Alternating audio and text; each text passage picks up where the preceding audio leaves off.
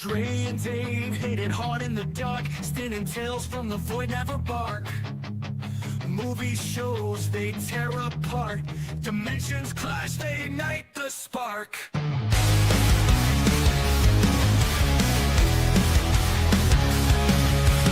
Couch debates, turn the volume up, set the chaos over for the cup. Alien worlds and twisted scenes, banter spreads like electric dreams. Outer dimensions ride the wave, trying days that flames ablaze, discussing bits and cosmic plays. Beyond the stars they find their praise. They find their praise.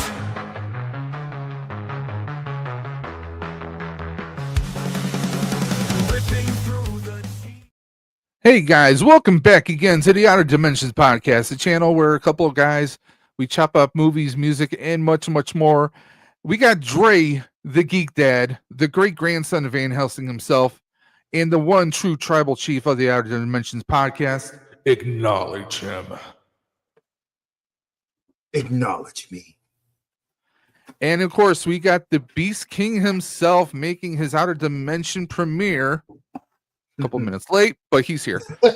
We have Omari, the BeastKing himself. And by the way, guys, if you want to follow him, you can go into the video description below, and we're going to have his link to his Instagram right there to check him out and give him a follow. And look at him trying to be all buff. He's got his Superman shirt on, ready for trying to come correct. Ready. I'm ready. Trying to come correct. Sweaty for that movie. Oh, Right. sweaty. And let's take a look in the chat. For the first time ever, Outer Dimension podcast chat, we have Britterbug popping through the stream. Hey, Britterbug, thank you for coming on through and hanging out with us. She's saying howdy. You know what we got to do? We got to give her the duty. Long time. We got no see, Dre Britterbug. saying hello to everybody. Britterbug. And if you're not familiar with Britterbug Gaming, she has an amazing channel, and she's working on another channel, which is going to be a crafts channel. But if you want some laughs, some screams, and some always colorful hair, you want to check out Britterbug Gaming on YouTube. She's got amazing streams. Whether you're into puzzle games, you want some fun gameplay, or you want some scares and some screams, she's got you covered. See who else we got in chat. We got the Ultra Cardazilla himself. Ultra Cardazilla in the house. We got the Rolando, the multiversal moderator, popping through the stream. Thank you, Rolando. I hope you drop some links all along the way, and maybe drop our link into a few different streams. Hey, we love you for Never that. hurts. And his Birdbug says, I'm here joining as well, not though not in video. One of these days, Birdbug, one of these days, we will get you on here. We got Ultra Cardinal saying Roman Reigns acknowledge me as your master chief. Well, that's chief, but Dre would be the master chef. Yeah, it would be a master. Yeah, there you go. But guys, we've been planning this one for a while. We got, like I said, we got our boy Omari on here who appeared during the Stream for the Cure, which we appreciate very much. I think we all had a great time with that one. We wanted to get him on the Outer Dimension podcast. He's been picking some pretty fire picks in the chat, so it's time he joins the Dimension. And we are going to do something. If you notice, we have kind of a theme going on. We got the great grandson of Van Helsing, Dave the Vampire Slayer, and then we just got Beast Kings. We just got Mari. Just because he's Super Slayer. He's got the Superman press on, so he's the Super Slayer. He's the muscle. I'm Exactly. the guy that carries the heavy bag of weapons. Dre, He's the muscle from Brussels. he's what's his name from Dusk Till Dawn? Fred Williams. Yes. He's just ripping people. There you So- go. So exactly. So for anyone that doesn't know, my last name is German, so there is a very strong possibility. Andre German? Could be. No, Saunders, you dumbass. Oh, Saunders listen is here. actually a Germanic last name, so it could possibly be related by some faint bloodline to Van Helsing if he was actually a real person. I mean, For well, all intents and purposes tonight, I am. Well, my surname isn't exactly connected to a vampire, but it's connected to someone who played a vampire. Colin Farrell. Hey, Colin Farrell. That's Although true. I will admit I've never watched the remake of Fright Night. I just won't. I'm sorry. I just haven't. One of It was these days not I'll good. do it. It was not I good. mean, It's I wouldn't run to do it, but if it was on, I wouldn't mind stopping to look at. I mean, but if I find it on Tubi or Peacock or something, maybe I'll just sit there and watch. I think it's on But TV. it's I think fun. it's on TV. Everything's on A Tubi. lot of people praise that for being a good adaptation, a good remake, but I don't see it. I don't see it either, and I refuse. That, and by the way, Dre knows this. The original was on my short list today. It was on the short list, did not make it. Because, I mean, we're going to be talking vampire movies tonight, guys. In case you couldn't tell, but the original had, I mean, we had, was it William Ragsdale? I think it was like one of his earliest films. He later was in like was it oh, John, I'm trying to, like, he was on like a bunch of TV shows, but he was also in the second Mannequin movie. Like, he's done some like bit stuff here and there. But you had him, you had what's her name that would become Mrs. Darcy from Married with Children when she was actually hot. You had Chris Sarandon, the brother of Susan Sarandon, and also the voice of Jack the Pumpkin King from Nightmare Before Christmas, and he was also in Princess Bride. You had a lot of pretty well-known people in there, but it's just one of those crazy, kooky vampire movies. It's just fun to watch, But let's get the show on the road. So before we get started, Dave did tell me this the other day that he would like for us to consider doing a comedy vampire set of films. Because there's a crap load of comedy vampire films. There are. I feel like there's actually more comedic ones than there are like good story-driven ones. Omari, have you ever heard of? I'll even put like action comedy in there too, because some of the action ones I would consider comical. Bordello of Blood from Tales from the Crypt. That was fire. Oh Jesus, I totally that almost made that. Honestly, that almost made my list tonight. To be honest, I just didn't want to. I mean, come on, Dennis Miller versus a bunch of vampire sluts. Yeah. Tales from the Crypt, presented by Tales from the Crypt. Oh wow, Britta Buck actually hit us with the Once Bitten. Yes. Once Bitten with Jim Carrey, but I'm blanking on Lauren Hutton was the vampire in that. Oh man. But like, I mean, there's tons. This one's not a pure vampire movie, but it's a monster movie. Transylvania 65000 with Ed Begley Jr. and Jeff Goldblum. Jesus, how do you remember these things? Like, something important has gotten lost in Dave's brain. I think my parents. I don't even remember those. I used to see the VHS cover in my house all the time of that. Listen, I can name a movie you guys have never heard of. Polish Vampire in Burbank. No, it's not true. I've heard of it because you told me about it. And the lead character in the movie, his name is Dupa. And if you're Polish, Dupa means butt.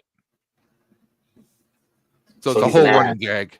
He's an ass in the movie. So, folks, for anybody that cares to know, Dave has probably a wealth of good knowledge that has been lost. Is it good knowledge though? I'm just saying the useful knowledge is now. I mean, hey. I remember that. When fax caps that never made it out the factory. Exactly. Right. I'll remember that when you send that project to me that you want me to work on. There's a couple of projects I got you working on. If it's the one for the wife, that's I'm not worried about that because that's a different story. But Vampire in Brooklyn, they're naming them. So I guess you guys want this to happen. So we will make it happen. And because Dave and I did talk about this yesterday. So here's the kind of breakdown for this kind of show how we did this. So obviously, when we bring a guest in, the guest is we spotlight the guest and we spotlight the guest's choices. So when I spoke with Omari, Omari and I spent several hours over several weeks talking about this, and we were going back and forth. Like, should we do originally the idea he and I had was to do films you'd never heard of, obscure vampire films. And subspecies. Then we talked about doing like the worst films, and then we talked about the best films, and then we bounced around to comedies. And then we finally narrowed it down to, I said, give me the best. I said, if we're going to do this series right the first time, we got to start at the best, and then we can filter through the other funny ones later. So he has provided me, obviously, the list. Dave and I have also created ours as well. And these are our top 3 with an honorable mention for each of us. So, enjoy some of these I didn't even hear of. Some Dave said that he actually felt that you and he were brothers in a past life. We're separated. Similarities. I always agree with his picks, man. I'm just saying. I mean, Dave, I've always been in the background. I'm like, yep, Dave got that pick. Every time you put up those 3, I'm like, yep, that one must be Dave. So I'm with that one. By the way, Britterbug's talking about she's a huge fan of Underworld series. I mean, Britterbug, we might just have to have you come on. You don't have to be on camera. You could be on voice. Yeah, and we can discuss some vampires, It's always a possibility, and I'm always down. Bram Stoker's almost made my cut, and it got edited for another film that I had to put in place of it. But the way that, like I said, Drake called a pinch hitter, and so yeah, I had to call an audible, and when I called my audible, I think my audible was a better choice for me because it's something that I've watched multiple times, and it's just a film I think that smacks for me. So we're gonna start with our picks at number 3. So, Dave, can we get this little side window down? Because it blocks yes, we can. It's a nice little feature that they threw in for StreamYard now. I like that. So, just obviously, Omari, you always lead us off.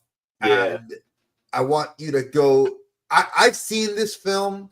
I actually went to the theaters with a girl, and we had a really bad date. Oh, well, you went to a theater with a girl? I'm proud of you. I know. I didn't get to touch her boobs.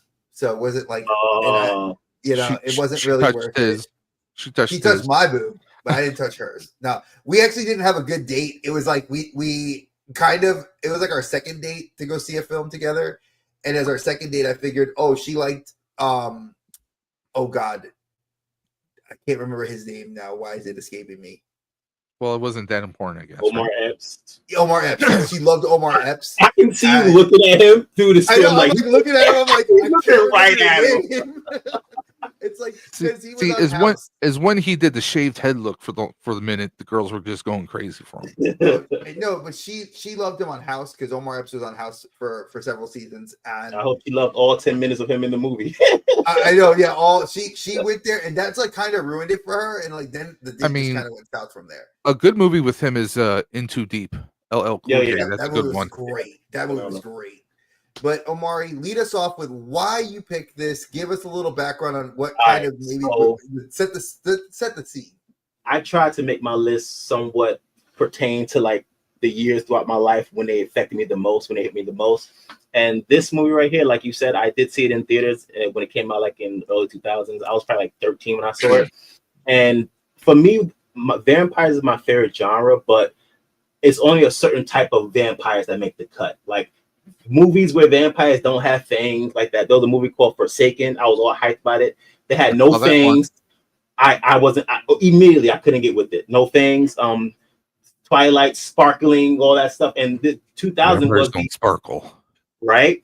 And in the 2000s, that was like the beginning of the I would say the change of demographic as far as like who they were making vampire movies for. They started making vampire movies in the same trope of like early 2000s, kind of like the way they made Scream or those like following those key points or those hit points. Dracula 2000 kind of, even though it very much is a piece of its time. Like if I watched it like 2 days ago to prepare for this, and I was like, yeah, this is very 2000s Van Helsing first Underworld feel vibes. But just the way they portrayed Dracula, him being suave, calm, collected, look somewhat intimidating. But I think at the time what really made me gravitate to this movie was, again, being 13, not knowing much about religion. The route they took with this movie in trying to depict the fact that, and this, because Dracula's always been known to be various people. Like Dracula could be at one point he could be Vlad the Impaler. Yeah. At some points he's just like a guy who's possessed. In this particular situation, they made him Judas, and that was an awesome twist, by the way. Yeah, and even though it's for some people it might touch weird buttons, but like just how they connected, like the reason why he's intolerable to silver is because he got paid to silver, so he rebukes it. He died at sunset, so he can't see the sun anymore. He betrayed the church or Jesus Christ himself. So everything that personifies any type of religious artifact. So it at 13 years old, thinking I love vampire movies, and I know everything about vampires, to add that bit of lore in there to make me go, maybe, you know what? That enough was price for admission right there. That movie, but for the movie itself, the way it was done, I mean, the acting was good. They had some heavy hitters. Omar Epps was in there. Gerard Butler. This is, I believe, before 300, so he wasn't even Leonidas yet. Not yet, but he was making his rounds. But yo, it does feel kind of cheesy if you watch it now. It does feel kind of dated.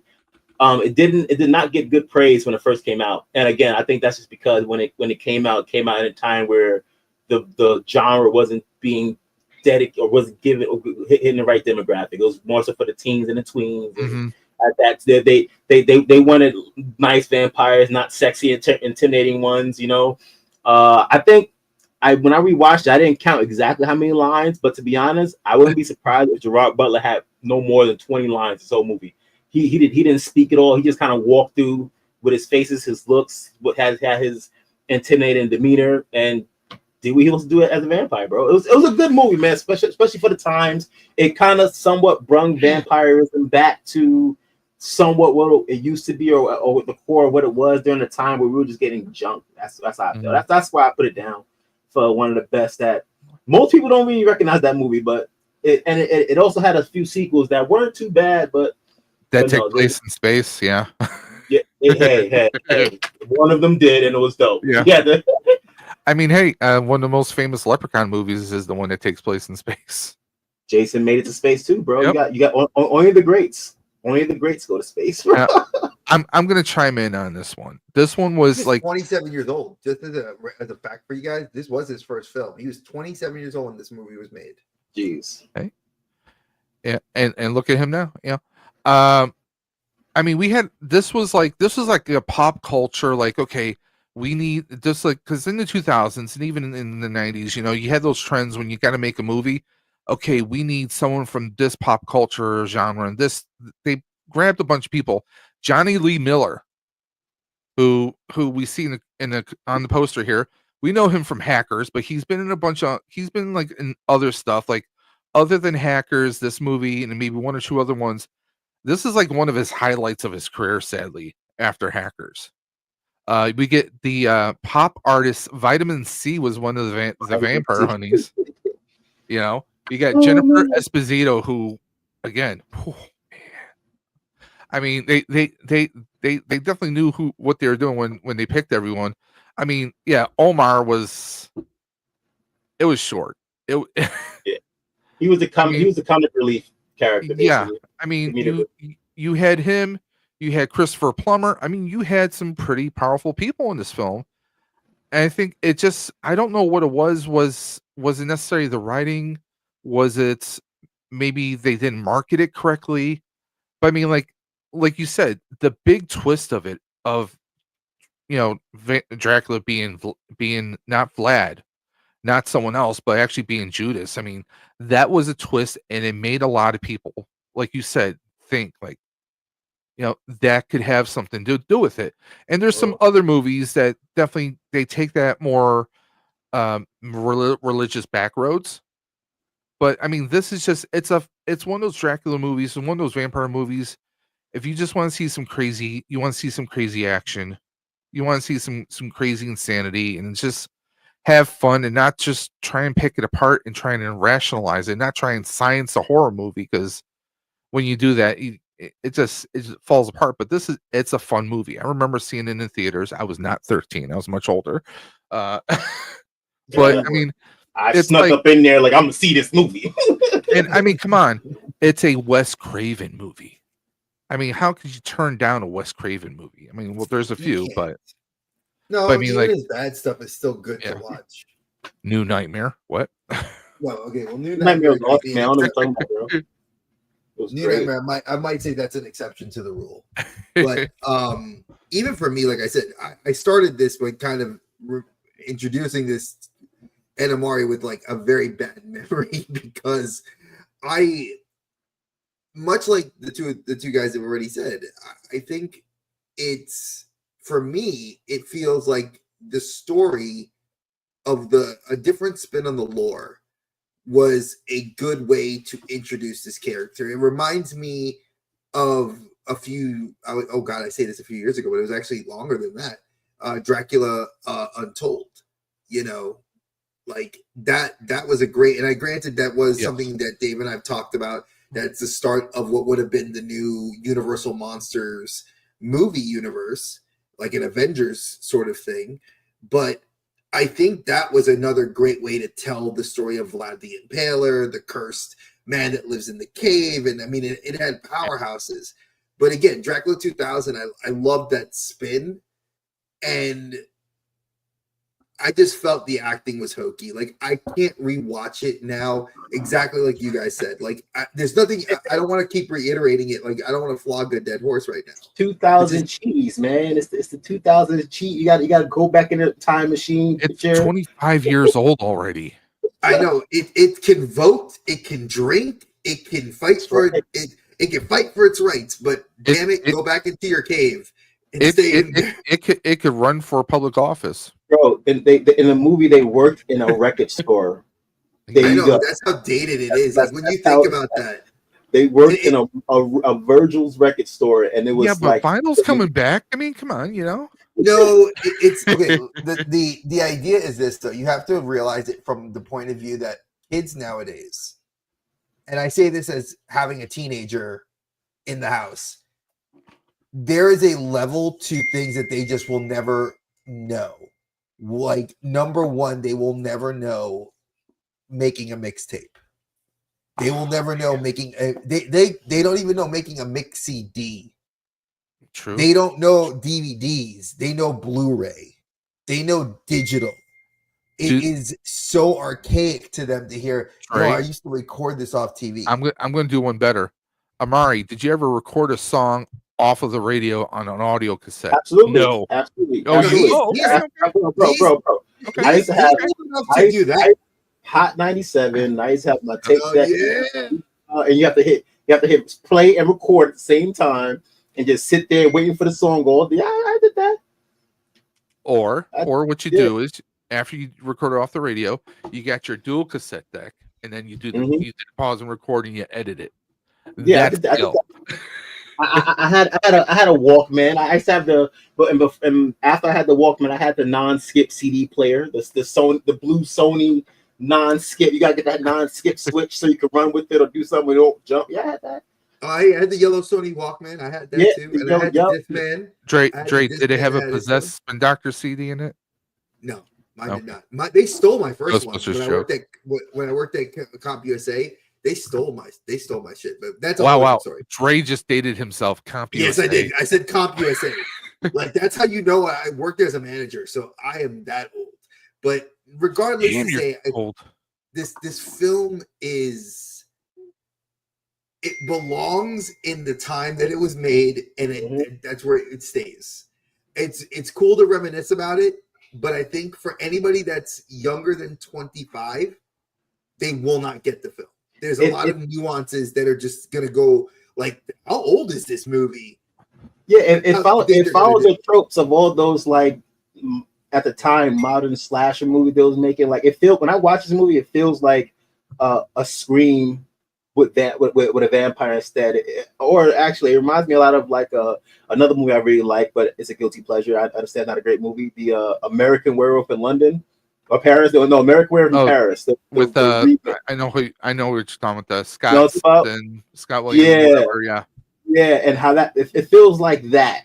It's like that quirky 2000, like, we're trying to be hip and cool and funny, but still this is a horror movie type of thing, trying to cater to the teens of the era. But yeah, no, but like I said, at the time when we was getting nothing, this was a fresh breath air when it came to the vampire genre. At that, because I think at this time, what we had, like I said, Twilight coming out, Underworld was coming out, Van Helsing was coming out. It was like, yeah, there weren't any more like intimidating vampires. Like, this is this is going to scare me now. This is what I want to watch now, in the sense of like, yeah, that vampire would decimate everybody. Like, no, we was getting twinkly guys and climbing trees. I mean, yeah, you get those vampires that are just OP, but they're not scary. Yeah, or they It's- don't even want to be vampires. They want to fight other vampires or something. They want to save the humans. So I'll give you guys a little tidbit of what that movie had to go up against in this time period. Hit us. Some of it you guys are going to be rather surprised with. So let's go with an obscure one, but probably one of the best ones on the list, Memento. Let's go with The Sixth Day, Schwarzenegger. That's what Oh, I the did. cloning movie. Okay. Let's go with Gone in 60 Seconds. Ooh. Okay. Yes, Let's that's one I go can still with- watch on repeat. Let's go with Bagger Vance. Okay. Let's go with The Patriot. Scary movie #1. Oh, yeah. Damn. Final Destination #1. Those are all mic drops. I'm not done yet. Unbreakable. Ooh. Hollow Man. And The Cell. Yeah. Those are It, the it didn't have one. a chance. Never had a that chance. movie had never could stand a chance against what those heavy hitters that were at the time, like D'Onofrio, Vince In Vaughn, a cell. Yeah. and Jennifer Lopez, Memento, Guy Ritchie. I mean, you have a set of heavy hitters out there. Denzel Washington, Will Smith. I mean, you're looking at what was, I mean, And Sam this is Jackson not- and Bruce Willis in Unbreakable. mind you, exactly.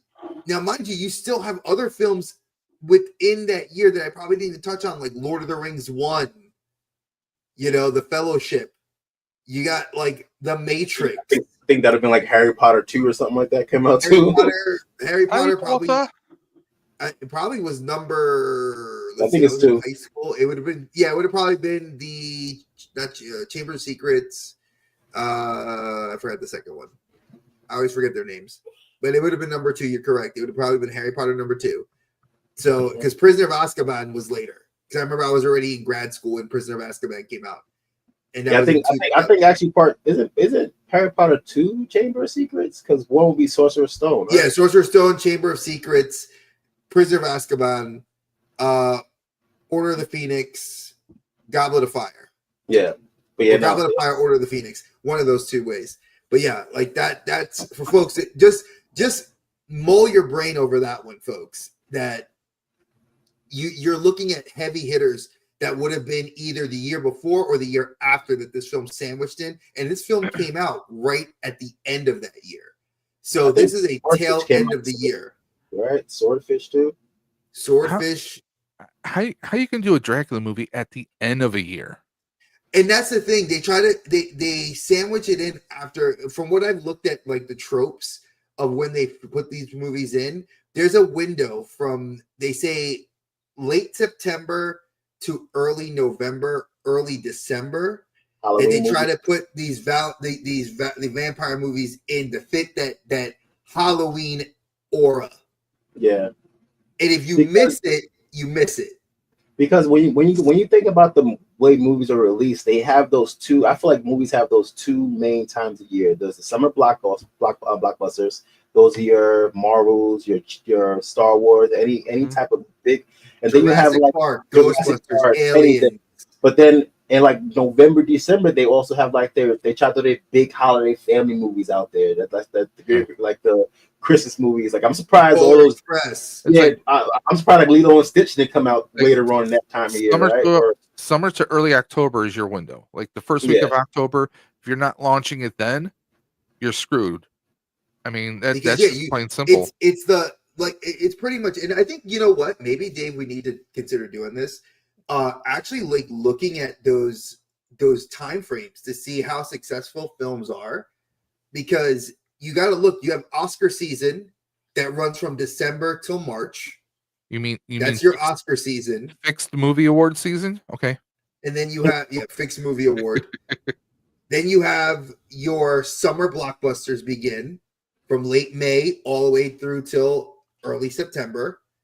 And then you have your I mean, holiday Halloween films. Yeah. we could look at the year. We could look at how the year is, right?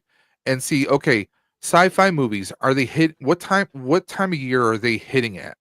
Horror movies, what time are they hitting at?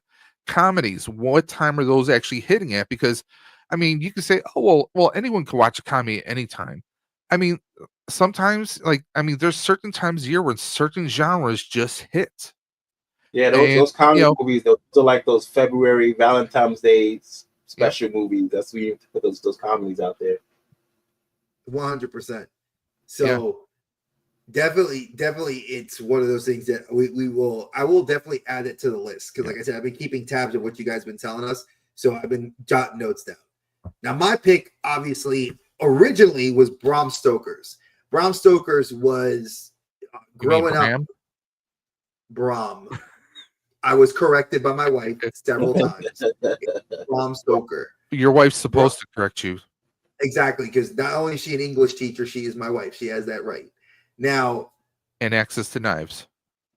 Well, more like she would have access to kicking me into the car. So no thanks. I don't want to sleep in the heat. So the original was Brahms, and I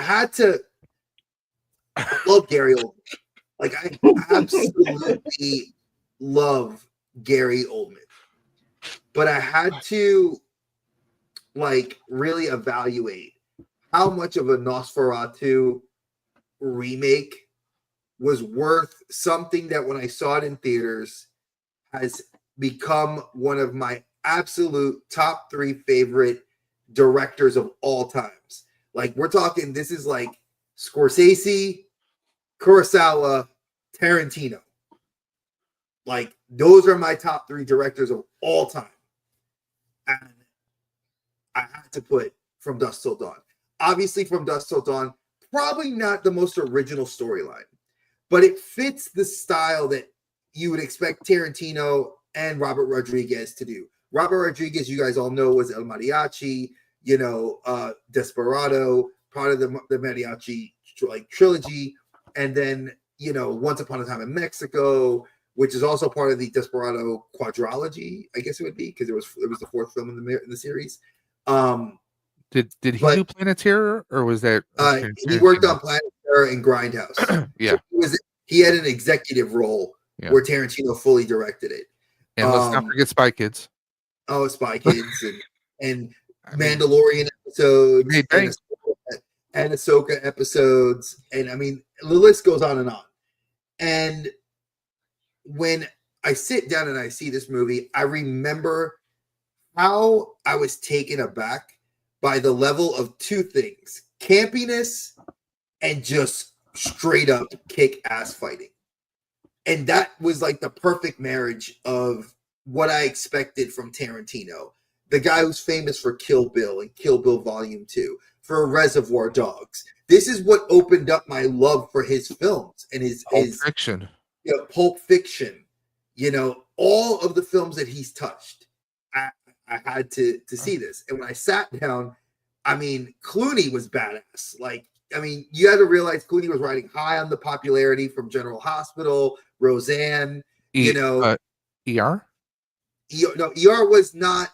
ER had just started around the time that this movie released. Sitcom ER. That wasn't Batman. Sitcom ER. Yeah, he wasn't Batman yet. Batman is a couple years after this. A couple years. Yeah, so Batman's a few years after this. So you have his Roseanne stint, you have his General Hospital, and then he did ER, because that's how my mother, I remember she told me he had been on General Hospital for a little bit. He was on 2 ERs. There was a half-hour comedy ER that was like after Facts of Life and before Roseanne. So yeah, he was. Yeah, so he's been around, and then obviously Tarantino playing the crazy brother.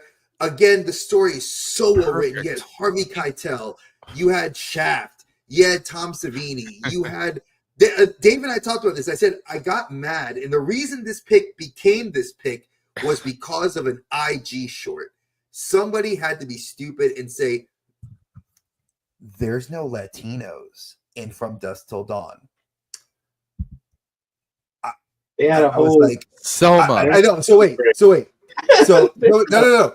So no, I sat down and I commented because this is a Latino complaining about another Latino's review of the movie, And then his statement was, "There's not enough Latinos in the film."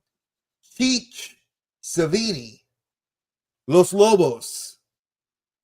Just those right there. Salma Hayek. Salma. Yeah. We got her boobs that we all fell in love with. And at 58 years old, the woman is gorgeous and still looks like she's 20-something years old. And you're telling me that there was no Latinos in this movie? It was co-directed by a Latino. And they had Danny Trejo, right? And Danny Trejo was in there too. Come on. I was like, anyway, needless to say, here. Just pour some truckers. I was done. I checked out. Like, I mentally checked out. I'm like, Juliette Lewis, are you telling me all you're gonna focus is on Juliette Lewis and Clooney? And Clooney was dark skinned. For whatever reason, they made him look really dark. And Tarantino was super light. Yeah, they gave him like that. Like, on the run, they were dirty. You know what I'm saying? They had to, they were a rugged life. and they gave Clooney that tattoo and stuff. They tried to make him look like whole hip and badass. Tattoo that went down his arm. I loved it. All in all, there was lines in the film that I still quote to this day, which is I love that, where she's like, "I'm not gonna drink all your blood. I'm gonna leave a little bit in you. I'm gonna make you my dog, and I'm gonna call you Spot." And then she lifts her head back and she comes back as the freaking vampire, and she goes, "Welcome to hell." And he goes, "No thanks, I was already married," and it shot her. I was like, "Booyah!" That's the line. Like that's my favorite. If you watch a TV show, I didn't watch the whole series. I did though.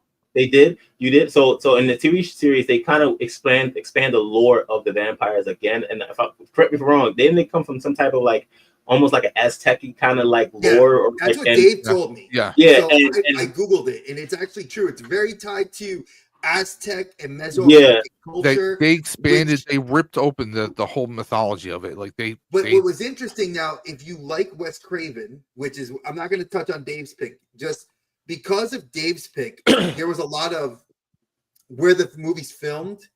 Wes Craven filmed this film in in Texas, so it's like Tex-Mex. So like if you guys know the border where Mexico and Texas is very it's really it's pretty much Mexico.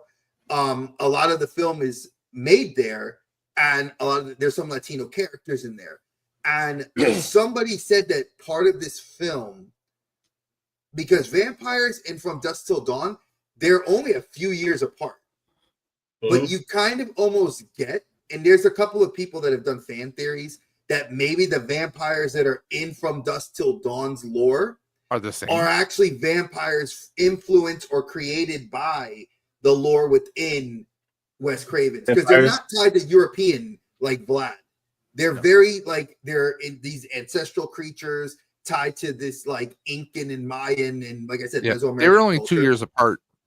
See, I always had a theory on that type of stuff, because when it comes to vampires, like I said, I like specific type of vampires, and I try to break that down. And you have you can always tie a vampire to some type of how can I put it, almost like I want to say animal spirit or spiritual fountain of something. For example, like in Dusk Till Dawn, if you watch the show, it looked like their aura was like snakes. So their vampires look very snaky, reptilian almost. The way the scales, and you can always tell what a vampire lore is connected to when they turn, because the vampires have that vampire form. Then when they almost die or something, or when they get real angry, they have that monstrous form, right? And in Dusk Till Dawn, they get the scales.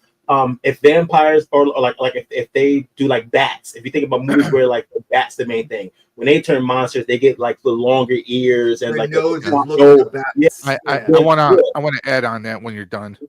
Yeah, and there's movies for example, Vampire in Brooklyn, he turned into a wolf. When he got angry, he kind of looked more like a mammal, like something like that, right? I feel like whenever they have vampires that's tied to the more of the Catholic Church or the more spiritual stuff, like vampires, when they get monstrous, they kind of just look more dead, paler, bluer eyes, blue veins, long. So I feel like just by that logic, I don't know if the vampires in Dusk Till Dawn. I will say one thing though. There's one movie, I don't want to jump ahead too much. There's one movie that I do not like that everyone loves, and it's 30 Days, 30 Nights. What was it? We talked 30 about Days a that. Night. 30 Days a Night. Yeah, 30 Days a Night. I've never been a fan of that movie. I understand it's a great movie, but I feel like it's kind of overrated. And one of my biggest reasons I don't like that movie is because I feel like they did shark vampires. I'm not a fan, bro. I'm not a fan of the shark. I'm not a fan of the shark teeth. The primal like vigor they had going around. It just feels weird to me. I like everything about the movie except the actual vampires, and I don't know. No, because what I wanted to add was, if you think about it, like you were saying, like it's almost like that. Okay, think of the movie Underworld.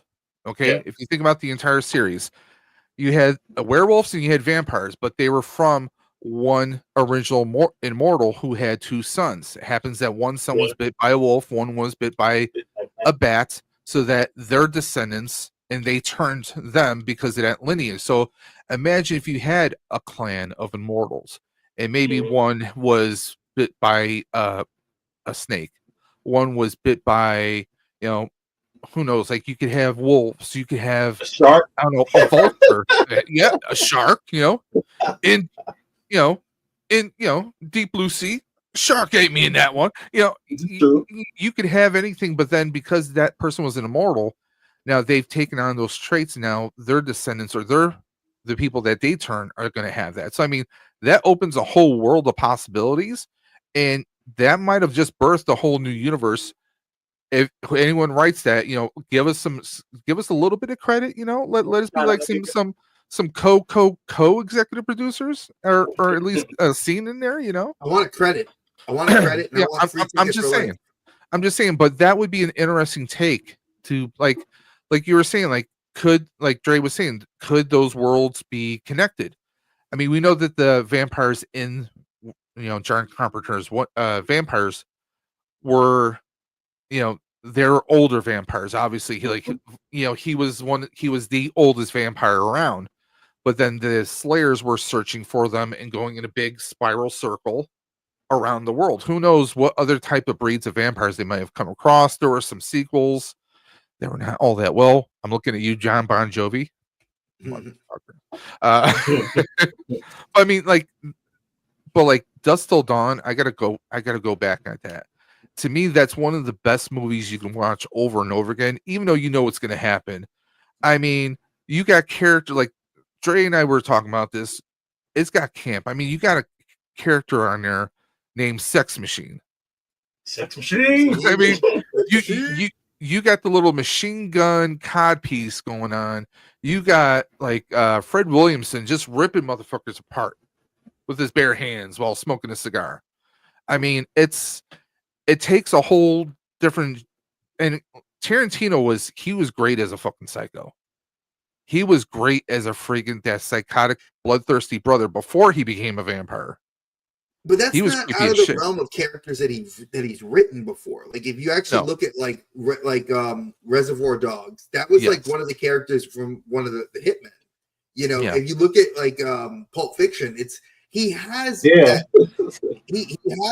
very I want to say off mindset, but I like that there was a deeper story. Oh, he was whipped. He was whipped because he was like, listen, wherever you guys got to do, I'll do it. We just got to do it before my wife gets home. Yeah, he always portrays. He was trying to get paid too. Let's be honest. Yeah, he portrays his character who's like his malice has no bounds. You can tell he's capable of doing the worst possible stuff, but at the same time, he looks so soft. Like this guy, like he can't hurt anybody. And the way he talks like this. Yeah. Hi, I'm just gonna let you sit down on the bed. When I first then when he gets furious, then his voice changes to tone and depth, and he gets angry. And it's something that I love, that his character, as an actor, that takes levels to hit. You don't just he turned it on like Hannibal Lecter. Lecter has his charm where he sits there and he's like, I just want to have these files, and then he's like, I had his live with a fine Chianti, there's a switch you have to flip to do that shit. Yeah. And Tarantino does it so well. Yeah, but how many directors, can act just as good as they direct? Not Mel Gibson. Well, I was thinking maybe Donner. Richard Donner's popped up in a few movies. But he's usually the same kind of character, a cop. That's what I'm saying. Like you can't. There's certain things you just can't peel away. Like he directs his films and he's like M Night Shyamalan. He's not like M Night Shyamalan, where like Shyamalan puts himself in a movie, and it's like it's a small little bit. It's a small bit. Anyone could have done it. He leads himself. Exactly. And then he always talk, and he talks in the same like cadence. Yeah, it's like Stephen King. Like he plays like when he plays his characters, like in it, he's an asshole. Like you don't like him, and the kids are like, yeah, he's been an asshole for years, and we know he's an asshole. And I think that's kind of cool that he plays into the role. He was in Creepshow. I mean, he's played some pretty messed up characters over the years. He's played himself in his own stuff, which is kind of funny. But now the vampires, like I said, I love this film too. I just recently watched it. James Woods as a friggin' vampire slayer. I mean, I couldn't get not South Park, but I couldn't get Family Guy out of my head when I was watching this film recently. Another piece of candy. Exactly. That's all I could picture is him running around with a steak gun. Ooh, because James Woods, he's known as being this like kind of like skinny, awkward, kind of just asshole in movies. I mean, The Hard Way with Michael J. Fox. I mean, just like any movie that he's in, he either plays like a political hard ass or just somebody that you just want to eventually punch in the face. That's kind of the character he plays, and he plays this perfectly in this one. But like, I like this character in Be Cool. He was pretty cool with Be Cool. Yes. It reminds me of like this character, actually, vampires. Just more. Thomas Ian Griffith as the bad vampire, as Valak. I mean, this is the bad boy from Karate Kid Part. You know, he was the bad villain in Karate Kid Part 3. I mean, he's been in pretty much B action movies that we would see like late night on HBO. Let's be honest. I mean, so to see him come out in this, and he played him pretty damn perfectly. You got Daniel Baldwin. You have to throw a Baldwin in here, of course. No, but it's campy though. Like, can we talk about like the part where like the guy does? I wish I had something I could do. Where he's like,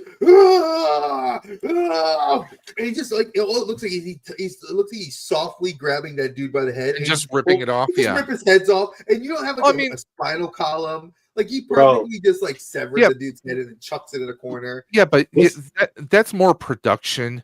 That's more special effects. I mean, as far as like him playing the character, I thought they did a pretty good with the makeup application on his face. I thought like the voice he did. I thought like for what he did for his part, he did a good job. As far as like the campiness, let's be honest, it's a John Carpenter film. You're gonna have but Carpenter doesn't do camp all the time though. Like, see with Carpenter, you have like in the Mouth of Madness. That's not campy at all. They Live. No, they Live is not super campy though. The best horror movie almost I would argue ever ain't campy. It's not campy. It's scary. It's very atmospheric. The only movie that I would say is kind of campy was, and I still loved it, was Ghost of Mars. Ghost of Mars. That's the only one that I can see the camp, and it's the right level. But I'll be honest with you, bro. When it comes to John Carpenter's vampires, for one, this is probably my 4th favorite vampire movie of all times. It's up there for me. And wow, yeah, bro, it's up there. It's up there, bro. Can we take a pause and hit Britterbug hitting some of the really good, odd video game remake of Blood Rain with Christina Loken. Well, actually, all 3 of them were kind of decent. The first 2 actually really good. The third one kind of lost me, but all 3 of those movies were good. Yeah, Nazis fighting vampires in that third one was just now that's camp.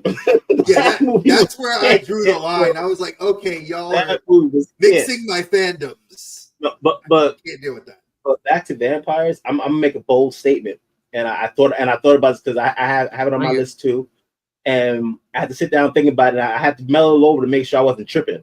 When it comes to, like I said, how much I love vampires, the things I look for in vampires, the teeth, the stature, the intimidation factor, Valak may be the most intimidating, horrific vampire that I can think of. Like, if I had a choice to have, like, if I had to be standing in front of one of the most iconic vampires that we know of, or any kind of vampire, and if I felt like this vampire is going to elicit the most fear out of me just by standing there, it'll be valid, bro. I don't care what. There's no other vampire. It's the height. I think it's the height. It was height. dark It's clothes. the piercing look. The like, I don't care about anything you got to say to me. It's the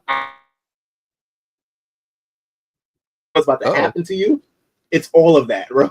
It's like I'm gonna do it in a calm way. Like, there's no vampire I could think of that. Like, no, he was so old too. I mean, he was like the first vampire. So I mean, like, he has those centuries, those millennia. Yeah, and just like, listen, it's like, what are you gonna do that has been done to me already? I don't give up. So check it. Not even that. Like, if you think about Fright Night, right? You got Jerry Dandridge, right? Yeah, he was ancient, but to be honest, he looked cool and shit. I felt like if I came face to face with him, I might be able to crack a joke, get on his good side, at least convince him to turn me instead of kill me. I feel like there's some type of leeway I can do. You know what I'm saying? We're gonna have a late night barbecue. Come on over, Jerry. You know what I'm saying? Yeah, but you know what I'm saying? You know, like, when I feel like I could talk to Jerry. Probably not go far, but like, there's a chance, right? Okay. Be like, Jerry, you want to be my stepdad? I'm good with that, Jerry. Come on. Like, bro, I'll invite you anywhere you guys go. I'll invite you, bro. Yeah, but see, so I have to, like, if a vampire is gonna elicit fear, again, I love the idea that you have that criteria, because I think that I would say I agree with that criteria. Like, a level of imposing fear, has to not just it's that, what the kids say, aura. It has to be that aura.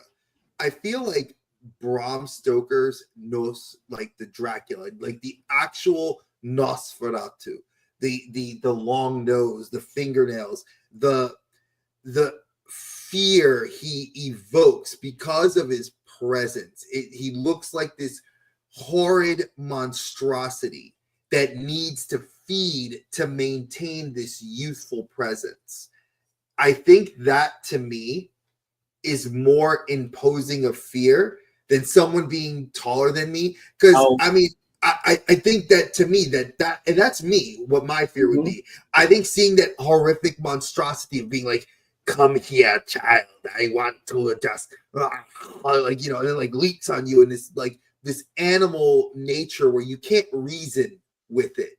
Like, when you look at Valak, you could probably, like you guys said, you could at least get a chance to say, wait, like, don't bite me. Listen, don't turn me into a Big Mac. I'll work for you, man. I'll help you. Like help a brother out. Like, don't bite me.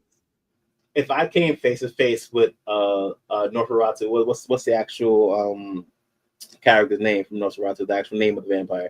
I forget his actual name. But if I came face to face with him, it would be horrific.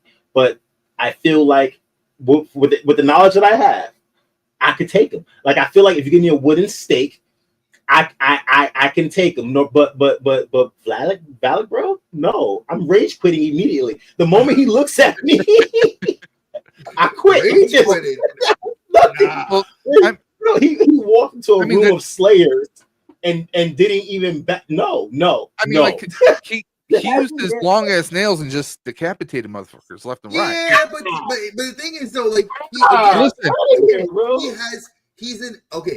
again, if you were to put it an elder, he was Wolverining people left and right.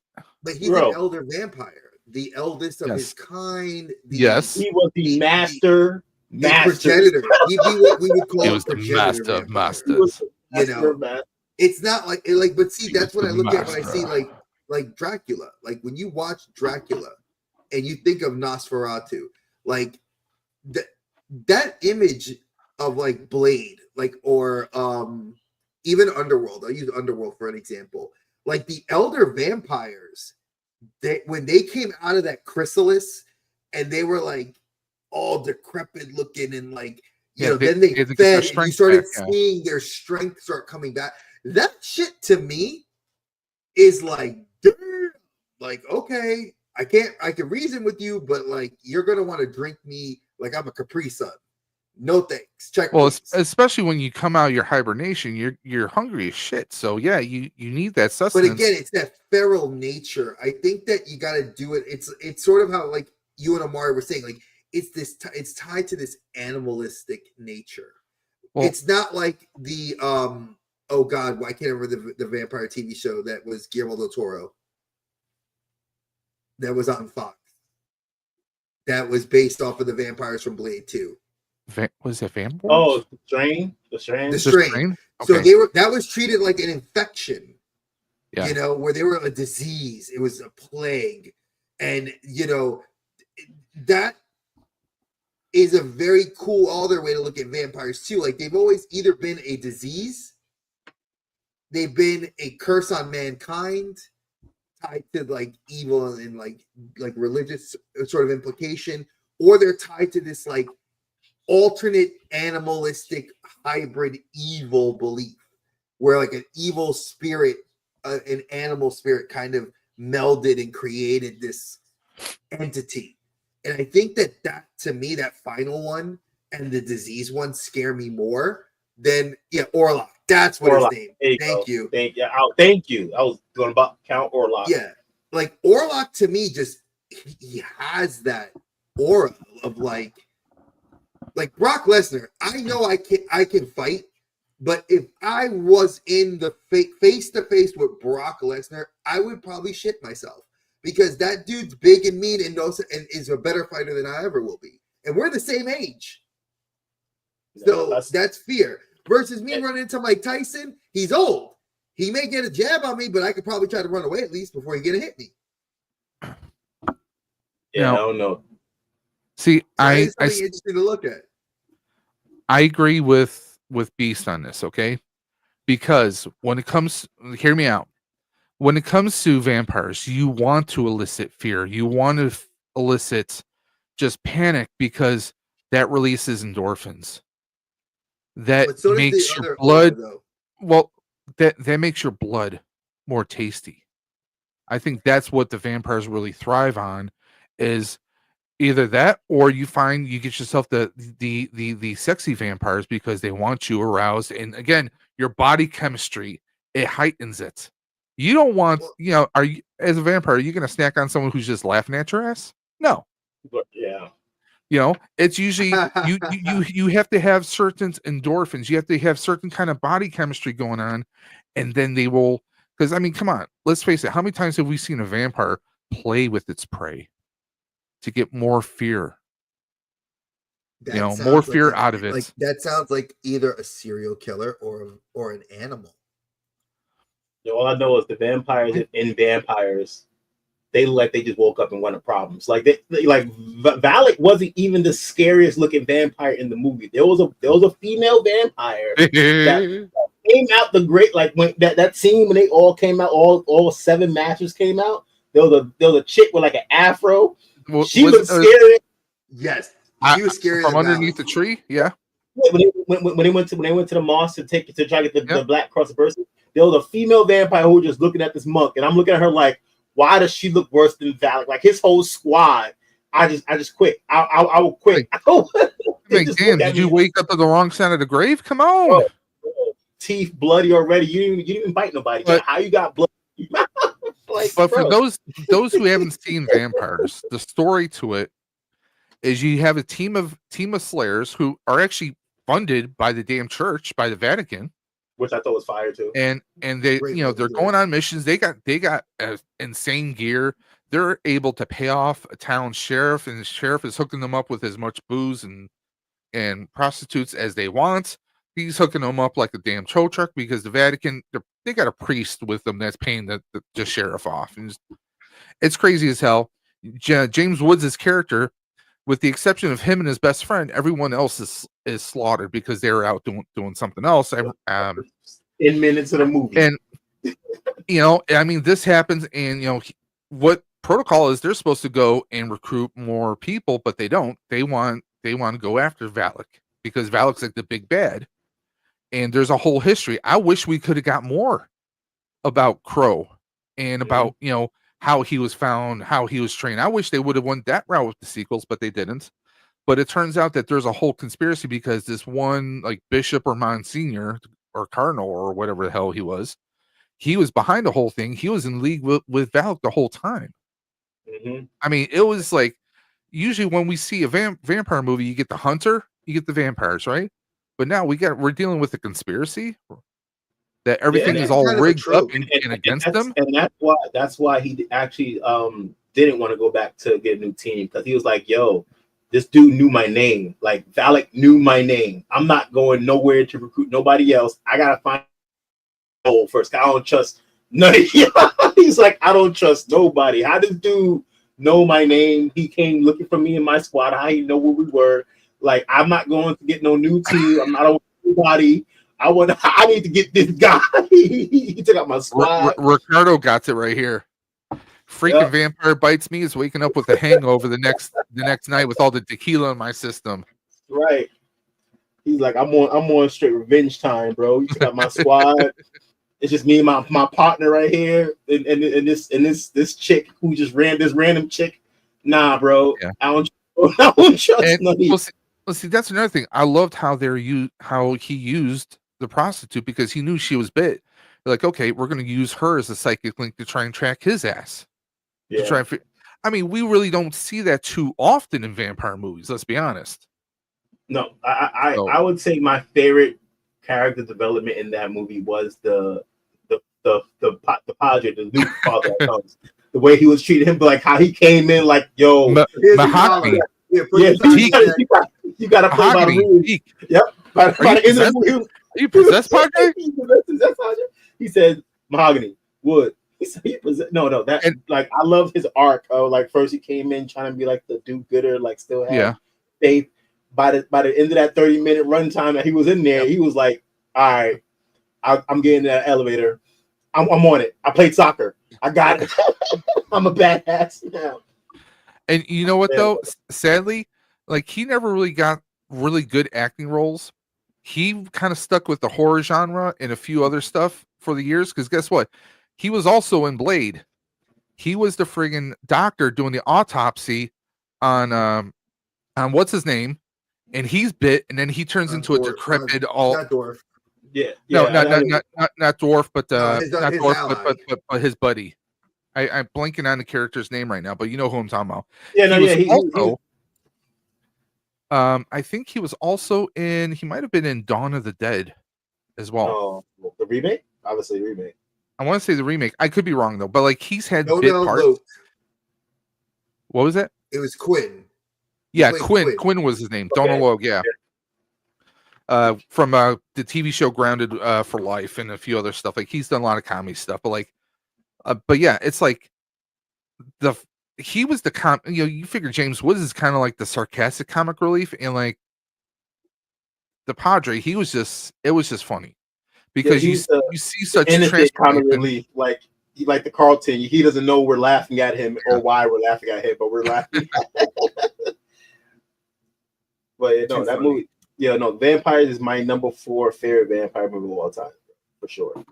And it's not talked about too much, but but you know what really sucks? I had that all these movies we have on the screen right now. I had the posters. I had posters because like in between like 98 to 2002, I worked for General Cinemas, so I used to get all the damn movie posters. Damn. So I mean, that was one of my favorites. Vampires is still. I mean, the soundtrack is so. I mean, it's John Carpenter, so it's my first Western, bro. That's nothing. It was my first Western, if you want to call it. I'll even call it that. It was my first Western, bro.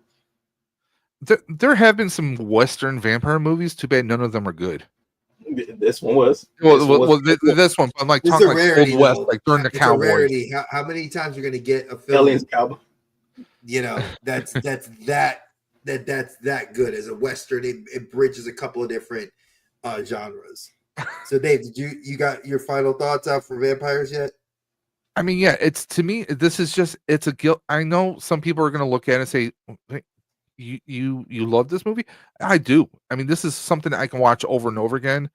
It's just there are certain movies you can just sit, you get lost in, and you just enjoy it. You know the jokes that are coming, you know the lines. I mean, especially with with Daniel Baldwin's character. who we find out he's supposed to protect the girl that was turned, and turns out that at one point she, in reflex and rage, just bites him, but he still did the job. He still did everything to help out his partner, and his partner does the solid move. Does it? Hey, you know what? You gave me 2 or 3 days. That's what you have right now, and then I'm coming for you. He gave him a fine chance because after he was bit, he still did the job. 2 days. He said, "When'd you get bit?" Like Wednesday. All right, that was 2 days ago. I guess I owe you 2 days. That's fair. That was solid. 2 days I've been bit, but I still saved your ass. You right. You got 2 days. Yeah, he was sweating too. That second day, he's sitting in that. When he came out, you see Baldwin, like he was like turning pale. Yep. Even that when he first got bit, he had his little rituals that he thought would stop the infection, like eating. And then the first thing he did was take the gun, blast it off, and put it on his neck to like the heat, cauterize, whatever. Cauterize the wound, yeah. With the lighter. That scene was dope. Nah, man, this movie just awesome, bro. And honestly, I feel weird because when it comes to John Carpenter, like obviously he is the thing, but even before I saw this movie before I knew John Carpenter had anything to do with the thing, so I didn't make that connection. But this first time I actually saw John Carpenter's anything, and then a few years later we have Ghost of Mars. I love both these movies, bro. I love vampires. I like Ghost of Mars. And then as I got older, I hear that these are like his 2 worst films. People people credit these movies as being his 2 worst films, like they're the bottom of the barrel. For one, I beg to differ, and 2, after seeing Thing and after seeing these 2, that made me dive more into John Carpenter stuff. Personally, his worst movie is The Ward, but we're not going to talk about that. But no, Vampires and Ghost of Mars are not bad movies, bro. They're not bad movies. I don't know who's saying this stuff. You know what we haven't talked about, and it's funny that and before we move, we'll be moving on after I make this point. One thing that I remember was when we were talking about like all these vampire films, a couple of them that popped up, and you guys hit some really obscure ones, chat, and I love it. But nobody thought about Ultraviolet. It was nowhere. It was nowhere on my list. I'm sorry. No, but Daybreakers. You and I talked about this yesterday, Dave. Daybreakers. Ultraviolet. What's her name? Milia Jovovich. Yeah, that's a vampire movie. It is. It is, and it's actually in a way, it's like more of a futuristic kind of take. I didn't know that. It's an anime. The anime was way better. I think the Ultraviolet anime was way better, and they did a sequel series years later. But I mean, that's something again. Like when we do these, I want to actually do this again, but like run it back a different, with not the best, but like mediocre to the worst, and the list would be a lot more full, and you would definitely see a lot of these bad films. But these are, like I said, these 3 are definitely good picks all around. Okay. Obviously, Omari has given us the diatribe, so I throw it in there, bro. So, like I said, I looked at the picks. I'm like, we're related somehow. Somewhere we somewhere we're related. Yep. Exactly. Look at you. Look at this thing. So I'll pick, since we've talked a lot longer than I thought we were going to talk about vampires, and I didn't realize it was literally going to be a flow like this. I'll talk about Lost Boys. I think, growing up, this film is quintessentially one of those films you have to watch. I think, again, I am still compiling my list. Dave and I will be doing it at the end of the year of the best films you need to watch before you go. And I think Lost Boys makes that list. The bucket list movies. Yeah, I think Lost Boys, for just what it was, is a fantastic, fantastic film. I do not like the sequels. I do not like the we won't talk about Lost Boy Trinity or any of that other stuff. Yeah, we're not going to talk about that. They can't touch this. I care about the first original film because of the way it depicts coming of life as a young man and becoming a vampire, and how the lore kind of permeated the background of pop culture in the 80s. I thought that was such a great, like, kind of mic drop and very subtle. Like, it was always the people like us, what we would call ourselves the nerds, were like, have you heard about that guy that disappeared the other week? He's tied to something weird. And it was so cool that like that was the culture, but it was so like, whatever, it doesn't matter. And then they're doing all this weird stuff, and then it was like turning to be the vampire, like doing the 10 Commandments in that song where it was so melodic. It was like, thou shalt not, like, you cannot cry, little sister. Thank Cry, little sister. It's a fire. Keith Sullivan was just fantastic. I mean, he was great as David. Yes, as David. Go figure. I knew he was going to do that on my pick. I was like, I knew he was going to mention that. Yeah. But I love the one thing that the trope did wrong. And I wish I had something here. I'll do it with this. Watch yourself, sir. This is one of the best ever.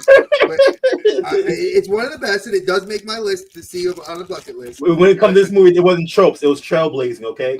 So wait, here's the trope. Wait, Trey, you're in between two people here, so hey. So here's the trope. Here's a clove of garlic.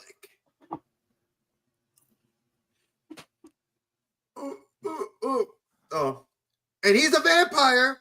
Eats a clove of garlic. Nothing fucking happens. Wait, are you talking about for dinner at dinner time? Yeah, the video store owner. Garlic, yeah. He was like, "Come on, man!" Like that to me. They explained that though. They explained that honestly, they explained that.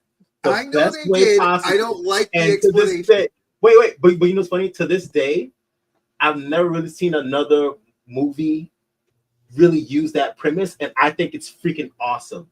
If you invite a vampire into your home, it renders you powerless. Why did not anybody else think of that? That to me is freaking. He has a reflection. Wait. You invite him in. Omari, sinners. That's all I'm gonna say. Sinners. But he wasn't a vampire. Different vampires, different universes. No, in Sinners, when he ate the garlic, what's his name? Delta Slim. He wasn't a vampire. He just had too much to drink. So maybe it's but in Lost Boys, because I ain't gonna lie, I watched him when I was younger, and I thought he was a vampire too, and that little twist got me. I was like, oh shit, he's not a vampire. He had a reflection. He ate the garlic. The dog wasn't going crazy. Like all this stuff to me was like, he's just and a then nice. Also, the death at the end of the film, that like where it's the deer, and it's a deer head. Like mind you, it's a taxidermy. It's a taxidermy deer head with antlers, sharpened antlers. That's bone, not wood. Bone. Mm-hmm. And when he gets on it, he dies. All right. Gotta be fair with that one. Look at hey, I'm gonna interject there. Yeah, please do. Okay. Let's face it. One, the grandfather. That's what I said. The grandfather.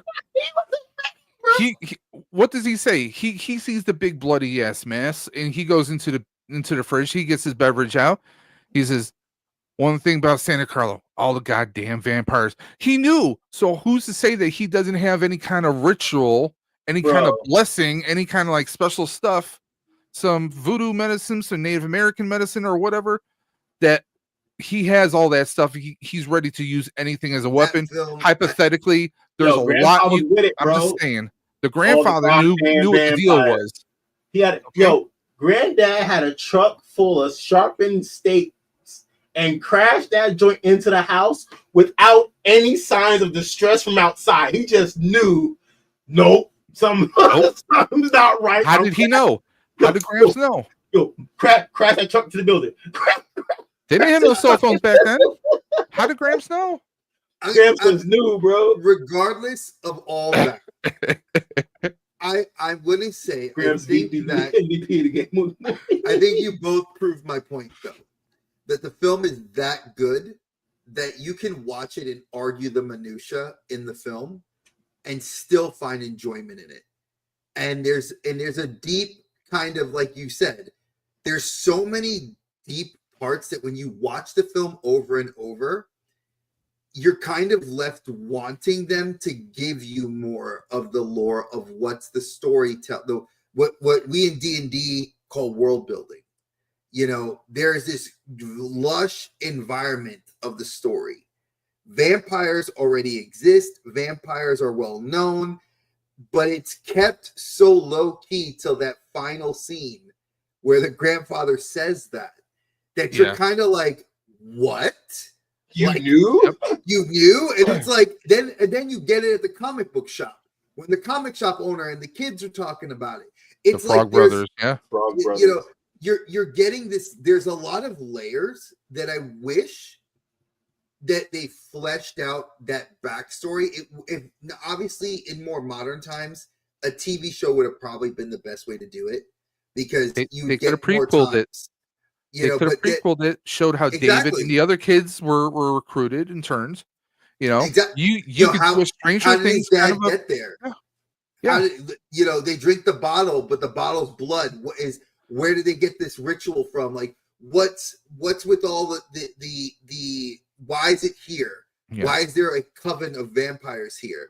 You know, Well, why is there or a brood? Sorry, a brood of vampires. I've seen some videos that try to explain some of the lore in the show, and like they talk about how like the way David and his crew would dress. They all were dressed like 1960 bellhop boys, and the cave that they were living in was actually a hotel before an earthquake happened, and the earthquake brought the hotel under. So they said that they probably were employees of the hotel that went back to the hotel, or that's why they had that cave.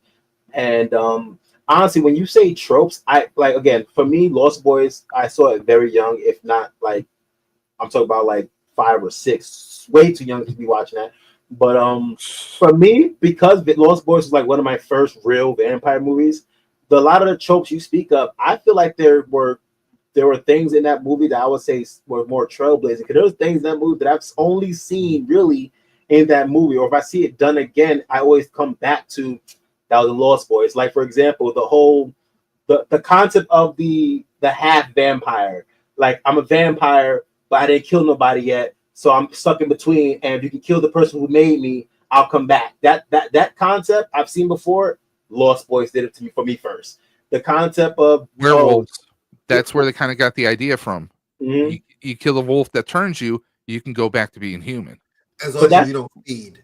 Yeah, but no, yes. for werewolves, it made sense because it was like before the next full moon or something like that, right? Which like 30 days. I got time, so I understand why you're not a full werewolf because you haven't been under a moon yet. But when it comes to being a vampire, like, bro, you're big. You can do everything I can do. You just got to eat, like, so it's like... Well, and then think of Dracula Untold. What Vlad was, what they told Vlad. He said, "You have 3 days. Yeah. If you don't feed, you'll revert back to being human. You've forsaken my powers. But if you feed before the that third day, you will then turn." No, and again, when I saw that on Black Dracula Untold, part of me thinks of Lost Boys when she was like, me and Lenny were only half. Star was a vampire for like 2 years and didn't eat nothing, like her and Lenny. So it was like, how long was they were really making this last? The whole concept of drinking blood and turning, because for me, you had to get bit. You could turn by drinking blood too. That was a new one on me. Up until that time, for me, all vampires slept in coffins. Every vampire movie I've seen, they slept in coffins. Now they actually sleep in just a enclosure with no sunlight whatsoever, like in a cave, upside down. Mm-hmm. That was fire. That was new. Haven't seen it since. But when I do see it now, I think of that one scene. Like, so to me, Lost Boys, they added a lot more to the vampire genre versus actually following the show. I think they helped. They were trendsetters for the trope. Yeah. I'll give it that. I'll give it exactly that mindset. It flipped the script for a lot of us when it comes to vampire movies. Well, no, because think of what this was late. What was it? Mid to late 80s. This movie, 1987, actually. So late 80s, right? So this film, what was its precursors?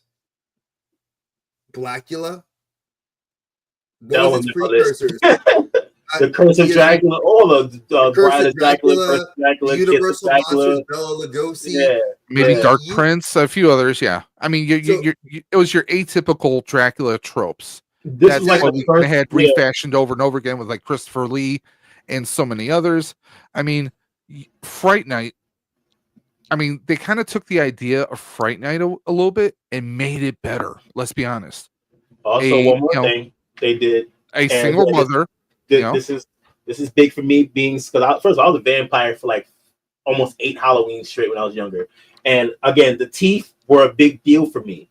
So for these teeth to be the first two versus like the last, like so like you got Count Orlok, his first front teeth fangs. Lost Boys, they got the two on the side, which was just for me. That did it, bro. With the teeth where it just made it look awesome. Versus also Vampire. The Vampire got the super long fangs, which is actually my favorite. But I don't know, man. The context for the eyes, the practical effects of them being more. This is something that goes back to when we talk about the transformation being tied to sort of this animalistic nature. Yeah. Because if you look at Kiefer Sutherland when he was transformed, the bridge of his nose and the right here in the forehead looked more upwards, like like a bat almost, like a bat. And then his eyes had that red. They hung upside down. They even had the leathery wings connecting that skin patch under their arm so they could glide. And that explained how the vampires would fly around in the cave. If you watch that scene again when they're flying in the beginning, the sound effect they were making when they were flying was kind of like bats in a cave. Exactly that. And it was almost like echolocation because if you think about it, that whole cave was dark until the light. Now, obviously, the camera lights it up so we can see it. Yeah. But if you really were to refilm that, it would be like they would be with night vision goggles, because technically that cave was pitched so they can't see, but they're using echolocation to know where the people are to go hunt. And I think that is something that's maybe a lot, like you said, it was the start of this idea of connecting this tribalistic. Because for those of you that don't know, Blade the anime that came out in like the early 2000s did this whole series about vampires in different cultures, mostly Asian cultures, but it talks about them and how they look, what they represent. And it's an interesting take on how like some Asian vampires look more serpentine, how some, I think they went to South America and they look like a hybrid jungle creature or like serpents. So it ties to this idea that cultures that believed in these vampiristic spirits could be tied to those animalistic representations. Look at the snakes; they got 2 fangs. Vampire bats, 2 fangs. It's definitely an idea that we could expound upon at some time later. But I had to put this on my list because I instantly thought of best films, and I didn't even look at a list online. Like usually I look at a list and then I start saying, "Oh yeah, this is one." This had to make my list at number 2. I mean, I'd have to say it's probably and I'm gonna get hate. I know I'm gonna get hate for this. To me, it's probably one of the most original vampire stories that's ever been made. It was for the time. It was, because you have to remember everything else went off of literature. Everything else went off of books and novels. With an evil twist, so it's original for vampire movies, but it's kind of the Lost Boys. Like in the grand scheme of things, the video owner is kind of like Peter Pan, right? Like I guess. So they even had Star. I guess she was Tinkerbell. And I mean, Dre. It was the father from Gilmore Girls. I know, because when I told Meredith about Meredith, up. I mean, the mother is Diane Wiest from Footloose and so many other shows and movies over the years. I mean, and this was, whoever thought that we would get the Coreys in a horror movie, but we did. I mean, and the thing was, this hit hard for so many people. I think this probably was like this kind of, I think Lost Boys might have projected, or might have started, Kiefer Sullivan's, because I mean, he was in Stand By Me. And then, I don't know if he was in anything else. I don't know if he was in anything else before that. Huh? No. Young Guns came after this. This movie kind of was like a breakout. Yeah, this is that's like what I'm Gerard saying. Butler. Like how we said Dracula 2000 was Gerard Butler's first film to get the feet wet to become this is Sparta. And like Dre, you might get a kick out of this. You might laugh. I saw someone do a video where they said, well, David, his character, David wasn't actually the character's name. That this is actually Kiefer Sullivan from Stand By Me, and he was found by the vampire. I honestly would Stand By Me being the film that it is. I would believe it. That's a who fair, knows? You know, I've been posting a lot to the Collector Safe Space group. If you guys don't know, on IG, that group, if you're in it, I send a lot of like weird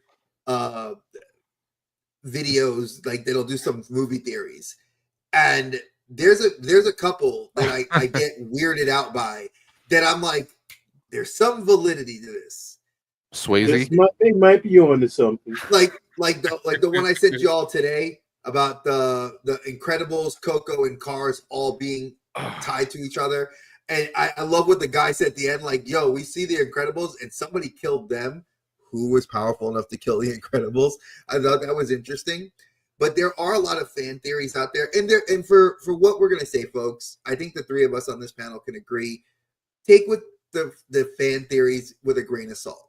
Because I could connect things to films just like anybody else can. And I'm smart, I'm logical. It's easy to hypothesize it with the facts, right? But again, at the same time, it's just coincidence. Now, unless these directors come out and say, yes, I'm putting this because this is tied to this, take again with a grain of salt. Dave, obviously your pick is, I mean, if it, okay, so before you go, one person in Allison, when I was live with Allison on Saturday, said to me, is Blade making your list? And I said to them, tune in and find out. So Todd, if you are watching live or on a replay, Blade made the list. More than once, it will make this list. I mean, there's only one Blade. Let's be honest. I mean, come on. I mean, sadly there is, and we're never going to see Mahershala Ali. I mean, we got 6 fingers though. Oh, why? No. Fingers, bro. Trey, that's okay. I got him. There you go. Okay. I'm just saying, bro. No. You got sticky, man. You know what they did? Okay, before we I'm from New York, I got to rep Onyx all the time. No. I'm going to cover this. Here's what I'm going to say. So for anybody that played the Marvel game Ultimate Alliance, the very first one, you got to unlock 4 skins in total. You get the base comic book skin. Then they gave out Blade with the green Peter Pan looking tunic, which was hilarious. We called it Link Blade. Then there was a then they did another, I forgot they did another Ultimate Blade, and then they did Sticky Fingers, not Snipes. Not Snipes. Sticky Fingers Blade. We still need a Marvel Legend Wesley Snipes. Let's be honest. We still need a Wesley Snipes Marvel Legends. Come on, let's go. The closest best figure. And again, folks, for those of you, Dave and I talked about this. We don't really talk toys on this channel for obvious reasons because it's not a toy channel. But when you look at merchandise, there's been 3 figures of Blade ever made that people will say are the best. I will add a 4th one right now. I would say the Diamond Selects Blade that came out 2 years ago, RIP Diamond Selects. That was one of the best. The current Marvel Legend that came out from last summer, that was another good one. Flat top, loved it. It was very reminiscent of movie Blade. Then there was a 3rd Blade Marvel Legend that was the original, not so good, but at least we had one. And then the current hot toy of Blade as the older Wesley Snipes from Wolverine and Deadpool film. Those are the 4 best variations you will get. Now, the Mezco figure is nice. I don't like the jacket. I don't like other things about it. But again, this is not a toy channel. So if you guys want our opinions about that, hit us in the comments and we'll comment back and forth about it. But I want Dave to talk about this because this film is, my honorable mention. I'm going to leave it at that. Let's be honest. If it wasn't for Blade, would there be a Marvel universe? Because before Blade, when it came to Marvel movies, they were horribly cheesy takes. Let's be honest. We had the Incredible Hulk TV series, which led to a whole series of Incredible Hulk TV movies. We had the very bad 1970s Captain America movies. They were TV movies. And then there was a very bad 1990 Captain America, which we did on one episode once. Yes, we did talk about that a while back when we talked about Captain America as a Dolph Lundgren's Punisher, which again we talked on Lou Gossett was episode.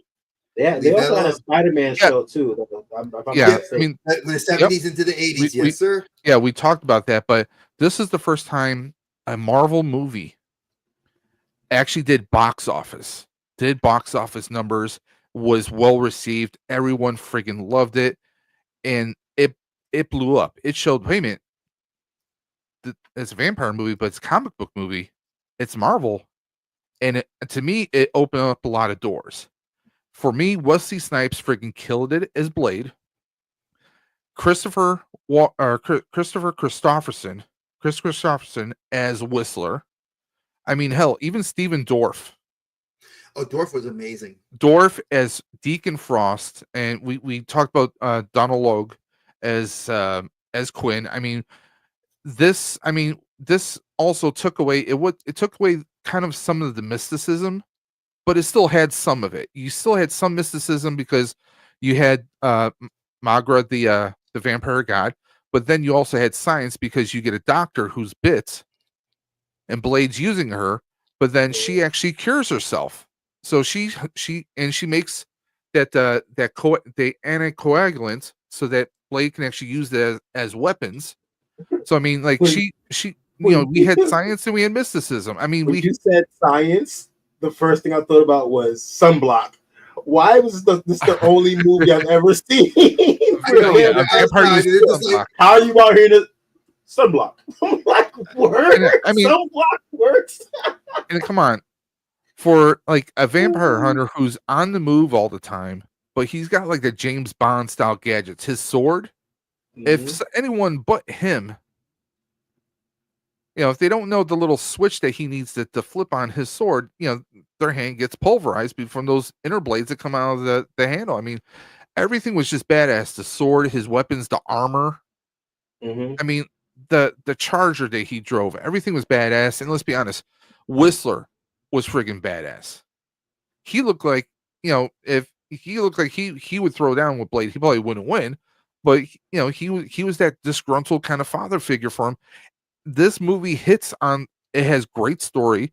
It has good acting in it for being a vampire movie, and it made us bloodthirsty for more. But they made us wait.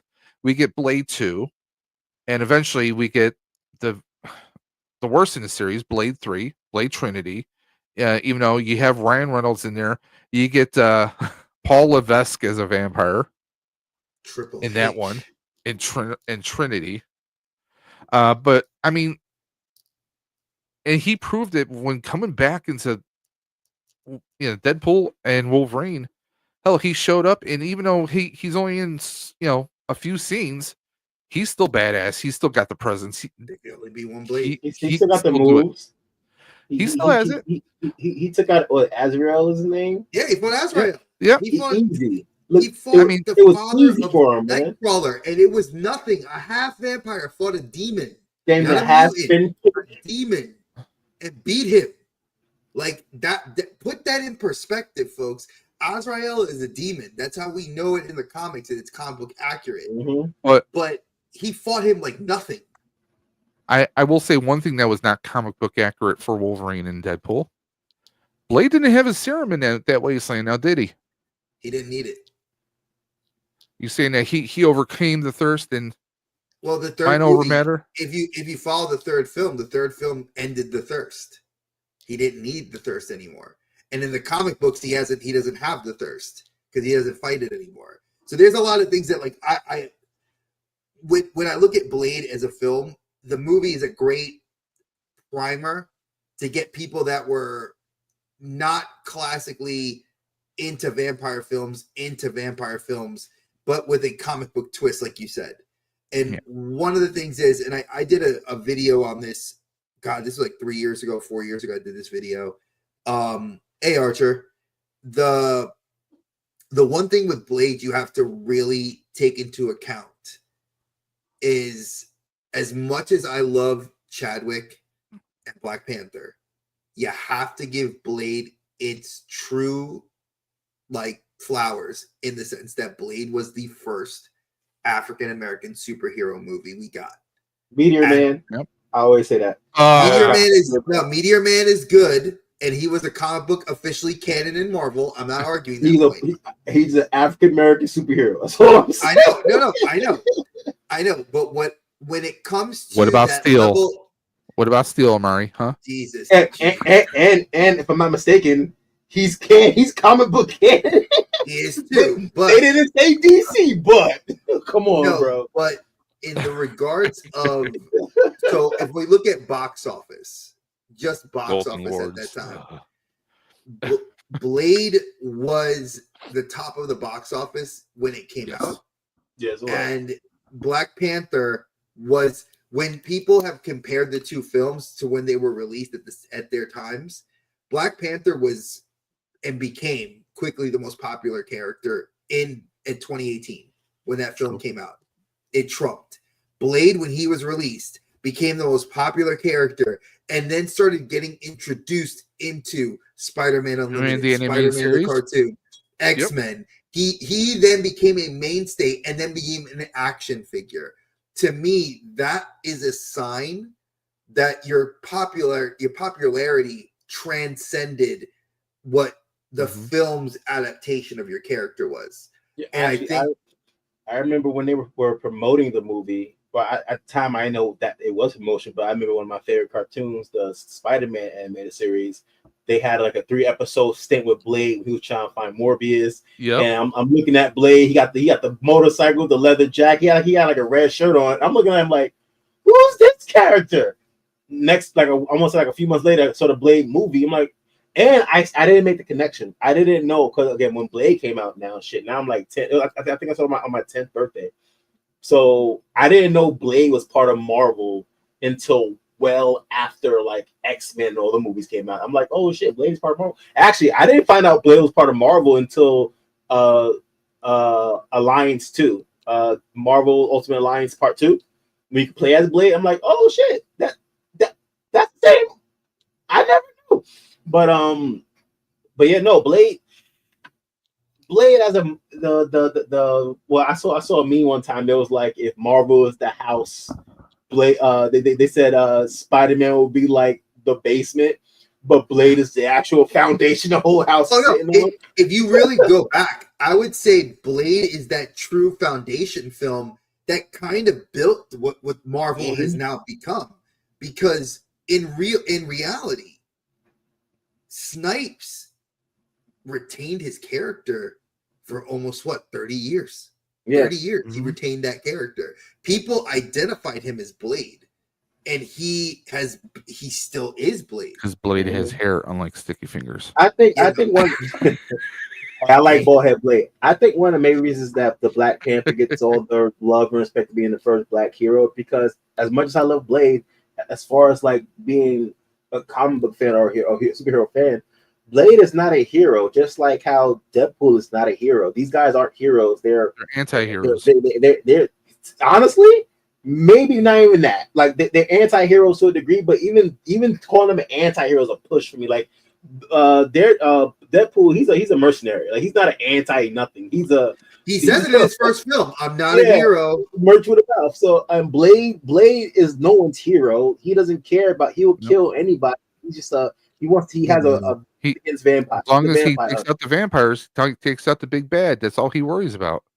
But again, go ahead, Omari. I'm sorry. Oh no, I was about to say. So like, I can understand why he's not in the conversation of being the first African American hero, because he's not, and I don't want him to be a hero.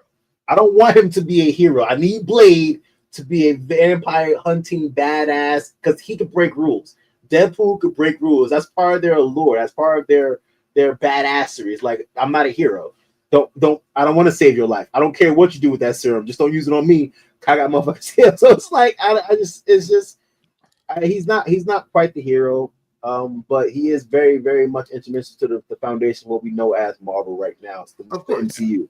Yeah, I mean, he is quintessential to the MCU. I think you put him in that same ranking. And I don't disagree saying that I don't like him being a hero. The heroes were born. They made him the mainstay. He was the only character to retain his memories. When they had the alternate split universe where Hyperion led this superhero team, which was kind of like the Justice League.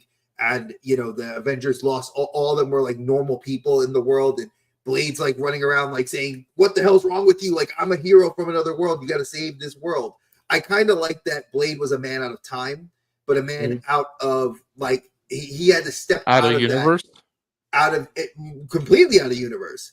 And I think that was a great kind of tool to use for the foil for his character. Granted, yeah, he originally was a side character in the Masters of Horror comics, for Marvel, and then never got his own mainstay like Luke Cage or Black Panther or Storm. But you look at him now, it's like I look at him on that Mount Rushmore of like, yeah, like if Marvel has to have a African American heroes, he's on there. If you're doing that. I want to pose a question to Dre. Do you think that part of it had to do with that Blade was in his own world, own universe, opposed to when we got Black Panther, we already had an expanded universe. We knew that there would be interaction with other heroes, and plus they gave us a grand scale. They gave us the Valhalla, Asgard, Asgard kind of treatments for Wakanda. When Blade was kind of he was the street level, he was the Punisher, he was the Spider-Man type street level world. Although, let's be honest, as far as world building goes, Blade 1 did a hell of a freaking job because we saw the glyphs. We had him explain to the audience, this is the hierarchy. There's familiars. There are humans that work for the vampires had a language. Yeah, like he established that it wasn't cuneiform. That vampires had their own written and they had their own technology. There's a whole thing I think that was a prime example. It was a blueprint on how you should world build for comic books. Not go over the top, but doing just enough. It was a perfect balance. And let's be honest, it was his production company that they made these films, Amun-Ra. Of course. And they did a damn good job. And I wish we could have got more. Now, with what you said, do I think that was a factor? Yes and no, because I do know when this film was released, Marvel was doing, like, because of its popularity, to piggyback off of it, they created the Marvel Knights storyline, which actually was grandfathered by Brian Michael Bendis.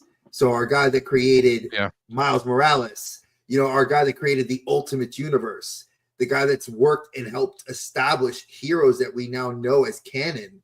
He built this as a pet project to Marvel. Marvel was like, oh, well, we have to keep this dark universe with 4 heroes in it. It was Punisher, Moon Knight, Daredevil, and Blade. Morbius later enters into it as like kind of a good guy, bad guy. And then you had like Luke Cage and Iron Fist would come in and out of it.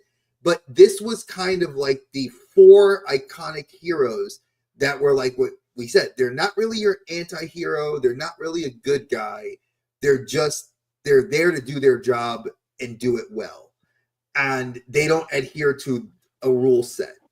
And I think that world building within the world building, that Marvel saw that, helped establish Blade better into what we now, like I said, like we now know Blade's an Avenger. I mean, he's a carded Avenger. Ghost Rider.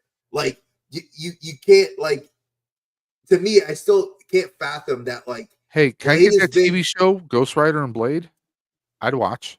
I'm just saying. Honestly, right now, if you look at current comic book run as of last year, Blade actually has headed the last 3 major events in the Marvel Universe comic book series. He headed inside of the King in Black, the war on Asgard, and he's headed the Vampire War and Heroes Reborn. So over the last 6 years in comics, he has been at the helm as an Avenger for every single one of those events. That says something to his character. Like Black Panther was there, yes, but just put that into perspective. That this guy that was like a film that Marvel was banking that it would do well, killed it. Not Black Adam, not the Rock studio, his studio. Snipes did it. Just putting that out there for, because like I said, it made my honorable mentions. It wasn't going to be number one. And for that was 1998, and of course we wouldn't get another Marvel film sadly for another full 10 years. Because Iron Man 1, I think, was 2008, if I got my numbers right. 2008, that's exact. Yeah. 2000, late So 2007, 2008. 10 years, and what was it? Blade 2 was... What about X-Men? X-Men was like... Do we really Fox want to Universe. consider the Fox universe? So Singer, okay, so... Hey, Marvel, I'm saying. Okay, no, Blade MCU 2 was proper. 2002, so it took 4 years to make the next Blade. So Singer, so if you look at Brandon Singer, who is the... Or Brian Singer. Brian Singer, Singer. yeah. Brandon If Singer. you look at That's his Brian, cousin. it's a B. It's a B. Leave me alone. How about it? His X-Men universe, the Foxverse, none of it was interconnected. The X-Men were self-contained. Wolverine was the only kind of segregate part of that universe, but Yeah, everything X-Men was was 2000. self-contained, within that. Now, if you look at, Fantastic Four, if you look at Blade, if you look at Deadpool, the rest of the Foxverse, everything else failed except for Blade and Deadpool. Yeah, Fantastic Four was 2005.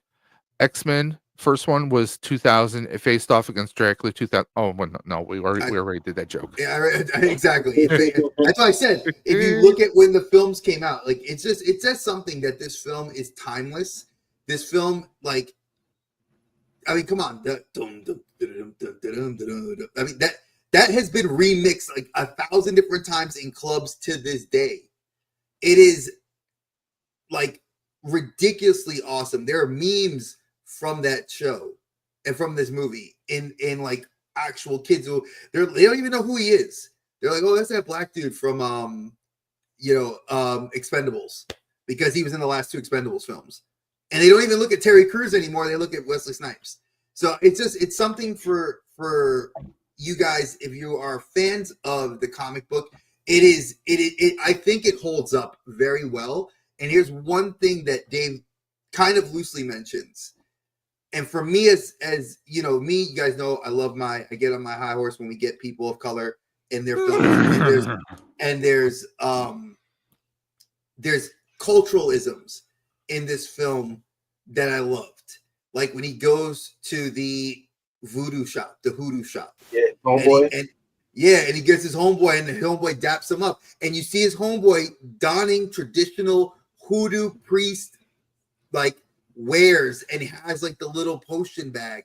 These are things that for like anybody that's from the Caribbean, hoodoo, voodoo, candomblé, santeria, brujeria, all these things which I've studied the origins of these things. Blade gives you that little, which I wish Brother Voodoo, who would have been a perfect character to put in this film, would have been what should have been there. And I'm hoping that when we see him show up in the 3rd Doctor Strange film, that we actually get like some sort of nod to that actor that was the voodoo shop, that it was Brother Voodoo. Like I would absolutely love that. But I mean, again, what if they got the same person? I mean, hypothetically. that's what I'm saying. Get that same actor. It's been decades, but still. Get that same actor, bring him back. I think 100%. This film, like I said, Blade does it for me in spades. Like I think that you need to look at it. Like, yeah, it's not the best comic book movie, but damn it, man, for 1998, that It movie was. fire. It was straight fire. It was Iron Man 2008. It was Spider-Man No Way Home 2021. it was Avengers Endgame. I mean, That come was on. fire. Before the MCU was MCU. I mean, come on. Facts. When they did Deadpool and Wolverine, Ryan Reynolds was like, okay, we have a list of what we want to do. They had to cut people from that list. They chose Blade. Of course, him and Ryan Reynolds worked together in Trinity.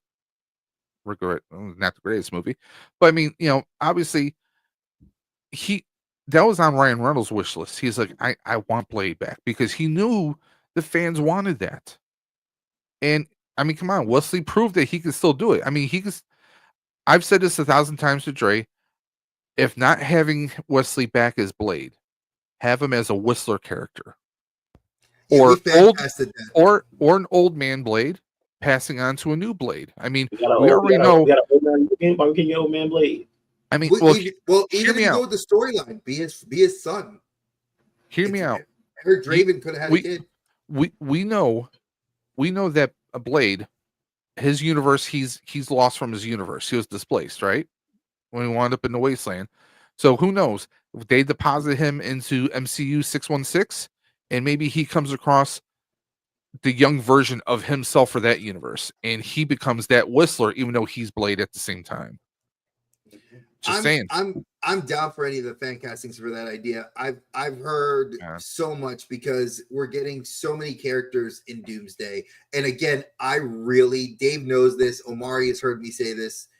I have stayed as much away as possible from any of the information that's leaking because I want to see Doomsday with as fresh eyes, cold and fresh eyes, like Fantastic Four. Everybody and their mother. I know so many fellow content creators on this platform that are like, Fantastic Four this, Fantastic Four that. I'm just like this. I'm like, click. I don't want to see your stuff. Not because I don't want to support you, because if I watch you, I'm going to spoil this film of Fantastic Four for myself. I didn't do it for Thunderbolts. And it's a new approach because I'm very much anti not knowing. I like to walk in clear, knowing what my expectations will be. And this film, you know, Blade I walked into Blade not knowing anything, and I walked out a fan. Mortal Kombat did the same thing for me. So just putting that in perspective for you. we didn't have that social media presence. We didn't have that expanded, and you know, that interconnected internet based. You know, we didn't have anything. I mean, you know how lucky you had to be to get a red band trailer back in those days, bro. A red band trailer, bro. Yeah, you had to go to like Toronto. You had to go to Taft. You had to go to like cons. You had to go to like South by Southwest.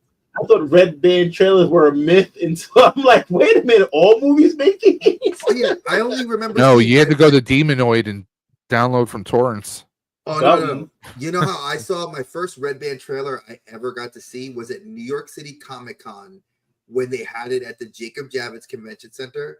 It was in like one of the dealer's rooms, side rooms, and I'll never forget my friend and I at the time.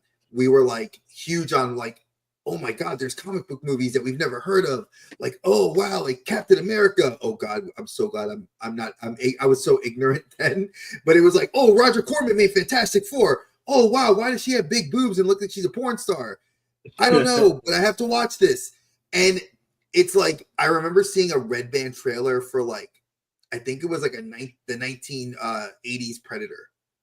And I was floored at like the level of hyper violence that they were allowed to show, because those were trailers they saved for, like I said, Taft, cons, South by Southwest.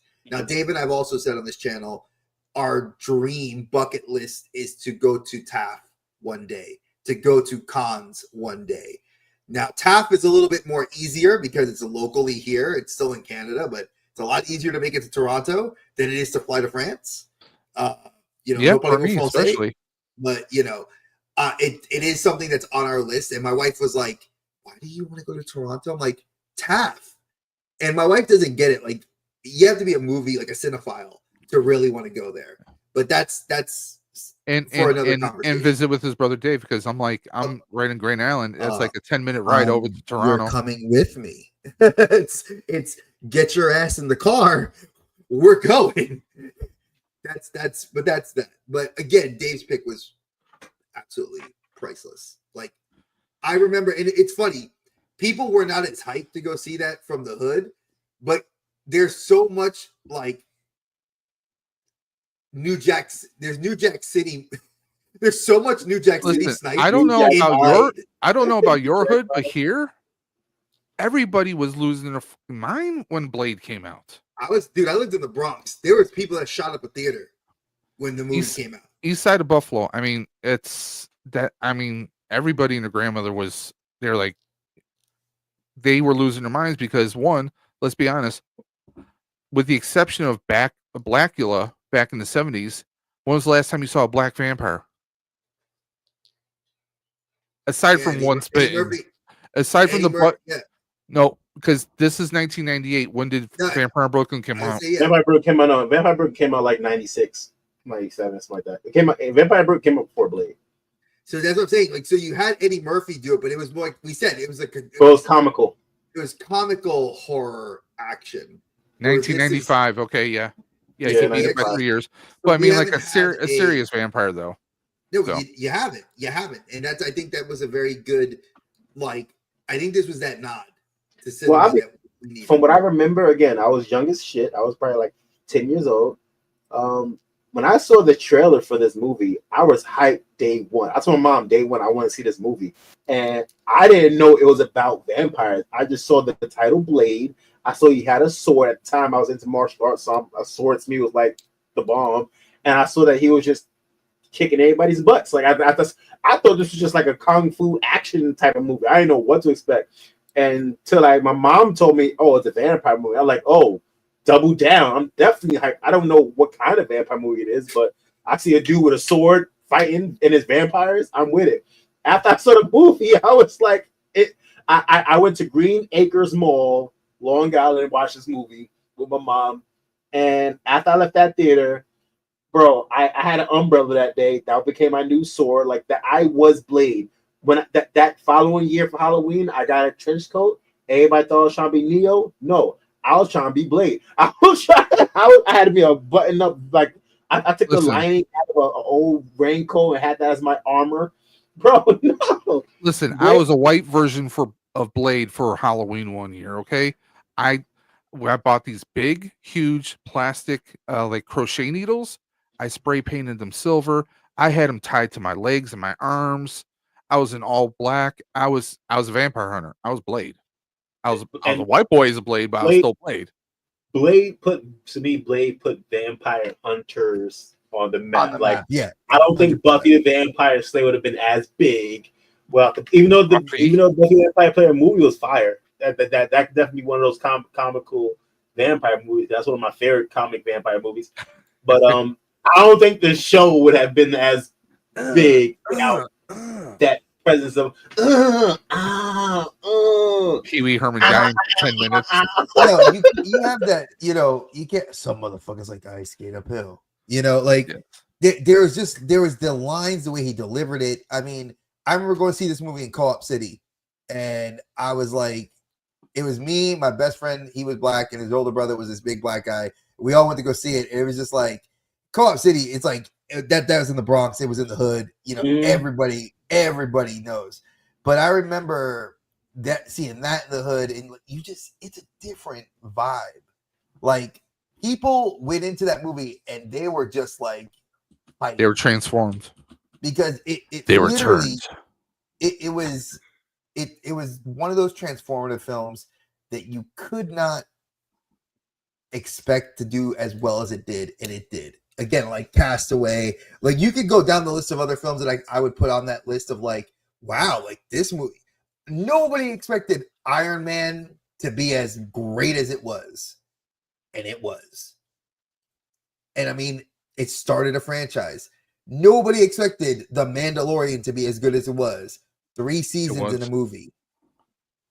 I mean, I'm going to leave it at that. Like, I think that you got to look at it. Created a franchise. It started the true foundation of the MCU. And I'm glad that we got him back. Thank you, Ryan Reynolds, for paying him that respect that he deserved, that Fox didn't give him. And, you know, hopefully, if Mahershala Ali is not going to do the film, because it's just cursed in developmental hell, I really hope you give me Old Man Blade and a send-off. I heard they're trying to make this Blade film more about his daughter. Yeah, and it's again, they were making it a period piece that was going to be I don't like the sound of a period piece. It was supposed to be like 1920s England, and it was supposed to be like pre-industrial, like it's supposed to be post-industrial revolution. Blade is not even a thing. You know, like, but the thing is, if you look at the original concept of Blade, it actually takes place in pre-industrial revolution Europe, and that's actually the story of Blade, is that it's pre-industrial revolution. And the only reason I even knew that was because the Ultimate Alliance video game, when you got the comic book cover for the old classic suit, it explains to you his origin story and how Deacon Frost was supposed to be like an older white guy vampire. I think he was like a doctor. You know, yeah, he's supposed to be a doctor, and it's just crazy to believe that this is gone the way and it's evolved. Yeah, because the lore that I know of is that Deacon Frost was a doctor. Blade's mom was his patient, and he fed on her while she was giving, not while she was actually giving birth, not even while she was pregnant, like while she was actually giving birth, he fed on her. So that's the lore that I know of. But yeah, no, I mean, no, Blade's definitely up there in my top 10 vampire movies. I wouldn't put it, it's probably like number 7. Lost Boys for sure is number 2. Vampires is number 4. These are the order of my all-time vampire greats, like Mount Rushmore. Vampires is the 4th pick on that Mount Rushmore. Fright Night for me is number 1, and Interview with a Vampire is easily number 3. That's my order. Actually, of vampire Interview movies. of a Vampire was supposed to be on this list, and it was hard to it would be number 4 for me. Yeah, I think it's another one of those films that just it's such a great story. It really grew the careers of several actors in that. Kirsten Dunst, Brad Pitt, Tom Cruise, Antonio was in there. Yep. I mean, you go down the list of everybody the who's who. I'm not gonna lie. So for me, Interview with a Vampire is my number 3 my favorite vampire movie of all times. But I've been conflicted about it recently because the AMC show is so good. It's for me, mind you, I'm not only a vampire fan. When it comes to Anne Rice Vampire Chronicles, to me, that's my vampire lore. Like if I had to pick any type of vampire lore to make vampire canon, it's whatever Anne Rice did with her lore it's phenomenal. And watching the show, although they made a lot of changes to the show based off the book and based off the movie, but even the changes they made to the show, it fits in a certain way for me. The show is so good for me, it's making me nitpick stuff about the movie that I don't like. So it's making me like the movie less, even though I won't take the movie out that spot because the movie's still a great movie. It's just that the lore and how much the show is digging into the books now. Like, and honestly, I know all the lore, but I know all of the book lore. So there's nothing in the show that surprised me except for the changes they've made to fit the narrative of the lore.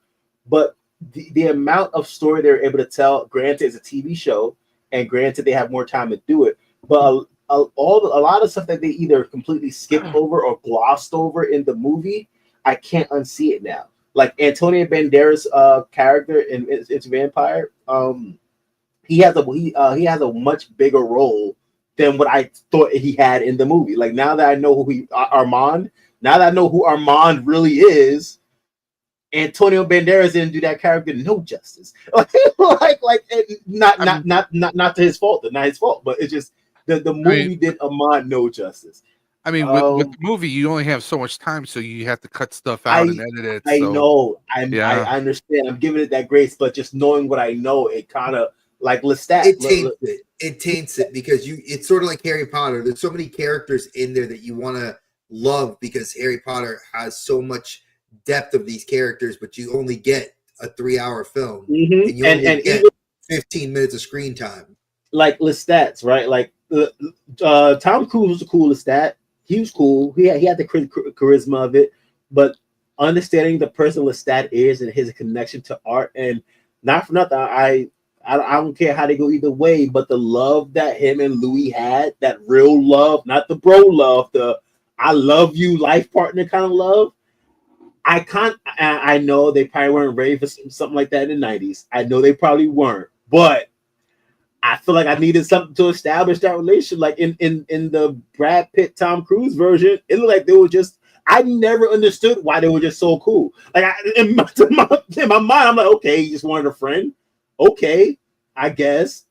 Cool, I get it, kind of. But when you actually know the lore, it's like, oh no, he wanted a friend. Like he wanted a partner, bro. He wanted somebody who wouldn't abandon. He has abandonment issues from what his creator did to him, right? So, as much as I love Interview with the Vampire and Claudia, if you can hear it, about to hear the death. Kristen Dunst as Claudia. When I first saw the movie, amazing. Now know what I know about Claudia, not so much anymore. Not for me, at least. Like, it's like. Can I throw in a theory here, because I remember another novelist that I got very into in the early 2000s, the Anita Blake series by Laurel Hamilton. Mm-hmm. I think her take on the vampire is very similar to, and I know it takes a lot of Anne Rice's lead in how it tells the lore. Do you think that because Laurel Hamilton takes that like kind of for Anita Blake in that series, do you think that it borrows a little bit of that lore too much for like interview? Because I think that personally, I don't think so, because I think it feels more like a more racy Buffy. Yeah, I mean, so when it comes to vampire lore, the way I feel about vampire lore is the lore is the lore. The vampire lore is really not going to change as much from movie to movie. It's the explanation of the lore that really makes it something new. Like vampires are always going to be, they're always going to die by sunlight. Some of them are going to be more sensitive to crucifixes than others, like Fright Night. You got to have faith, Vincent. So either it will work or it won't work, or kind of work if you got faith, or so like the lore is a lore. It's just that like Dracula 2000. Vampires don't like silver. Why? Okay, Judas said he couldn't take the 30 pieces of silver he got. Yeah. Oh, so you explain the lore. So Anne Rice, her lore, the thing about her, Anne Rice doesn't explain lore as much as she built a world around the lore, which gives her freedom to do whatever she wants with the lore. And so, like for example, with her version of vampires, I believe her version of like Akasha, the Queen of Vampires, she actually got possessed by an entity named Malak back in like the ancient Egyptian times, and it has something to do with these twin sisters who were witches, and like she made a whole lore to explain vampirism in her world and kind of let that speak for itself. So the lady you talking about, I don't know if I think she probably just borrowed vampire lore in general, or just used random vampire lore in general. But the kind of lore that, like, for example, there's something else that in Anne Rice universe they call the Telemuscus, right? The Telemuscus are like a whole agency who knows what's going on with, because it's not just vampires in the whole world. It's like witches. There's all kind of, so they're in tune with the like under the seedy underworld, like the supernatural. So they hunt that stuff down, and so with that, because of that, vampires have a certain set of rules and councils and hierarchies in Anne Rice lore. I don't think they have that in the other. I don't know if the other girl did something like similar to that, where the vampire like that, like you can't kill another vampire like at all for no reason, or else we'll come get you type stuff, right? You can't. I believe you can't turn someone who's not of age. That's why in Interview with the Vampire, Claudia had a hit out on her. Kind of like Underworld, they kind of had rules and kind of had like, you know, they have a hierarchy. because they did that. If you ever played, and this is gonna really date me here. If anybody ever played Vampire the Masquerade, the TTRPG, the tabletop game, or if you played the LARP, there were the different houses. You had, the Veritas. You had, or There's not also Veritas, a because that was, PC game for that too. yeah, and there was also a TV show called Vampire, which is based on that world. The world of, they call it the World of Darkness. It was vampires. You had vampires, werewolves, and mages, but witches and warlocks and all this kind of entities existed and coexisted. But what they called it was, there was an idea that you were blind to it because it was like what we saw in video games and movies and books and comic books. But when they called you awoken, which is kind of funny that we use the term woke now, but it was like you had to be awoken because if you witnessed seeing like a vampire attack a person, and or if you saw like a wizard cast a spell like Dresden, it kind of created this idea that occult world, that supernatural, they never walked around, like the X-Files, all these shows that we have permeated pop culture, kind of laid the groundwork from the movies to kind of say, like, I'm going to even use a bigger term for those of you that love the MCU. If you watch Loki season 1, episode 1, Owen Wilson makes a comment about the big three. And then Loki said, well, what are the big three? Oh, aliens, wizards, and vampires. Huh? We've never heard of vampires in the MCU because Blade never was canon to anybody in the MCU. So think about that. Even Marvel Comics knew that those entities like Dracula, Blade, they exist. It's just we don't talk about it. We don't talk about Bruno. And we've gotten teases. So ideas that I love, that I think we need to do a show all about this, because I didn't realize how deep the three of us can get into it. And I kind of love it because I didn't realize my nerd could ever be out nerded by two of my brothers. So I feel really good right now. It's like, oh shit, like we are hitting some nerddom that's nerdy. So And we for still those have of you 2 that, more rounds, guys. so, but the cool thing is we're going to bypass a few of them because my honorable mention, I'm not going to even talk because it was Dave's second choice. So we're going to bypass me. Damn you, Dave, because you took I'm about to put the fighting gloves on now, bro. I'm about to put them on. I'm gonna have to do it. I'm gonna have to do it, bro. I'm sorry. Ladies and gentlemen, let's get ready to rumble. I honestly, I do not understand the love for that movie. I never did. Good. It was I don't. Story. I understand. I just did it. I wasn't. Let me explain where my thoughts are on this for you. Okay. Maybe you can find a way to coexist at least with my pick. I've seen the movie at least 5 times. I've tried. I tried to like it. I've told Dre this because I was looking at a lot of different movies, a lot of different vampire movies, but the problem is with a lot of them, they come off as they would be a pilot for what could eventually become a very good TV show.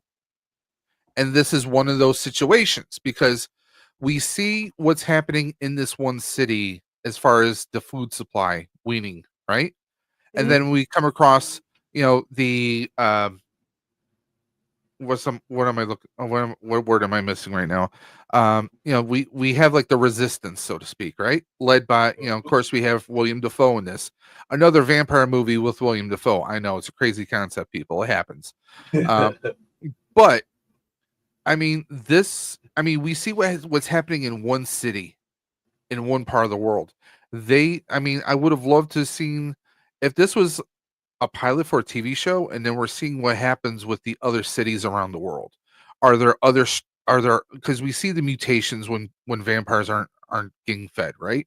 Mm-hmm. What if there's different types of mutations happening around the world, and there's different types of de-evolved vampires that you had that the rebels, so to speak, that they have to face when they're trying to bring the cure to the rest of the world. I mean, this could have been ripped wide open. We don't see any other parts of the world. This big corporation, you would think that they would have offices and factories all over the world, right? But we don't see anything like that. So there's the negatives about that. Ethan Hawke, he would not be my first choice. I mean, he's good in some stuff, but to me, as a vampire and as this character, this wasn't right for him. They could have went with someone better, I think. But I mean, I liked the ideals. I mean, Sam Neill, he's awesome in just about everything that he does. He's great at being an asshole. There's a movie called Memoirs of an Invisible Man, which is kind of like a slightly a comedy, but a serious take on the Invisible Man, starring Chevy Chase, and actually Sam Neill's like the lead government agent who's trying to hunt him down and kill him. Okay, but I mean, this had a lot of promise. I mean, anything with William Dafoe, I'm down. I mean, That's just fair. about just about I anything. also the same thing with Ethan Hawke too. I mean, go back to the 80s to Streets of Fire. He plays a vicious, very pale, very young, like biker in like leather clad, like jumper, like overalls, you know. I mean, he's been in so many great movies, and I mean, I'm down for anything with this, but also it was a different take on vampires that, you know, the whole vampire, like the vampire virus, so to speak, has taken over the world. You know, being a vampire is everyday life now. You know, I mean, hell, there's even industries where there's businesses where you customize cars with little cameras and you got the Driving in the protective daytime. glass and everything. I mean, vampires have revolutionized the entire Had world. a bloody So, I mean, Starbucks. yeah, I mean, that's the thing. This would have been perfect. This would have been perfectly. Hey, welcome to the Stream Master. He says the algorithm brought him here. What is up, everybody? Welcome to the Outer Dimensions podcast. We're a couple of brothers here who are just we chop up movies, TV shows, and we reminisce about old stuff and also new content. We're actually discussing some of our best vampire movie picks tonight. So you can always catch us on the Replay Squad if you want to catch previous episodes. And whether you are viewing on the Outer Dimension podcast channel, Dave's Dimension, or Dre the Geek Dad, check out our past lives. And we got some amazing content. I hope you're enjoying the show. But for me, this would have been great as a pilot for a movie, for a TV show. There's almost so much potential there. Like and the thing like, was, like a strain or something like that, right? Yeah. And I mean, but I will admit this, on the flip side, there are certain scenes in this movie that flash me to comic books. Okay. Dre's ears just perked up. When Ethan Hawke is attempting to turn himself human, he has some misfires, right? It reminds me of Barry Allen, Flashpoint, when he has to, you know, team up with Thomas Wayne to try and recreate the experiment to give him his power. And it failed the first time, had to do like 2 or 3 times. So I was getting hints of that. I mean, a lot of this wasn't all that original, but I liked how everything was. I like how when it comes to the vampire city and in the homes, everything's kind of almost, I don't want to say monochromatic, but they had certain tones. Like there wasn't really any bright, vibrant colors. They kind of kept things very subdued, very dark colors. But of course, we're used to seeing that with vampires. You know, can we address something real quick, Dave? I'm sorry to interrupt you guys. Master Caecilius. Yes. Yeah, we already addressed that actually. Oh, you did? I'm sorry. I was changing. I had daddy duty. So yes, the algorithm brought him here, Dre. Well, is the algorithm is it turning? Is it helping us? Wait. Is that Dormammu that brought you to us? Dormammu. I've come to bargain. I know. I've come to bargain. Or is it Clea? Because I'll take Clea. Charlize Theron all day. All day out there. But will she take you? I'll bargain with that ass. Yeah. I don't know. So for me, man, like Daybreakers.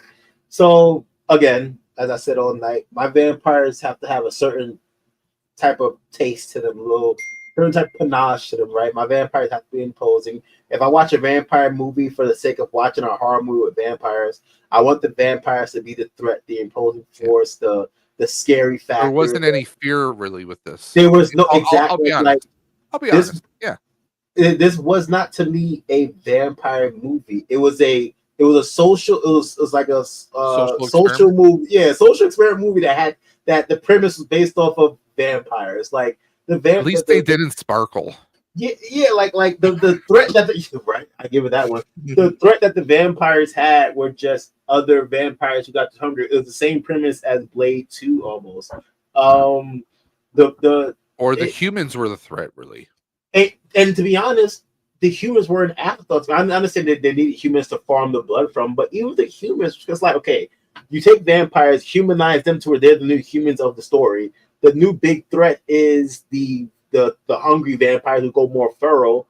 So now, to me, the humans are literally nothing more than pets in the story. Like they're not even a real, like, why are you even here? To a degree, in my mind, like why are the humans even in this story, other than for us to see ourselves through them and through the story? I don't know. This movie did not do it for me. I don't like the premise of. I don't like humanizing my vampires. I don't want to. And if you do humanize them as vampires in that timeline, that story, kind of like Into the Vampire. He's a vampire living in the world, and he's telling his story, so it somewhat humanizes him, but he's still a monster. If you make everybody on Earth, if you make everybody in the world vampires, what's a vampire, in my opinion? At that point, like, what's the threat? What your person at that point? It's like, if everybody on Earth is crazy except for me, am I crazy? Like that's kind of like, it's like it takes the whole the spirit of being a vampire, vampirism out of it. If my neighbor could do the same thing I could do, that's part of the lure of being a vampire. I wish I was a vampire so I could do vampire stuff. Now, if everybody's a vampire, it ain't cool to be a vampire no more. Well, okay, so let's take a step back. Let's look at this through a different lens, right? Mm-hmm. I'm gonna look at it through the lens that I enjoyed this film. And I look at it very much as I would look at this like Underworld. From the perspective of the vampires, and Blade kind of did this for us as well, vampires permeated society. They infiltrated key areas and established what their society is, like the Nosferatu, I forgot the different houses of vampires from Vampire the Masquerade. But it kind of showed that the most feral of vampires, like if you don't feed, it kind of shows what happens to a disease if you let the disease fester. And I think that it was an interesting take to show the blood, whether it was human or like they couldn't even drink fake blood after a while because the fake blood actually would aggravate their symptoms. Mm-hmm. So, oh yeah, Kate Beckinsale in tight leather all day, every day, 1,000%, sexy as all hell. Again, another one that I can bite my neck all day. I'd be like, here you go, all day.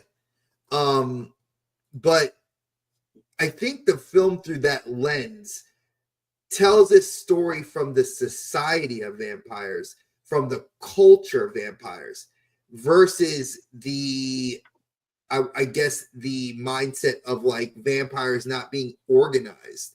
I kind of like that vampires became so organized that they had like blood banks and researchers. They became civil. And it's sort of like how we see other times that like werewolves, like if you think of the Lycans in Underworld, the Lycans were completely organized as well, but in a different way, more like Vikings, warlike in tribes, and more like a band of like brothers. And they did the same thing in Twilight. You know, the Lycans were more aggressive and clan-like, where vampires are family. You were brought in and turned, and you became family, whether you were the mafia. Exactly. And I think there's a mafia, bro. Facts, but Supernatural did that for mafia. us. Well, I mean, if you think about it, this is the result of Blade 3. Think about it. They started taking the homeless off the streets, the police were, and they had these blood farms. Remember, they had people in like Mhm. the vacuum sealed bags, and they had IVs, and basically they're draining the blood out of them. Yeah. You know, so And imagine what if he said? He imagine said, they'll imagine a kill me. vampire world They'll without kill you. Blade. Imagine a vampire world without Blade, and they actually won, and that was the precursor, and this is the result. The Matrix, but the Matrix idea still holds Yeah. true. You would get reduced down to A a battery. battery. And I think that that's an interesting way. It's not the greatest vampire film by all means, no. No, But I think it's a good film as a palate cleanser to kind of give you a perspective change. It's not Vampire Hunter D, the anime. It's not Lost Boys. It's not Bram Stoker's. It's not Nosferatu. It's not Bela Lugosi. It's what if we took this idea and turned it into the virus? Like Yeah. think of World War Z. World War Z is touted as one of the best zombie films ever made. And I'm like, Day of the Dead, Night of the Living Dead. Yeah, you know, that's another one I for me think- too. I'm not but a fan of but World War Z. World War Z took the idea and expounds on this whole concept that I think makes it so unique. It's no longer a zombie film. It is existing in a plague and seeing the result of a cure to the plague. I like that idea. I think that was why I liked the film. Do I love it? No. I love Willem Dafoe, and everything he does is he. Master You have a dope Caecilius ass shirt. loves your shirt, Omari. Appreciate you. Yo, Caecilius, we love you too, man. See, that's what you gotta be. You gotta be here. But like you're saying, like I mean, is it the perfect movie? No, but it's an interesting take, and let's be honest, they got pretty inventive creating the vampire cure as a result of a car accident. And the technology too. When you think of the technology that like they had cars that could be in the sunlight and Auto driving. driving, you know, You they had know, the, So I liked the movie, but I didn't like the movie as a vampire horror. Like when I think of I want to watch a horror, I want to watch a vampire movie. What I'm really telling myself is I want to watch a horror movie. It's a nice night for a horror movie. Get some popcorn. Time you for a want horror movie. screams, you want fear, you want rage, you But want with this movie, it was more like you know what this visceral. movie reminded me of. It reminded me of that Justin Timberlake movie In Time, when time was new currency, and like the whole world got like shifted just because the currency got shifted. This is basically a currency movie. The currency is now blood, and we're running out of it. And how do you justify that being the currency? Everybody's vampires. But that's the story that permeates every vampire film. That you hear from every person that says it before they get turned, or before they die, or before they kill a vampire. If you take over, okay, I'm going to use an example from the comics. DC versus Vampires 3 years ago. Probably one of the best vampire comic books done by DC Comics. Wonder Woman gets turned, and she starts turning members of the Justice League. She went to the Flash. Now she tells the Flash, who's on an island tens of thousands of miles away from everybody, and she tells him, I can't turn you, Barry, because if I do, you're going to feed the entire world in one day. But here's the Because of thing. the type of metabolism. Here's So the thing. that's already touting that vampires know there's a finite resource. Yes. And if you turn everybody, Yes. that resource becomes less and less and less. So that goes back to my whole concept of how I like my vampire movies and how I like my vampires. Vampires understand that it's a tight fraternity of vampires, but so many people can be vampires. You can't have everyone being a vampire. So that's why, again, going back to Anne Rice. Before Anne Rice vampire movies, I thought the moment you're bit, you're turning. You're going to turn. I understand how vampires can kill people with bites and they're not turn until Anne Rice did the whole cut the wrist, feed it from the wrist, and even True Blood. Yeah, in True Blood. True Blood did that too. They take a step further. Not only do you got to cut the wrist and feed them, you got to spend the night with them underground so that your essence can seep into them, so you can that they can really be born. So you got to be buried with them for a night. That's how they really turn them. So Okay, turn someone, if that makes sense. So in real vampire lore or real vampire, like what I would consider vampire lore, you're not gonna have vampire going around just turning people just for the hell of it. Like they're going to be selective who they turn. They might kill everybody, but who they turn, they're going to keep their numbers small. So even that concept alone, vampires getting to a point where they turned everybody, where there's more vampires than humans. Even that premise for me as a vampire fan is hard to get around. Cause I know vampires work really hard to stay in the shadows and keep their numbers low. And even Queen of the Dam. And Queen of the Dam, when Akasha, the mother vampire, was trying to take over the world again, she didn't want to turn everybody to vampires. She didn't want vampires to be kind of like Magneto. Yeah, we're here. You know we're here. Do something though, because you can't. You're inferior. You can't beat us. So she's gonna keep her number small. Her and Lestat were gonna be the ruler of the world. The humans are gonna be slaves. Other vampires are going to fall in line. No vampire anything that I ever see a vampire consider we should turn everybody into vampires and then like start a new world. That's never the new world. Is we are in control. They are inferior. We tell them what to do. They're pets. You're a poodle. And I'm going to treat you like or some people said they're cattle. They're cattle. They viewed humans as cattle. That was my horrible Salma hype reading. You're a poodle. I'm name you Spot. Exactly. Like to me, I've always loved that concept about vampires. That they're the one creature within the universal monsters lore that actually is the one that likes to limit their numbers. Werewolves, you can have 1 million werewolves because werewolves. You can have packs that can just hunt. You can have packs that hunt, and they don't kill people because you can be born into werewolves. They've proven that lore through Teen Wolf, the TV show. They've done that with they've done it with Riverdale. They've done it with so many things. But even with werewolves, is like the difference between werewolves and vampires is werewolves is considered a curse because once you are bitten or once you become a werewolf, you don't have cognitive function like you do as a person. You don't think the same. You are literally an animal at that point. So like if I turn into a werewolf, I can kill everybody in my family just because like I'm not there. So they depends on whose lore you follow. If you look at Teen Wolf, they were able to control it because they were taught you were basically mentored by a member of the family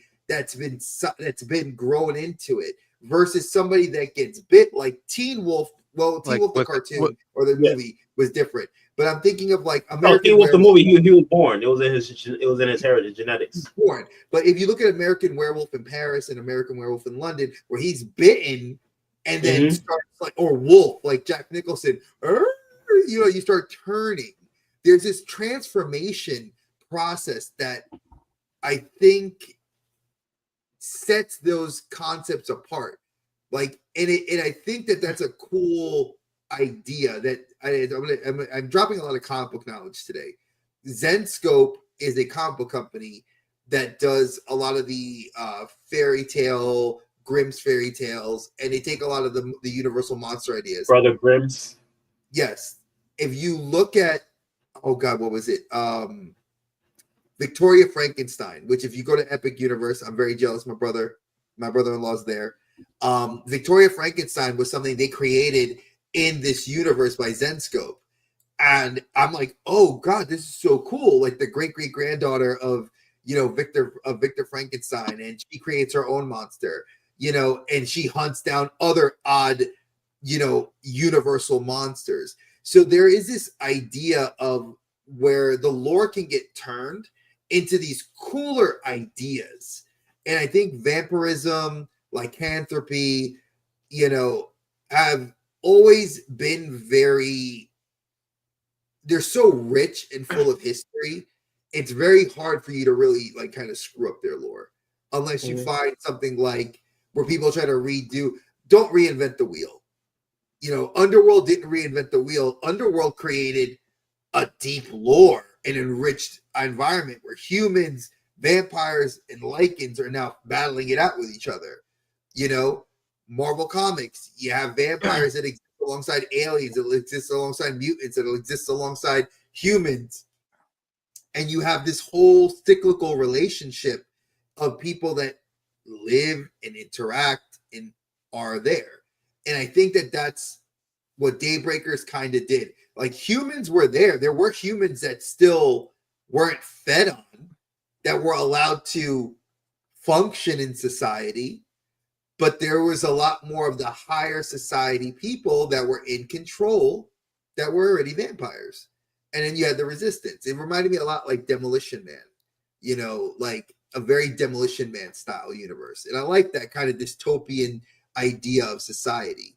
And in a vampire perspective, even more so, because you can't get it any more dystopian than a future where it's run by one thing. But imagine that one thing is this mythological creature that's been around for millennia. Taco Bell? Oh, sorry. For those that didn't know, that is a Demolition Man reference because Taco Bell won the fast food wars. Here, but I heard if you get a copy of the movie from other countries, it's actually Pizza Hut that's there. Oh shit! We will have to test that theory out. Yeah, I heard they won the wars in America, but in the U.S. But if you get like a foreign copy of that movie, it's actually Pizza Hut that's in the movie. Not in Canada, it's Tim Hortons coffee. I believe it.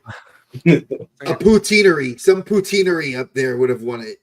Team Pizza Hut. I'm Team Taco Bell, man. Tacos are fucking good. I'm always Team Taco Bell until after. I'm sorry, I prefer. Bell. Yeah, then I'm not Team Taco Bell. My toilet's Team Pizza Hut, but then I'm lactose intolerant. We have Mighty Taco up here as a local franchise. Well, I mean, you can go to Del Taco. We have Moe's. We have Chipotle. But if I'm gonna get tacos, I'm gonna go hit up like my local Mexican spot because that's where we go for like quesadillas and whatnot. Yeah, exactly. El Azteca is my spot now. El Azteca, yeah. I have to get some Spanish food now. I want to go to hit up El Malecon or something like that.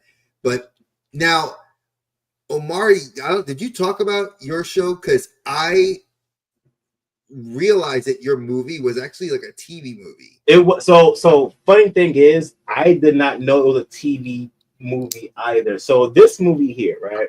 So about this movie, this was the first film that I ever did the whole judge a book by its cover kind of thing. My mom took me to Blockbuster, and our Blockbuster used to have 2 floors. Oh, now he's games are downstairs. Yep, games are downstairs. Movies are upstairs. So me and mom going out Blockbuster, we like straight up break out. I'm going right to my game, getting my 2 or 3 games for the weekend. And when I finish getting my games, I'll go up and find my mom. She's over there walking around the movie aisle. I always went straight to horror. I would just always go to horror and just walk through the aisles, and I would just look at the covers. And I saw this cover in Blockbuster, like, you know what? This is gonna be the one for me today. I got the teeth, the Lost Boys. I was gonna say it's got your teeth there. You got the Lost Boys teeth, so I knew that was check. The vampire looked intimidating. That was a check. I'm from New York City. There's a subway car. I know what that is. Check. So I get the movie and I bring it home. And honestly, this is not a movie I would truly recommend to anybody older now. This is a movie I would recommend to anybody like myself who has kids who may want to get their kids involved with what they like horror, like vampires. Like, oh, my kids like vampires. This would be the introduction movie I would show any kid between the age of 7 to 14. This is what vampire movies should look and feel like. This is kind of like so I didn't know at the time, but when I got it's something called the Shadow Zone. It's kind of like a Tales from the Crypt type of presentation type of show. I didn't know that it was like some type dark of side kind of thing. Kind of Tales from the Dark Side, Tales from the Crypt. They had like a character in the beginning of the movie that kind of plays as the Crypt Keeper, and he talks about what the Shadow Zone could be anywhere if you do any kind of bad. It's supposed to be a PAS, a PCS or PAS, whatever, public service announcement for kids. Yeah, PS, because the whole movie has a running theme of don't lie, be good, don't do no bad stuff. This is what happened to bad. It has that whole thing. Will get you. Basically, this movie is basically an hour and a half long episode of Are You Afraid of the Dark? But the vampires were menacing. It was scary. It's PG-13, but to a teenager or to a kid at that age, this movie was scary as hell for a kid movie. I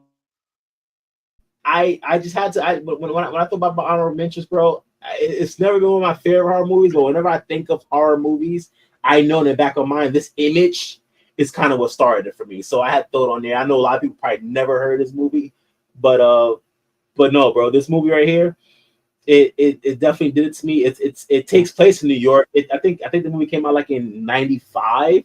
So and it's the main character are kids. So it's from a perspective of kids of that era. It's kind of dated, but for me, in New York City, which the movie is filmed in, it kind of hit all the notes I needed. It had the New York slang, New York kids. For the first time in my life, I'm like, yo, this actually is more relatable than any other horror movie I've ever seen in my life because it's about a New York kid. It's about this kid who's like he craves attention because both his parents are like workaholics, so he don't have any attention, any siblings. So he kind of became like this pathological liar. And he'll tell these fantastical stories about life to make people invested in him and like him. But one day he actually runs into a group of vampires on a train, and yeah, he tried to tell that story, and it was kind of like the boy who cried wolf. That was the first message right there. Don't go telling lies, because you tell lies, when you tell the truth, no one will believe you type of deal. That was the first message. And then I don't know, man. It's just this movie was freaking awesome. I think I might have seen this before. Yeah, it plays more like a I want to say, what was that movie? The Vampire Apprentice or Vampire? It's kind of like Vampire's Assistant. Yeah, it's kind of like one of the movies where the head vampire, who is the most menacing one, takes a liking to this boy, and he doesn't want to hurt him. He needs the boy's help to get him out of the situation he's in. Yeah. But while he's trying to get that to happen, all the other vampires that he's with are trying to kill the boy. So he's kind of like trying to protect the boy, but also trying to get the boy to convince him to do what he wants. While the other, like it's a lot of different things going on in the movie, but all in all, it is an amazing movie for adolescents. If you wanted like a good beginner movie for your kids to get into, they can watch it. It's not too crazy, not too scary. But even though I say it's not too scary of a movie, the vampires, the effects, the makeup, the demeanor they had was on point. That's what vampires look like to me. Just feral, menacing, scary. Monsters. They look like monsters. It was a great movie. So, just to ask this, because again, Omari, you said that this is a good introductory film. What do you think about what Kaitsilius says? He said, "I'm 43. Is it worth the watch?" Did you cut out? You just cut out. You said it's a great introductory film, then you cut out. I'm sorry. So, good. He said that is it worth the watch? That Kaitsilius says he's 43 years old. Is this worth a watch for him? So I'll be honest with you. For example, when it comes to video games, right? There are some video games that I to this day think are the GOATs, like Metal Gear Solid Part 1, Sonic games, Sega game. There's certain games that I think are still one of the best games of all time right now, but I can't bring myself to go back and play them because the graphics are so outdated that I can't get myself immersed in it. And that's what I'll say about this movie. This movie is from 1995. It looked and it was made to be a TV film. When I rewatched this film 2 days ago, the only copy I could find was one of those SD HVS standard copies that aren't even widescreen. The special, everything looked dated. If you can sit through that and just enjoy the movie, I will recommend it. But if the fact that it's outdated, if the fact that it's campy and cheesy, if you're someone who didn't like Goosebumps and Are You Afraid of Dark shows growing up, I probably would say no. But on the other hand, if you do have kids on that younger age and they show interest in wanting to like movies like what you like, horror movies, or if you had a kid, if you have a kid, so you want to show them this side of movies and horror, and you don't mind that, I would say this would be the best movie to start a kid on. That's what I would say. But would I recommend it to a 43-year-old? Yes and no. Yes and no. In a weird way, yes or no. So I would say, would you look at it like this perspective? Like, hey, you're bored on a Saturday night, or Saturday afternoon. You just got home from the gym, or you got done doing some like whatever like errands in it, and you got nothing else to watch. You know what's funny? You know what I would recommend this? I would recommend this to anybody for a good Saturday morning or afternoon watch who misses Saturday morning cartoons. Anybody who grew up on Saturday morning cartoons or Saturday morning like kid shows, like the show that if you ever wake up early on a Saturday, like it's 8 o'clock, and you think to yourself, "Damn, I wish I had some like old school cereal, a bowl of cereal, some cartoons, or old school kid show like Goosebumps." Some cold pizza. Halloween morning, I would say, put this on, right, to get you in the mood for Halloween festivities. Put it on there, but it's a kid movie, So this can be streamed actually. There is a streaming service known as Zumo, XUMO, called Zumo Play. This is actually something that's actually sponsored through Spectrum, but anybody can go to the website and actually view movies and actually have it for free. So you could actually stream this on Zumo. I will say this though. In case anyone's interested. Some fun fact about this movie. Wes Craven did have a hand in this movie. He was a producer on this movie. And I believe the writers of this movie were the same writers he got for Scream, or that made Scream. So the people who did Scream were part of this movie. Wes Craven was part of this movie. I think the producer of The Hills Have Eyes was part of this movie. So this movie had a lot of competent people in the background making it. It just was directed towards kids in general. Like it was supposed to be like kids afternoon show type thing. And apparently Russ Craven was in here as counselor. He was in there for a brief second. He plays the main characters like doctor, like a psychiatrist. He didn't really, again, the movie is basically around this kind of privileged kid who mom and dad both got money, but he don't ever see them. So he's allowed to like there's a scene where he's about to go visit his mom, and he thinks his mom was about to spend time with him, but she get a phone call. She got to go to work, so she gives him like $50 for pizza in the 90s. What kid get left $50 pizza in the 90s? And guess what he does? Okay, thanks, mom. Takes the money, leaves. She says, get a pizza and a cab back to your dad's house. Okay, takes the money. First thing he does, jumps on the subway, runs to vampires. So it's one of those kind of movies where it's like the kid had a doctor. Wes Craven was a doctor. It was a good movie. It was relatable for me because from New York, it does tap into the history of railroads in New York, actually. So that is a movie about the railroad system. So that was kind of interesting from that perspective.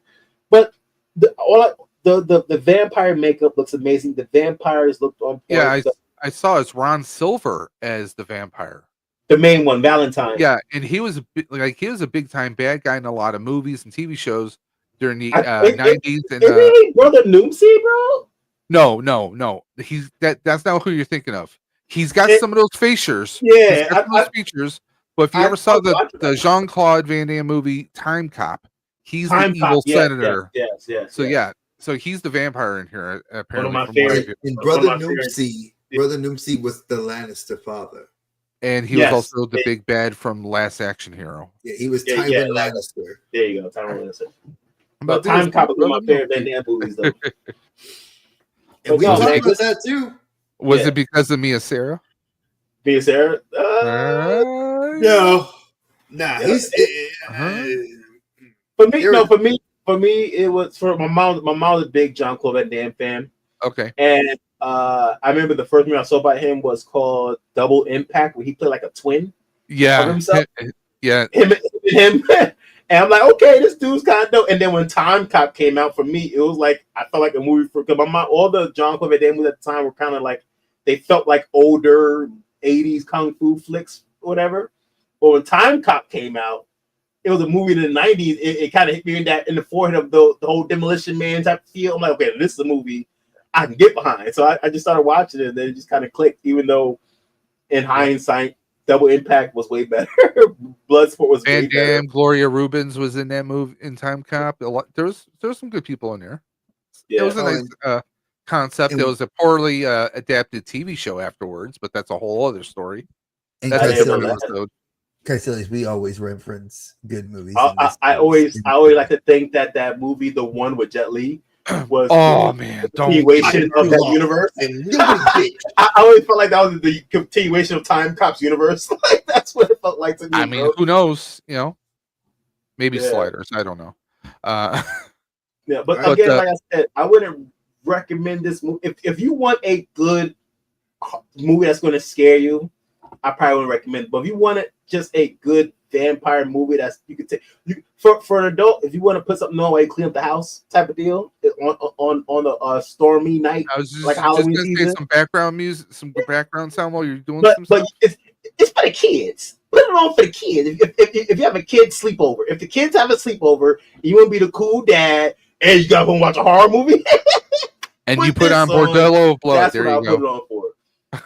That's what I'll put this on. Hello, he fucking goes hard.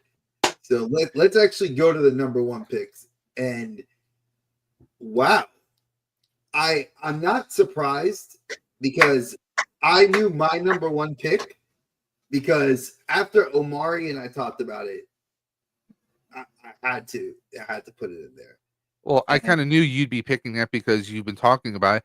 I am holding off watching it actually until my wife.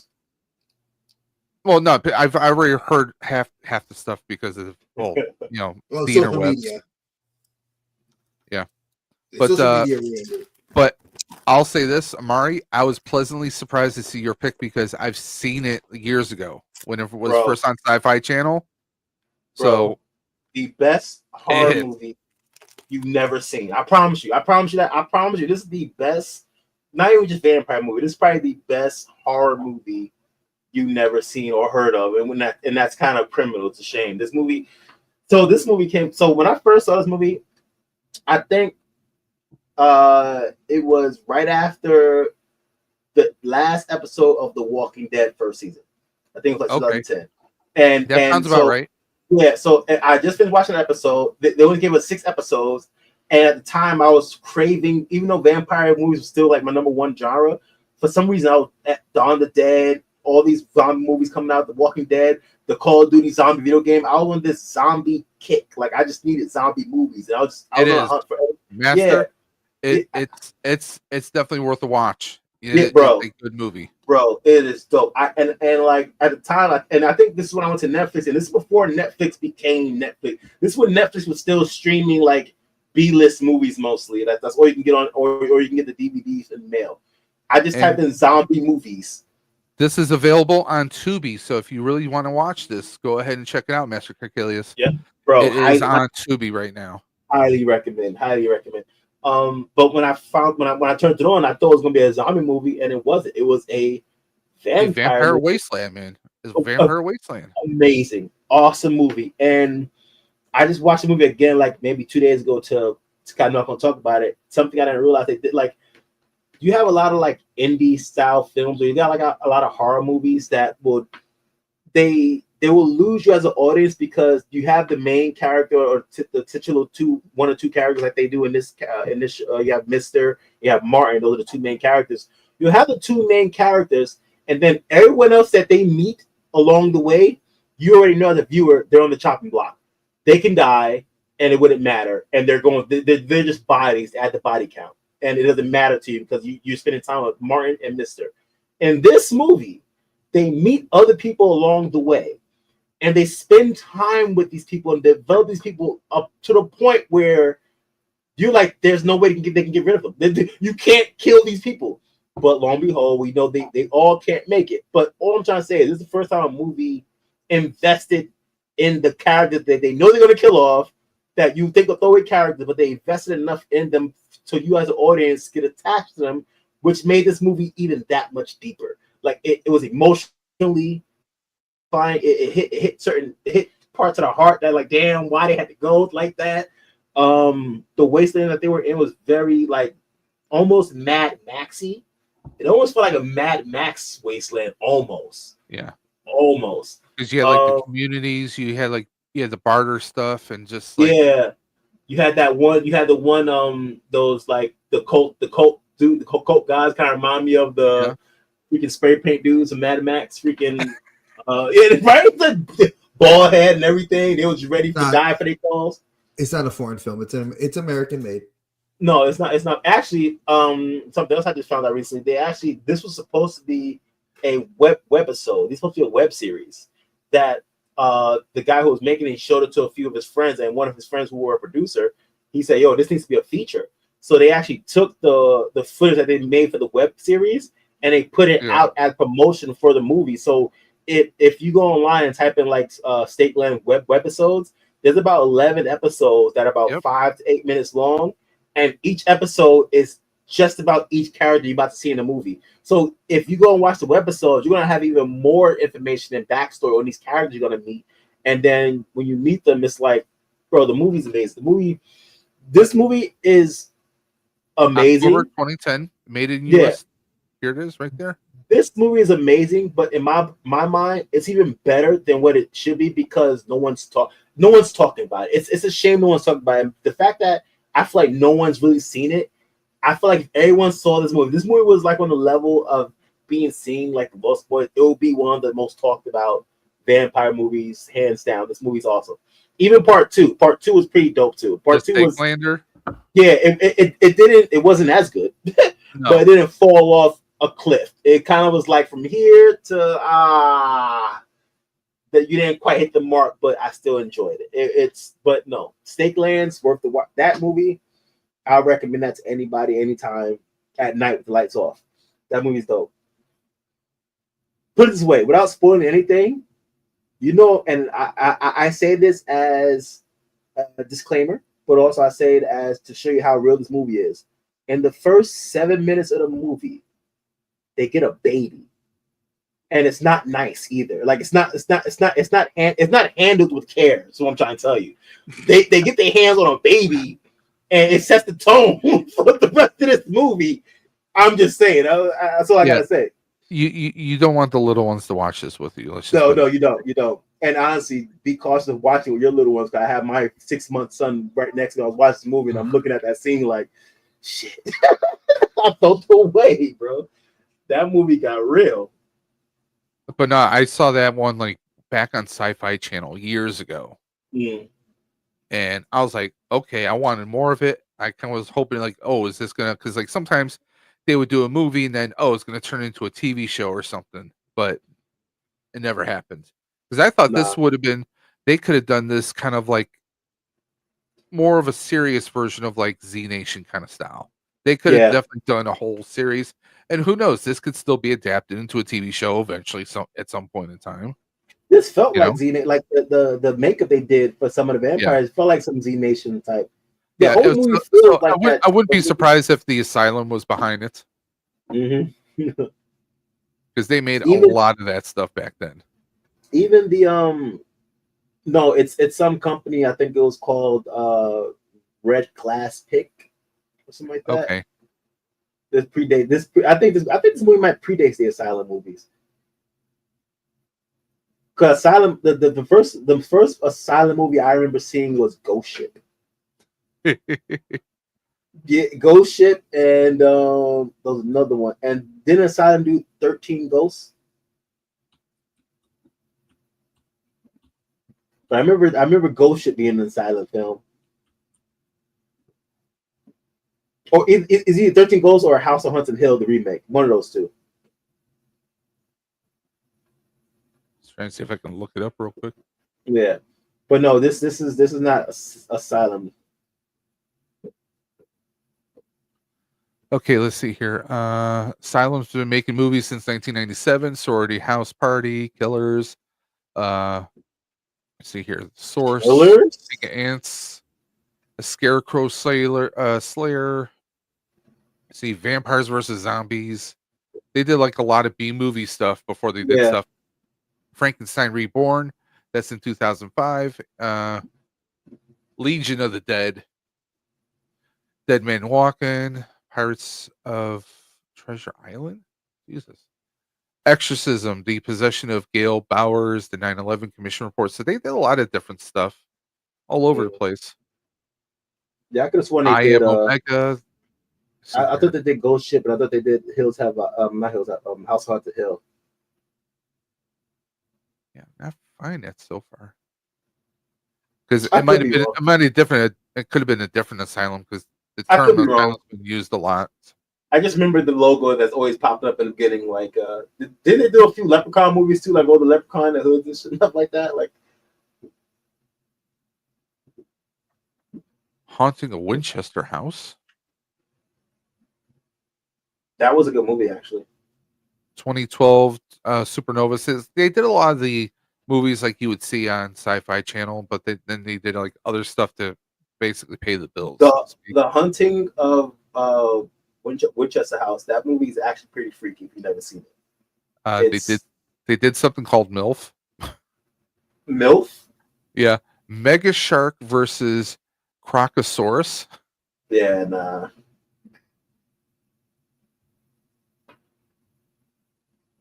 And a lot of stuff I'm looking here is, yeah. But Steak Land, highly recommend it. I recommend Steak Land. I might even recommend it before. I definitely recommend Steak Land before I recommend 30 Days of Night. Sorry. I have my reasons for it. You know what's funny? I would admit that 30 Days of Night is probably a more exciting movie. Like, because once that movie goes, it goes. Like, the intensity of that movie and what they're going through, it's kind of reminds me like that movie, The Crazy. It's like, because it's one night. It's based in one night. And we reviewed that too. We reviewed the remake of Crazy. Yeah, The Crazy is dope. But like, since Omari brought up, he can't get behind 30 Days a Night. I can't get behind vampires, bro. I get because you're not a fan of that particular version of Vampire, but yeah, I love it because of the concept that they are they're in a situation where there is 30 days of night. Okay, they are surrounded by there's nowhere to hide really. But you only see one night. Nowhere to go. I know. It only took place in that one night. Yeah, it would have been dope if they had the whole dirt. Like if they would have had the whole 20 days. No, it didn't. It went on for days. Like it went on for like 2 or 3 days. I think I want to say. Yeah, I thought it happened like in one night. I felt like the moment the town left. Well, that's because it's perpetual darkness. That's why. Mm. But it definitely is that dissolution of time. Yeah, I don't remember it being a different day or like I don't remember them sleeping. Even the master agrees with us. They ended up going to the roof of that one house and they slept in I remember they slept in the attic. Yeah, in the attic. Yeah, and that was like one of the days that and they were up in the attic for a few days because then they were like, oh look, and then you see the vampires crawling on the roofs like spiders. Okay, yeah, I gotta watch that part. I mean, like. I thought they were in the attic because I think one of them didn't one of them get like really hurt, like a leg injury or something like that. I thought they was just like resting in the attic or something like that. No, that was at the end of the film where they were the guy's leg got trapped in the compactor, and like he couldn't get out, and he was like gnawing at his leg like a wolf, and they were like, oh, he's like a wild animal, like he can't get away, and they were like showing how like animalistic and feral he became because like even if you looked at his eyes, he had no soul. Like he's already a creature that has no soul, but like he lacked this humanism anymore. I don't know. Well, I mean, I get where you're coming from, Omari, but I like how there's nowhere to hide. There's no way to really defend themselves for the most part. And I mean, this is what I mean, because like you said, you weren't crazy about how they were, as you put it, shark teeth. We get the black eyes. I mean, I liked it because we have vampires that have their own language, and for the most part, that's all they're speaking or grunting, basically. So there is that. But I mean, the fact that you go to Alaska, we've never seen a freaking vampire movie in Alaska when there is that perpetual darkness. So that was something very new, very different for me. The sequels, not so much, but definitely this one. I mean, this is definitely something that was completely different twist on it. There were some low points, and of course, you get the bickering between those townsfolk who are trying to survive because everyone thinks that they know better than everyone else. So you get your atypical bickering, like you'd see in any movie, whether it's horror or not. But I mean, for me, I like the concept of that, and I thought that the guy who played the lead vampire, who actually plays Louis Stryker in X-Men Origins.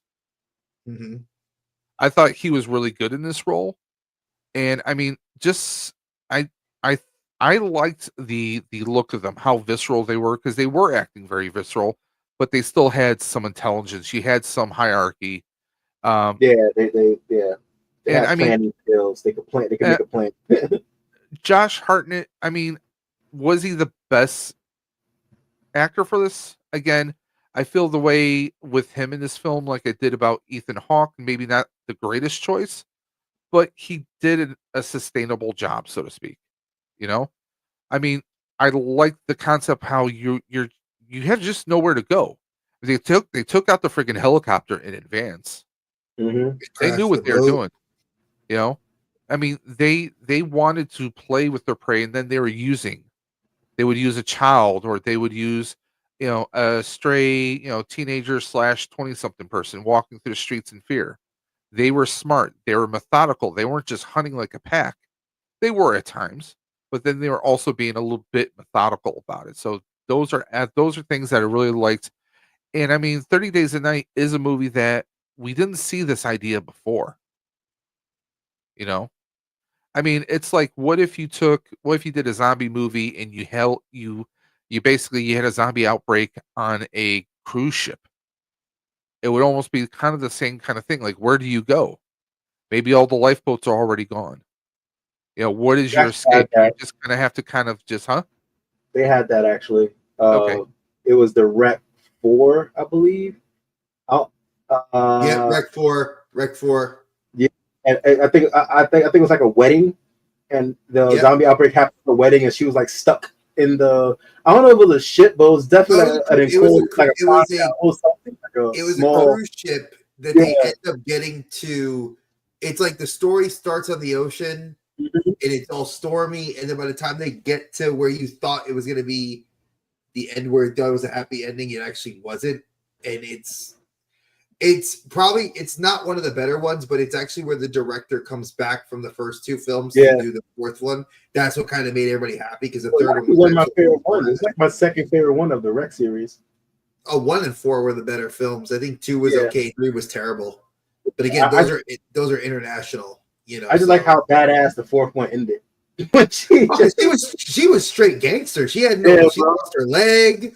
She was like, I'm gonna walk without like my leg, and then I'm gonna have like no foot, and I'm gonna do what I gotta do with my wedding dress, and still like it's a fire movie. If you're into Spanish language horror films, the Rec series is probably one of the best you're gonna get. Guillermo del Toro stuff is really good too, which we've discussed that 2 years ago when we talked about his films like Il Orfanato, the Devil's not the Devil's Rejects, but the Devil's Own, I think it was called, where like it was children that like it's a ghost story. He did a couple other films. Guillermo is huge on that stuff. So it's about the Devil's Bath, I think it's called. the Devil's Backbone. Backbone, yeah. Thank you. I knew it was something with the devil. I just couldn't figure it out. It was the Devil's Backbone. And yeah, Quarantine was like the really bad US version of Rec. It was what Rec could be if you. It's the Timu version, as the folks like to call it. The I like Wish the first version. Quarantine though. I didn't mind the first Quarantine. It was The a second good one was found. It was a good found footage, but it's no Rec. Yeah, but I'm presuming that I get to lead off and finish off this with probably The hottest movie right now? I'm gonna say it is by far the year so far. I've literally I will put this, if this doesn't get nominated for an Oscar, I would be surprised. I won't. No, I will be surprised. Coogler has outdone himself in this movie. I absolutely, from the score to the cast to the scenery to the lore to the world building. I mean, even if you're not a fan of vampires at all, the fact that he pulls from lore that's Native American, lore that's West African, lore that's tied back to the ride of the Demeter, you know, it nods it ticks so many boxes for me. Like, I watched the film twice. Obviously, the first time I watched it, it was with just kind of blind eyes. I just wanted to go in and watch it and see it for what it was. And it's fantastic. Like, I was floored, glued to my screen, would not walk away. It's even somewhat a musical, somewhat. Yeah, exactly. Then you get to and this is where I get mad at social media. Social media ruined a lot of this movie's hype for me because everybody was posting the hot scenes that you needed to like really care about. Now, granted, you watch the film, there is so much more. That's why I'm like, yeah, you could see like one or two scenes that people have like all made memes about and shorts and TikToks about, and they're funny, but it pays an homage to the lore of vampires. And it pays an homage to hoodoo, voodoo, Creole, Native American culture. And why do I say it like that? If you guys remember a little while ago, when we talked about Blade, a lot of people don't know this about me. I actually, in grad school, a little over a decade ago, I actually wrote a thesis paper on the occult religions of the Caribbean. So I actually got to because in my family as being Puerto Rican, and I'm actually tied to West African roots in my own family from my dad's side of the family in Nigeria and everything else. And we got to kind of experience what brujeria, santeria is, which is like white magic, black magic for those that don't know it. And the voodoo, hoodoo, and where it ties into the Native African culture, what we aptly call slave culture here in the U.S. And I say that for anybody that watches the show outside of the United States that doesn't really know that culture. This film really shines a light on what it is to be in Jim Crow era, Southern America, in the Al Capone era of the U.S. And for those that don't know history, I'm a historian. It's what I have my degrees in. It's what I've studied and what I've taught. This film was like, holy crap, this is like the best of the best. Like, you're giving me real deal story from and it sounds really bad when I'm about to say this, the non-white perspective. I wanted to see it because whenever we see Mississippi Burning, Midnight in the Garden of Good and Evil, we always see it through the lens of the antagonist being a black character, a Southern black character. We never see the story through the lens of an innocent black character that has no desire to really, doesn't know where he fits in. And that's the true story. And I had to watch it a second time to understand it. That's how deep this movie goes. People are like, oh man, this movie's not, no. When you see the layers it goes through, and really, everybody thinks Michael B. Jordan's the main character. The dude's on the screen. He's a co-executive. He's a co-producer and a co-director. He actually had money staked on this film. He helped invest in the Coogler's thing. I've done all the due diligence and research for this film. And yeah, it's all that. But he's not the main character. And that is what I loved. Is that we're kind of throwing curveballs in watching this film. And when you go see this film, you'll be very surprised. There's a lot of culturalisms that I knew, but were really actually it educates you. A lot of people think that, oh, well, white women and white men in the South never really interrelated with people of color, Asian, Spanish, black, because it was always frowned upon. And that's true, because the Klan ran the South. like I said, Jim Crow era is always kind of coincides with the birth of the Ku Klux Klan. And there's a lot of like fear and there's a lot of judgment you could have in this film. But I think if you go in and really understand that Coogler's telling a story from the Black perspective, which is what I love. You know, I'm of mixed heritage, you know, and I always wanted a film, like films that do that. Like Spike Lee's notorious for doing it, but Spike Lee does it in your face. Coogler does it from an educational standpoint, and I like that. I like that he educates you and walks you through. Now, mind you, at the same time, there's this horrific plague of vampirism going on, but it's Jim Crow era slavery, Prohibition South, mafia, gun running, slaves dealing with how they want to make actual money versus being paid with plantation money. There's so much interplay of stories, and then really peel all those layers away, and it comes down to something that is intrinsic to me. And really, out of the three people on this panel, it would really resonate well with one of us more than the other two, and that's music. Music is power.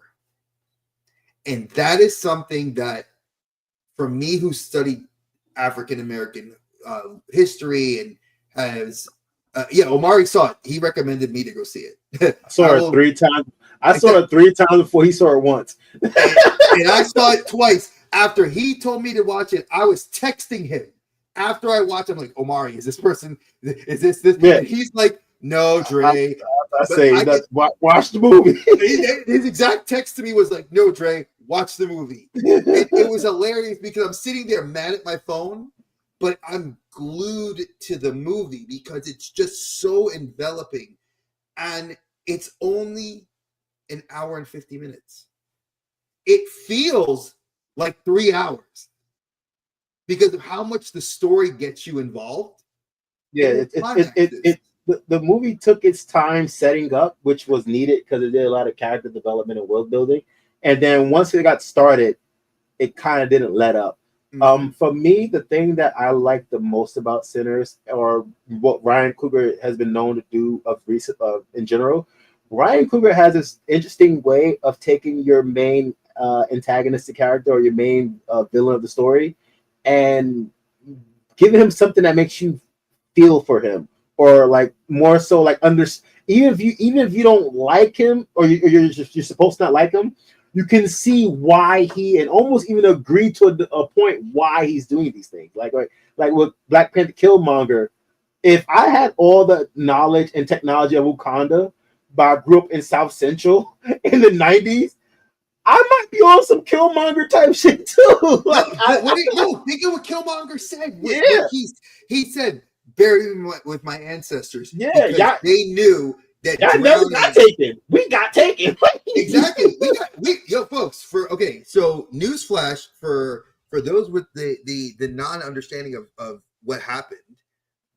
It wasn't like the Europeans that came in during the age of exploration and discovery, putting my teacher hat on right now. If you did not know, Europeans came in and stole people, paid kings and many tribal leaders what they would consider a king's ransom. That's where the name for the king's ransom came from. And they would take the best warriors and the best breeders, women, which I am never going to refer to any woman as that, because not only do I have daughters, but I have sisters, and I am just extremely mindful of that, and take them to go work in the new land. Yeah. You know what's funny? So about that whole, when it comes to like the whole concept of like history and like how the slave trade happened, all that stuff, I always tell, like, you know that movie Woman King that came out? Yes. I could not bring myself to watch that movie because the true historical fact of those tribes the tribes who in those times that were like super superior than other African tribes, those were the tribes that was actually cutting deals with the Europeans. And it wasn't the Europeans weren't coming onto land and kidnap people. For one, the weather, the sun was not permitting that. They would die the moment they get off those boats from the sun, the sun in general. But also they know the lay of the land. They would trade with other African tribes. They'll give them weapons, and the African tribe will give them over their prisoners, because they, even though all Africans aren't the same kind of African in the sense of like, we're all Africans, but my tribe don't like the Bloods don't like the Crips. And if the Europeans come and the Bloods are by the water and they go, hey, what's up, Blood? You got anything for me? I got some Crips. I just got over. I'm holding over here for you. Give me some weapons. I give you these Crips. You can do what you want. And that's kind of how it came out to be. So that whole Woman King movie, if you look up the tribe that movie was based off of, it was one of the predominant tribe that was actually handing off slaves to the Europeans for weapons. There's actually even a picture of the actual tribe standing there with rifles, just standing there with proud, in their like, full tribal regalia, yeah. And then like, they have a British rifle. Just so perspective. Now I will say this, and this is where I'm going to flip the movie on its script. Omari is correct that the villain, there is a moment where you feel, and I'm not, and I can't say anything because Dave hasn't seen the film. Can I say one word? Can I just say one word? No. All I want to do is listen to some music. All I want to hear is some music. It's all about brotherhood. That's all I'm going to say. That's all I'm going to say, because Omari gets it. For anybody that's watched the film, if you get the idea of that, obviously I changed my tone and my accent, was to depict that the other character was very slick and mindful. He reminded me a lot of Claw, Ulysses Claw from Black Panther, where he knew what he had to do to manipulate either side to get what he wanted. But then it's like when you hear the story later on, it makes you take pause, because you're like, really? But then what about the Native Americans? Like, them MFers left, and I'm still mad at them. Even though there's a lot deeper story that like Coogler didn't tell. But there's a lot. Yeah. There's a lot. There could be a spin-off there. Dave. There's a spin-off that could be there. So again, and I will state this for anybody that does not know, because social media sucks, they have stated that Coogler was like, oh, Coogler Studios gonna do a whole Sinners universe. There's like 6 films, 3 spin-offs, Sinners 2, and Sinners Modern Day. And I would say I want that one. I want we can't say anything until Dave watches the film. I'm gonna leave it what I'm gonna say is that's not true, because Coogler himself has said in several interviews, as has Michael B. Jordan, there currently no plans, regardless that this movie has already made 4 times its budget, and is now the highest grossing film to outdo a Disney film in the same weekend it was released, and is still number 1 in the box office, except for Lilo and Stitch took its place this last week. But Mission Impossible didn't even do that. Just perspective. Just so you guys understand that this film was, for the last 5 weeks, number 1. Thunderbolts is great, but Thunderbolts was not number 1. About this movie is going back to the concept of really like relating to the villain. Now, whenever I watch vampire movies, I've always told myself, bro, give me the opportunity. I'm choosing to become a vampire. Like an interview with vampire, he goes, I'm gonna give you the choice I never had. Please do, so I can make the right choice. That's how I always feel. And it's very easy to convince me to turn to a vampire. But that one scene, I'm not going to spoil it, but that one scene in Sinners, when he gave his whole monologue about what he was talking about. That's very true. When they're sitting on the log. When he said what he said, I almost got upset with Michael B. Jordan characters. Like, bro, what are you doing? Like, I almost don't like you no more That's how good and convincing the vampire was. Like I almost didn't like Warner Brothers anymore because he was being a fool. I would have took that deal in a heartbeat, bro.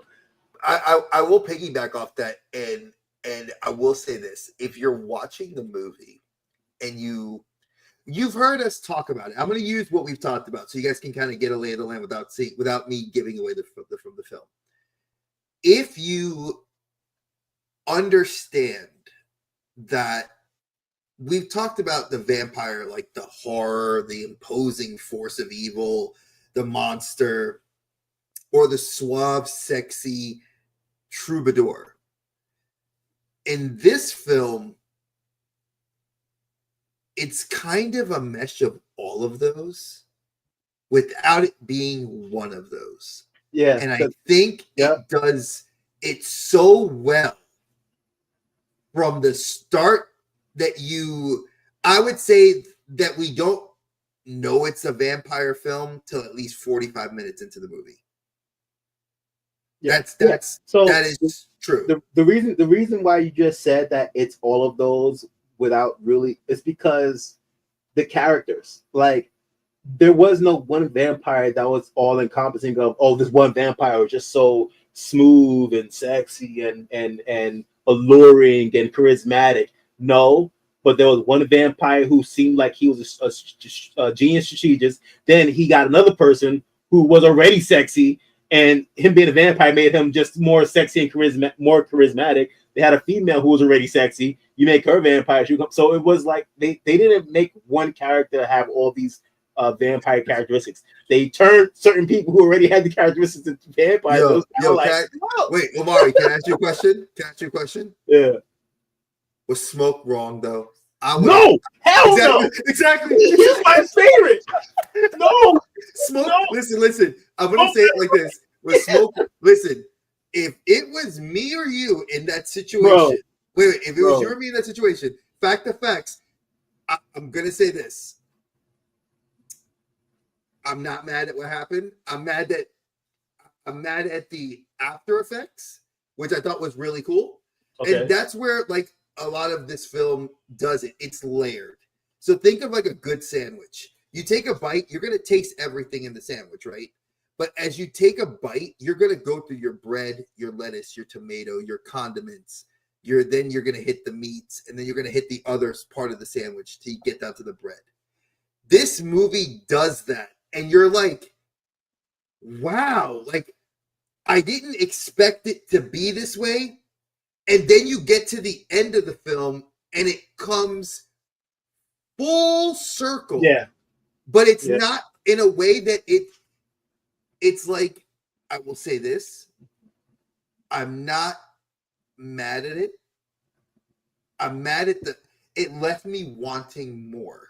And I think that's the way a movie did itself right. Now, again, it left me mad, bro. I was kind of mad in the sentence, bro. I love the movie, but I'm not, without spoiling anything, there was one line that Warner Brothers said that hit home to me immediately when he said it. And after he made that comment, I couldn't understand why the rest of the movie couldn't fall suit with how I wanted to fall suit.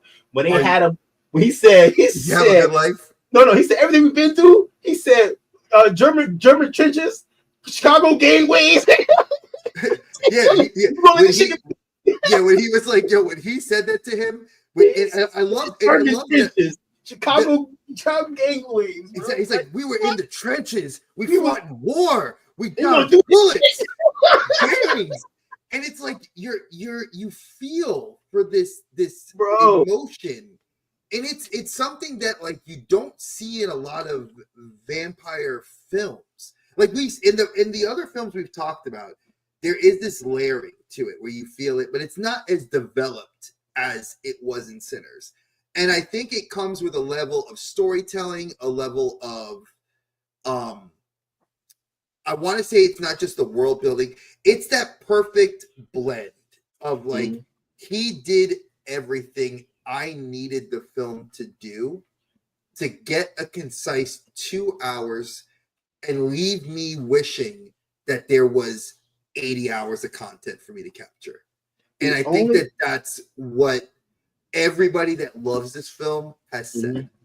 So I don't want to spoil it. I think if you guys are, if you got the $12, $14 in whatever state you live in, or if you have a $5 movie day, go see this film.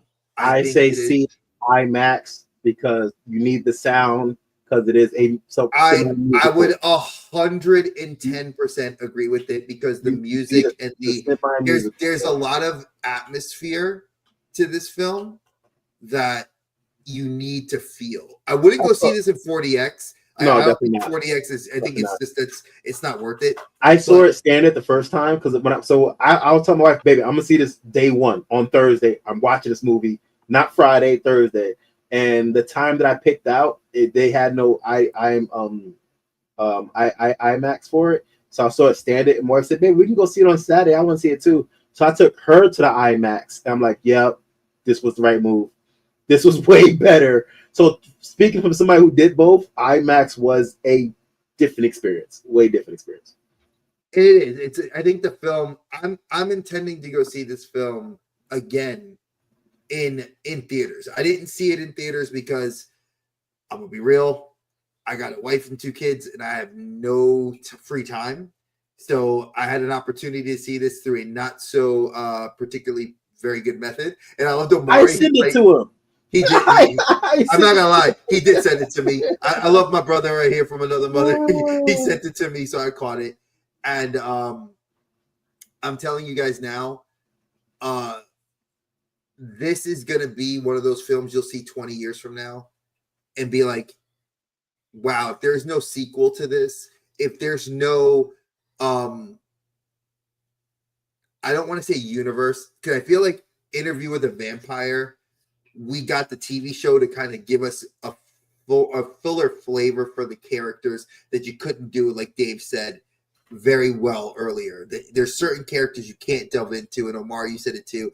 In 2 hours, you don't have enough time to go and talk about these characters. Even the TV show barely has enough time to dive into that world, even to give it the. I mean, it can dive into it to give it the respect it deserves, but it can't dive into it to give it the full depiction of what Anne Rice is trying to convey in her vampire. Although they're coming out with a new season, which is based off of the Vampire Lestat book, which is a whole different. Which is that based on a Broadway play? Well, no. So Anne Rice has a book called Vampire Chronicles. Interview the Vampire is just the first book of her whole Vampire Chronicles. And so you got Interview the Vampire, you have Vampire Lestat, you have Queen of the Dam, which is also part of that Vampire Chronicle. Like the movie Queen of the Dam is actually both the Vampire Lestat book and Queen of the Dam book together. That's why that movie's trash, because that movie was, if you thought Interview with the Vampire was a rushed movie, try to put 2 of her books in one movie. Does not work. Although, it's funny to think about this, but the Queen of the Dam movie, even though it was a inferior movie to Interview with the Vampire, as far as canon to her lore, they got more things right in that movie than they did in Interview with the Vampire. So Interview with the Vampire is a better movie. Queen of the Dam was a better movie as far as Anne Rice's vision of what these characters are. So again, I 1000%. I know Dave. And the thing is, I feel bad because I feel bad Dave doesn't get to participate in this because I've been wanting him to watch this film, but because I know Roxanne wants to watch this movie as well, he's honoring his wife, and I think that's a cool thing. I personally like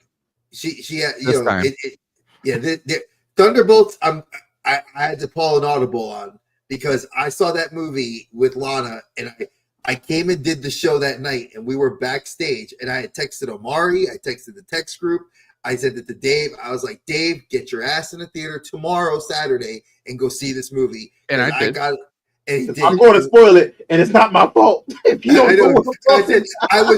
I wanted to tell him so much, and then when he told me, he texted me Saturday. He's like, Dre, and I was like, thank you. I can talk to you about this, and the deluge of ideas that I had and fan theories and stuff, just because I wanted to.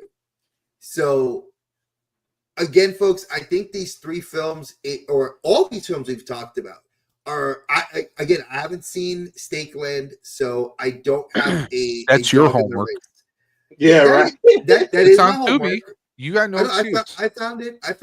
I'm in the Okay. process of trying to figure out how to get a copy to work. I did download the film.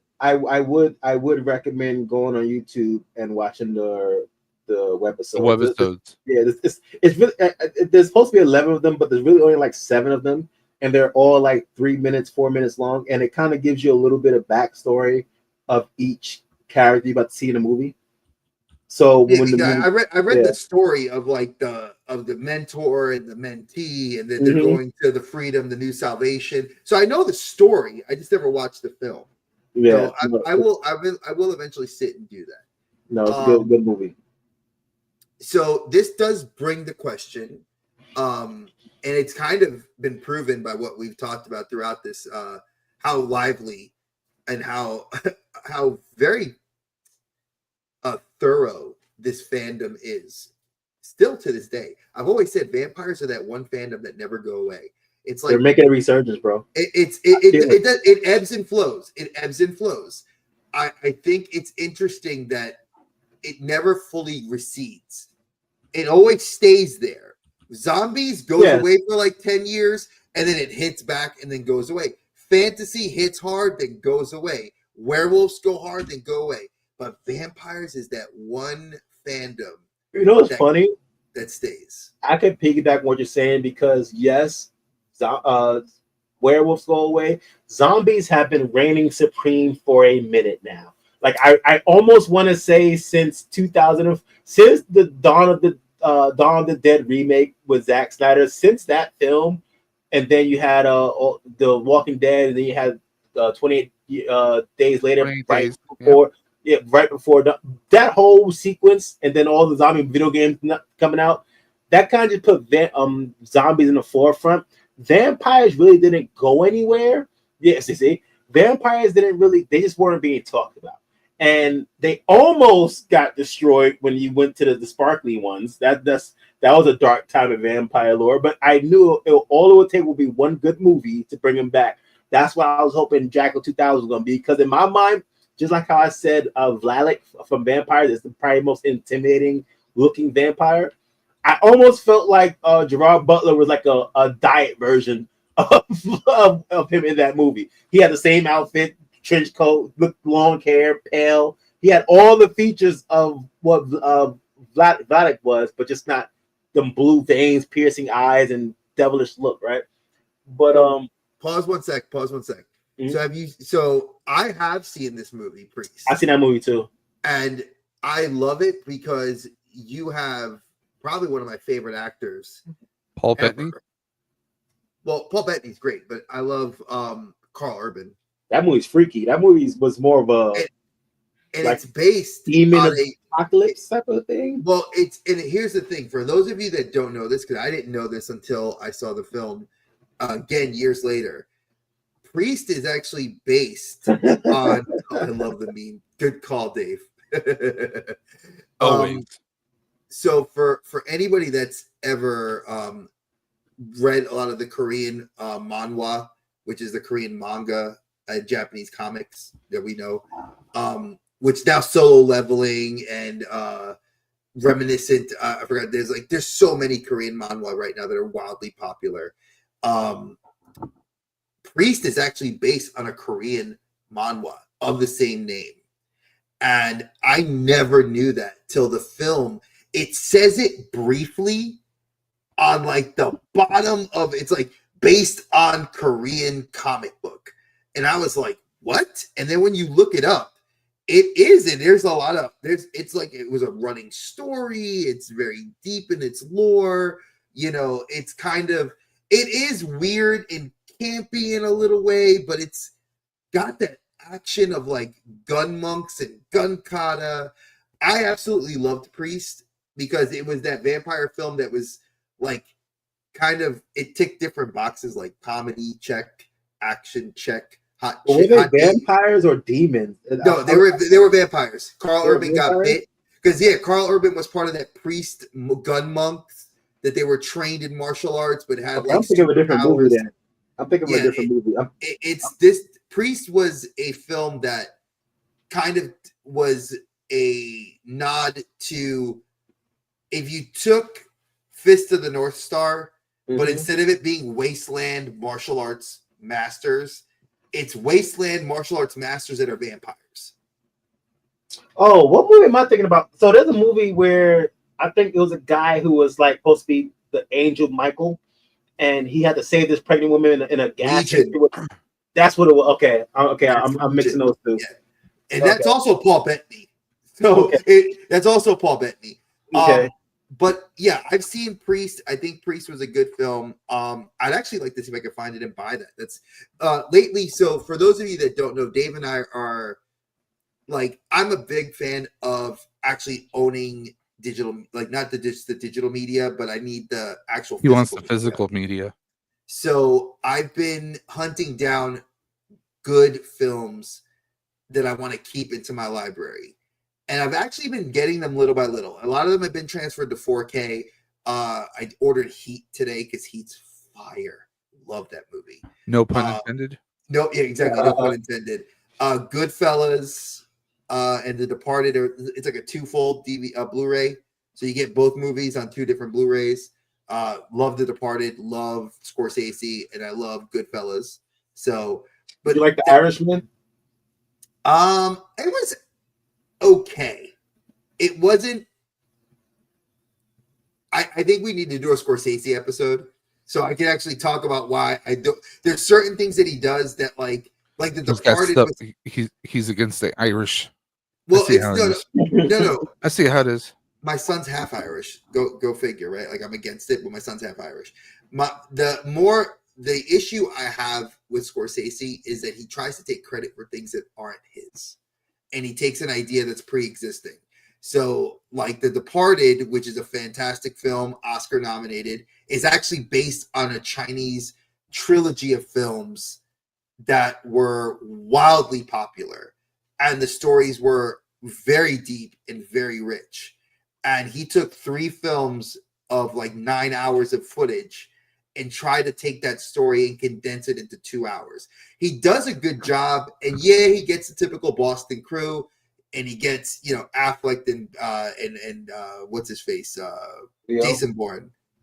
Why is Matt Damon, and he gets Vera Farmiga and obviously Leo DiCaprio, who still didn't get an Oscar nod for that, So, but again, I think that there's a lot to Scorsese that I love, and there's a lot of stuff I don't love about him. But there's a lot of directors I feel that way. Like Kurosawa's, I feel like the only one that I really love, because Kurosawa is he was in the 50s, so you really couldn't steal anything because there was nothing to be stolen, because ideas weren't copyrighted back then yet. So, and he does have the best fight, one of the best gun sequences. The one in the street. Yeah, hell yes. On the highway. That shit is classic. And the dialogue. I think the Pacino De Niro dialogue at the airport is by far one of the greatest hero, villain, antagonist, protagonist dialogues, where it's like, I'll get your ass. I'm not going to get you now. I may get you, but I'm going to get you. And it's sort of like, okay, bye. And y'all are going to peace out. But it's that mindset. And I think that's, oh my God, there's so much I could talk about it. But again, so obviously we've reached the point of the show where we want to talk about like what our guest does. Now, here's the interesting thing. Omari, you really don't do much on social media, do you? Like if you want to kind of do it, so what you want to do? I had a second career change. So the first half of my life, I was a boxer turned boxing coach, and I was training a lot of fighters. I got an opportunity to train a few celebrities, and because my platform in the fitness industry was like, I was kind of known in that fitness bubble, at least in New York, I was about to start my YouTube fitness journey. This is before fitness YouTube blew up, and before, like, I think I made my first fitness video, like, I think it was 2017. So it wasn't, this was before it was all crazy now, like saturated. But I was about to start making a fitness vlog documenting my road going back into fighting. I'm about to start fighting again. But then my wife and I moved to Japan, and we moved to Japan on a military base, and I wasn't able to freely record as I would have been able to record in the civilian world on a military base in Japan. So I couldn't bring my camera with me to the gym like I wanted to. So that kind of just stopped. So I kind of just I trained a little bit while I was there, but once we got back to the States, I just now I'm in nursing school.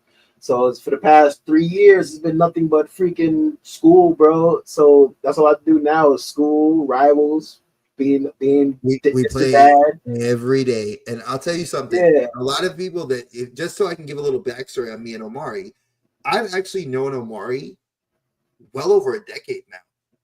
Like this, we've actually connected playing Marvel Rivals. I'm sorry, Omari.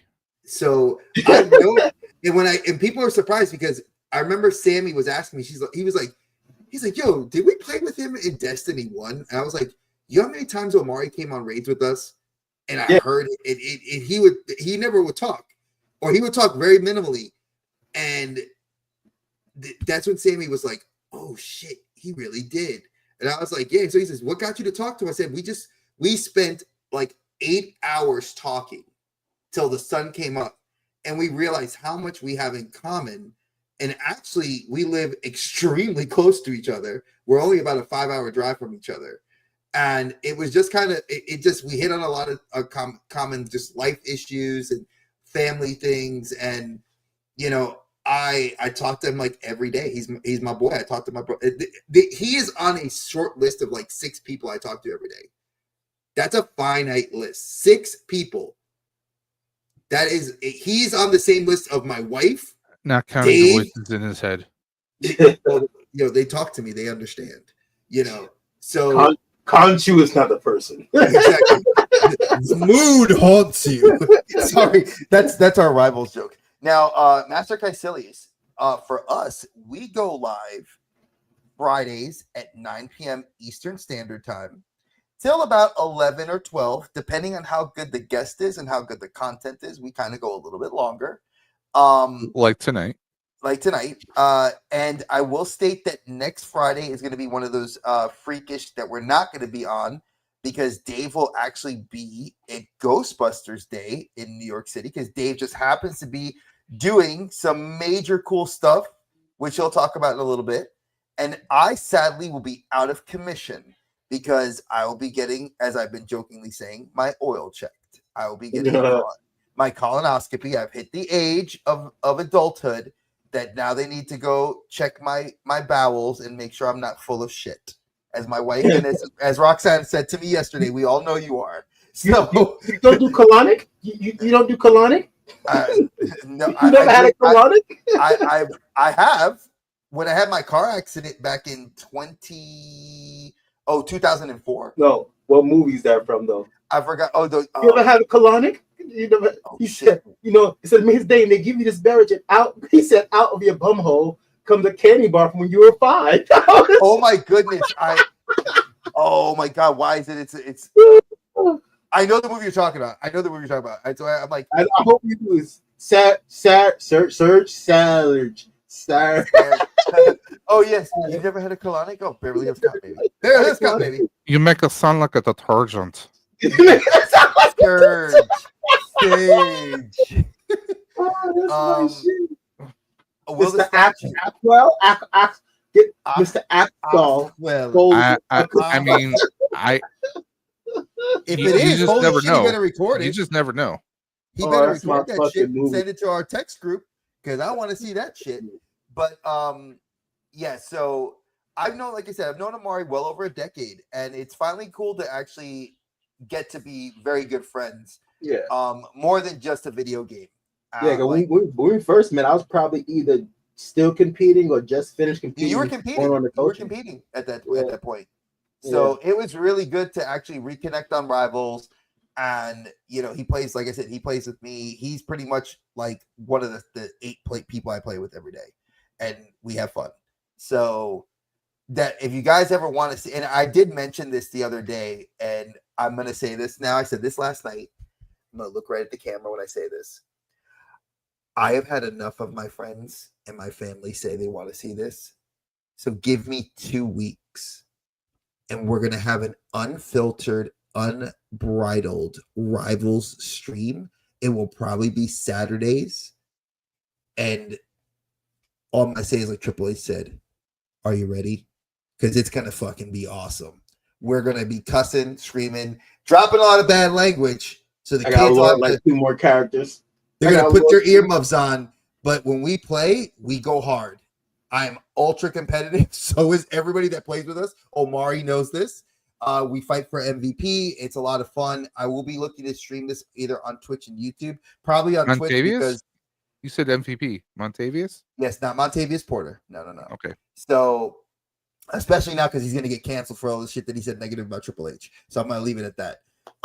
But yeah, we will be doing that, and that'll be on. I'll be setting up a Twitch channel specifically for that. So be looking to my socials to see that because it's a project I've been thinking about doing for about a year, and Rivals has kind of brought it out of me, and I love Rivals, so I think that's going to be what we do.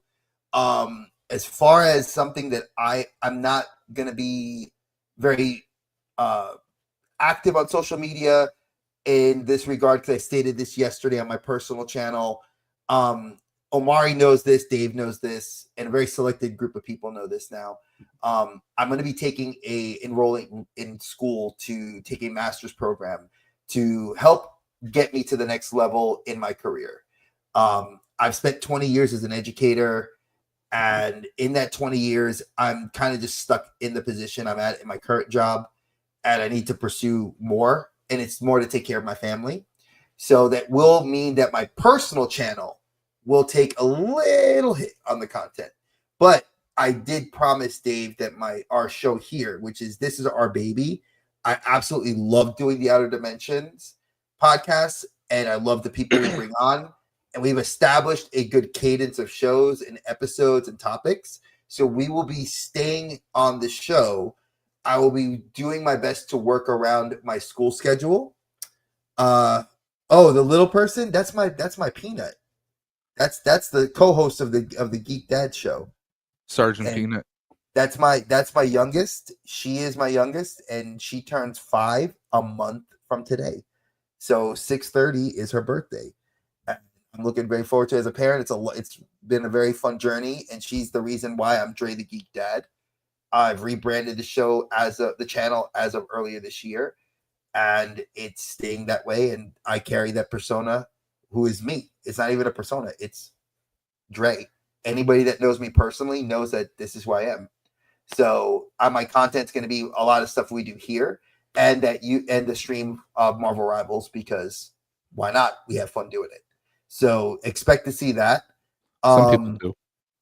You know, I know I love Dave, but he said he won't play because he loves Spider-Man as much as I do. I'm not a fan of the mechanics of the game. Sue me. Oh, and thank you, Caecilius. I have 3 beautiful kids. My son is going to be 20 this year. He's finishing up college. My teenage daughter turned 16 this December. My wife and I will have been together now 8 years this December. It's amazing to think about that we've been together. Poor woman.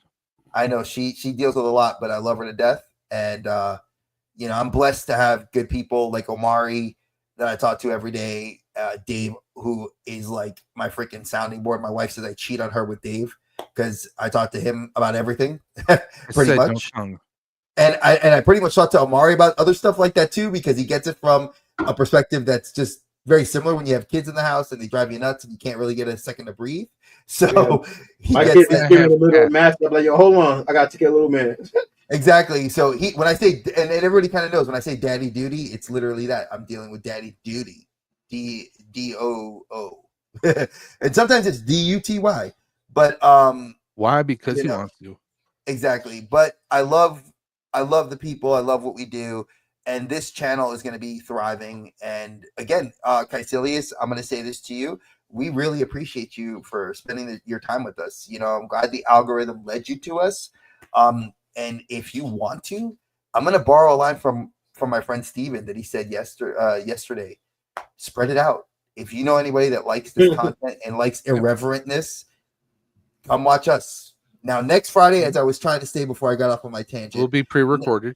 It'll be a pre-recorded episode, which will be our Sentai discussions number 3.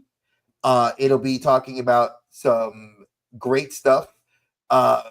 We have Brick, obviously, who comes through and does that show with us. Then the week afterwards, I will be confirming with our guests for that. I will have Curtis by Art by Ackerman. He is kind of big in the toy designing, but he is also on a podcast called Just Shelve It, and they do talk about movies and TV shows. So we'll be coming. He'll be coming on our show on the 13th. So we will be resuming on the 13th, and July 4th, I don't think we're going to be having an episode. I think it'll be another pre-record, and it might be an older pre-record because Dave and I have done some Independence Day themed movies, so we may be putting that episode up for anybody that hasn't watched it. Definitely check that out, and that's going to be the content that we kind of have going forward. The theme for Art by Ackerman is TBD because he has not really given me a whole lot to work with. So no offense, Curtis, I love you, man. I will be getting in touch with you prior to my procedure next week so we can get pen to paper. Dave, what do you have besides an amazing thing that's going to be happening on Saturday? Well, next week, Saturday, not tomorrow. But I will touch base on that in a second. For those that don't know, Dave's Dimension, the channel where chaos and insanity reigns supreme. We cover everything from tech, toys, and talk. And lately, the channel has actually been shifting more towards, my 3D prints. You can see I have proton packs behind me. I need that. Been doing some 3D printing here. Like Dre knows, I'm actually working on a new cosplay proton pack. That's a little bit mashup with a certain movie franchise that I've been in love with since I was a little kid. So yes, I will be doing a Back to the Future Ghostbusters mashup cosplay. I did one about 6 years ago, and I'm actually building this one from scratch completely. So I'm going to be doing some more videos on that. I actually just started doing some gameplay recently. Game of Thrones King's Road is a new game. We started doing that. So if you guys want to check out some gameplay, go ahead and check that out. But what Dre was alluding to is I'm actually part of a local charity cosplay group here in the Buffalo, New York area. And let me do a little show and tell so you guys can see what exactly is going on. So I'm part of the Buffalo Ghostbusters. We do an annual fundraiser at the actual Hook and Ladder 8 in New York City. The actual firehouse that's featured in Ghostbusters is a functional firehouse. And this year we're doing fundraising for the Thomas R. Elliser Fund. And each year with the FDNY and with the Hook and Ladder 8, we decide a new fundraiser, a new charity to help fundraise towards, which is usually leaning towards more of the FDNY. And this year, this is what we're doing. But we have a lot going on. We have contests, we have guests. We're going to have walking tours courtesy of the New York City Ghostbusters. So if you want to check out all the sights and sounds, all the scenes from various Ghostbuster movies, they have a walking tour going on. We have contests. We're actually going to be selling these Ladder 8 New York City license plates. So if you're a collector of license plates like I am, this is definitely something cool that you're going to want to check out. This is only going to be available starting at the firehouse. There may be online orders at a later date, but if you want all the details, you can follow the Buffalo Ghostbusters at the Buffalo Ghostbusters on Facebook and also on Instagram. And this is the Instagram page that we're actually on right now. There's we partner with Hook and Ladder 8. This is them actually doing some repainting, courtesy of a Ramblin' Nerd and Archer from the Real Nerd Busters. Caught some video here of them touching it up for Ghostbusters Day. Ghostbusters Day is usually the weekend around June 8th every year. We host it on that Saturday at the firehouse. If you want to support the fundraising, there's t-shirts on TeePublic that we have through our links. We're going to have commemorative coins. We have music guests. We had Mad Splatter. They were there last year. They're coming back this year, along with the Alessi brothers, who actually recorded the original song Saving the Day from Ghostbusters 1 soundtrack. Some aerial views. There's just a lot going on. We have special guests. Joe Cirillo, who's featured in the original movie. You know, the cop who says, "Hey, you pencil neck, don't you tell me how to do my job." That's him. He's also been in the original series Kojak with Telly Savalas. He's been in the Godfather movies. He's been in a whole slew of movies over the years. We have an auction going on for autographed posters featuring all the cast of Ghostbusters, young and old. We have those auctions going on. Again, we're going to have Mad Splatter. We're going to have a live DJ, DJ Stevo. And yes, the HasLab team from Hasbro are going to be coming down this year. We're going to have various Ecto ones at the firehouse. There's going to be actually, there's still tickets available. There is a special YHS podcast. If you're familiar with Ghostbusters or just with toy collecting, yes, have some podcasts on YouTube. They're actually hosting a party, and all the proceeds, special 100 tickets only, all the proceeds are going to go to the same foundation that we're fundraising for this year. And that's going to be that Friday night at Rodney's in New York City. So we have a lot going on. We're going to have the man himself, Jason Reitman, who appeared as a young child in Ghostbusters 2. And of course, the director and obviously screenwriter for Ghostbusters Afterlife. He co-wrote also Frozen Empire as well. He's going to be there in person, so it's great to have him there, carrying on the legacy of Ghostbusters. It's going to be an awesome time. We have a lot more surprises in store. So if you're a big Ghostbusters fan, you're going to be in New York City, not this weekend, but next weekend. This is a free event. There's no tickets. You just walk up to the firehouse. You're going to see hundreds, if not, I mean, usually it's probably about maybe 500 or 600 people there each year. You just walk up. It's going to be a big, massive party. This is a functional firehouse. Hook and Ladder 8, folks, the men and women of the firehouse, they're going to be selling their merchandise, which also goes back into the firehouse and helps fund all the various charities that they're a part of as well. They're going to have the fire truck on the street. We're going to have tons of ectos. It's just going to be a massive, massive block party that we do every year. And if you want more details, you can either go to the buffaloghostbusters.com or just follow us on Instagram at the Buffalo Ghostbusters or on Facebook at Buffalo Ghostbusters. And you can always follow us. Now, if you do come down to the event, you're lost or you need some assistance, all you got to do, you're going to look for one of us who are going to be in a black and red and yellow shirt. And it's going to have a big Buffalo Ghostbuster logo on one sleeve, which is us holding a chicken wing. And then you're going to see the Hook and Ladder 8 Ghostbuster Day symbol that you can see on these poster arts right at the bottom right there. You'll see that plastered on the back of our backs. And you just flag one of us down. We're going to help you out. It's going to be a massive event. And yes, we actually have Ghostbusters Day, the album, which is going to be featuring songs. You can only get this on physical media. It will not be available on digital. So this is a special one. This is a special limited run, I believe.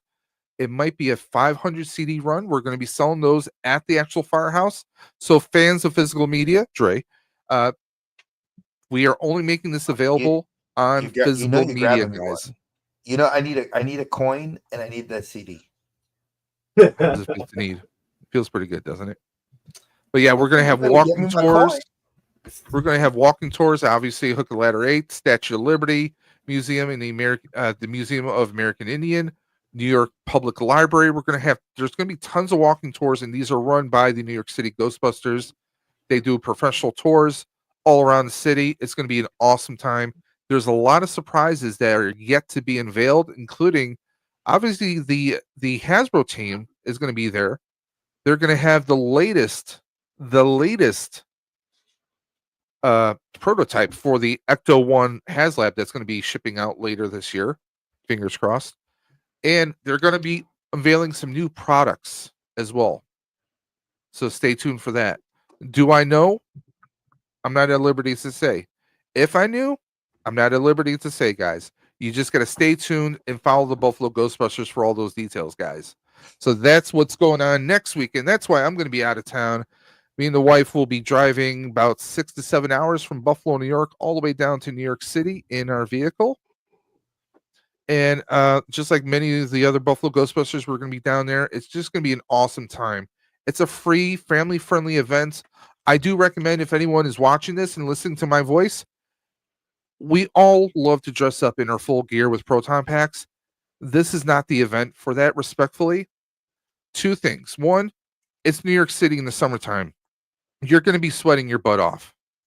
You want to wear light, comfortable clothing. You also want to stay hydrated. So you want to bring bottles of water or even little snacks in a bag so you can keep your energy up, because the heat is pounding. You're on your feet, and it's just you're in the sun actually, because the building right across from the firehouse, big massive building that's all glass. It reflects the sunlight like it's nobody business. But guys, think smart, be careful. It's just going to be a great time. Just come in light, friendly clothes, light feathery clothes, nothing that's too heavy. And bring water, stay hydrated. We're gonna have live music, we're gonna have DJs there. There's gonna be surprises.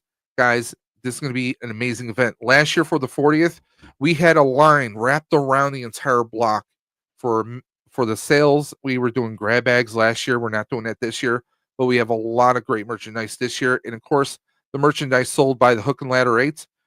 By the way, if you do come, it is cash only. Okay, it is cash only because the Hook and Ladder 8 folks, they don't have the capability to do credit cards. It's not something that can be done. But again, if you have questions or concerns, direct them to the Buffalo Ghostbusters and just go to our Facebook page or Instagram. You can message us and we will respond, guys. But that's what we have going on. And Dave's Dimension, like I said, I'm going to be doing more 3D printing videos because we have a proton pack to build. And it's going to be amazing. But that's all we have going on. Not a whole lot, folks. But Not a whole lot. But yeah, I want to take this opportunity to say thank you to Omari. Brother, it was so much fun. I think we kind of have an overwhelming response from earlier this evening that we need to get this group back together to do run this back only now with maybe TV shows, other obscure films. So plenty of vampire TV shows we can do. Anything horror, TV, even action and comedy, anything TV wise. You said anything horror like Grease? Anything horror. Grease was amazing, bro. The Hunt for Red October? What? The Hunt for Red October? The Hunt for Red October. Yeah, that movie's terrible. It was a movie, it was a novel. And it was Sean Connery with a bad Russian accent. Okay, no. You know, when you said Red October, I was thinking of that movie that came out recently, something October, the House that October built or something like that. Yeah, I know what you're talking about. That yeah, this is October Sky. This is like a mid-90s film. Yeah, it was terrible. It's when Alec Baldwin was still skinny. Wait, you mean vampires? What? You mean like in Vampires? That was his brother. That was the other one. Yeah. How many? Like 3 of them? No, there's like 4 or 5 of them. Alex and Alec and there's Steven, Alex, and I can't remember the other ones. And Ringo. No, I'm kidding. Baldwin brothers. You not be mixing up the Baldwin brothers with the Sheen brothers all the time. Okay, there is William, there is Alec, there is Steven. I be mixing them up all the time. Adam Baldwin is not an actual Baldwin of that family tree. That's funny because I always thought he was. Yeah. But that's what we have going on, guys. And of course, next week we are doing that replay. So you guys are gonna dig that. I have to edit things so we can have that all set and queued up for 9 p.m. Eastern. It will start. There will be no delays. By the way, we apologize in advance if there is not anyone responding to the chat. I will not be able to. And I will not physically feel well enough to do it. Because I will be shaking my bootay and partying down. So yeah, so this will be the first time that neither Dave nor I will actually be able to be in the chat. So just realize that we will answer comments. I will do my best once the weekend kind of passes. Maybe my Monday or Tuesday we will respond. Like a kidney stone? Oh no, please don't ever jinx that. I've passed enough in my life. I'm good. But yeah, tune in on the 13th. As I said, we have the 13th and the 20th. We do have guests. Allison will be coming back for a retro TV show like reboot. We'll be doing that. I think Thanos is going to be on that show as well. We're going to be Oh, talking about geez. some. So yeah, it's going to be a fun time to have some of the Clubhouse crew come through. The 27th, we have Travis, Mr. Wonderful of the Toy Elite crew. He will be coming through, and I think our theme is going to be wrestling themed. So expect to hear some cool, weird The whole films. Bard. I haven't figured out the exact topic yet, but it's gonna be wrestling themed since the three of us are huge wrestling fans. And then the weekend following, obviously, is July 4th. There will be no show that week. It'll probably be another pre-recorded. July 11th, we will be doing. I haven't figured out what we're doing for the 11th. And the 18th is my birthday. I will accept gifts. I will accept gifts, and Turtle wax for his head. if you want to, I'm gonna shamelessly say it. If you want to send, Lattice to me, I always like buying skins in Marvel Rivals. If you want to get us toys, like I love toys, like Marvel Legends and things like that. I'm gonna gift you a Spider-Man skin. No, I already got them all. I already got all the damn Spider. Yeah, I got all the Spider-Man ones. Even though I don't play them, I won't play them because y'all know I'm throwing. That was the point. That was the point of seeing a Spider-Man skin, so you'll never use it. Exactly. I bought them because visually they look cool, but I cannot play his character for shit. So wait till we actually play the stream. Maybe I'll throw a stream. I'll just literally throw a match, and you'll hear them all yell at me because I have flung myself off the map. I have tried to hit people and not get a single combo. I suck. Maybe someone will make an appearance and everybody can laugh at how badly this person plays. Oh, not with this group. My brother would scream your head off and you wouldn't want to play with them. Sammy is I love you, Sammy, but he can be a bit abrasive. And Omari's rolling his eyes right now because he knows. I know his brother, so I can picture that. Yeah. Okay, I'm Omari. Who would you rather play Rivals with? Me or Sammy on a semi-regular basis? I kind of already play with both. You got like I don't think I rarely ever play with you without him or vice versa. That's true. I don't think I've ever had a situation where it was just you. Or no, I've had two situations where it was just your brother and your brother-in-law. Yeah. So yeah, actually I play with them more than I play with you. So I guess I'll have to say exactly. Who would you rather play with?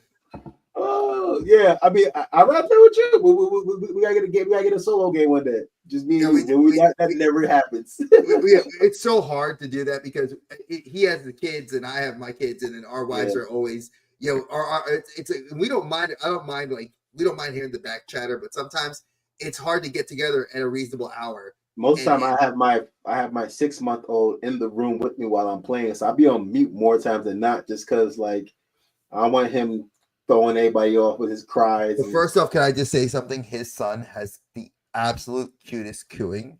So like we'll be playing and it's all will be like fuck this and shit this and fuck it up. But then we'll hear like and we're like, oh man, that's the cutest little kid sound ever, man. I'm sorry, awesome. I have that beat. But you know what's crazy? I be playing with my headphones on, and my headphones are noise cancellation.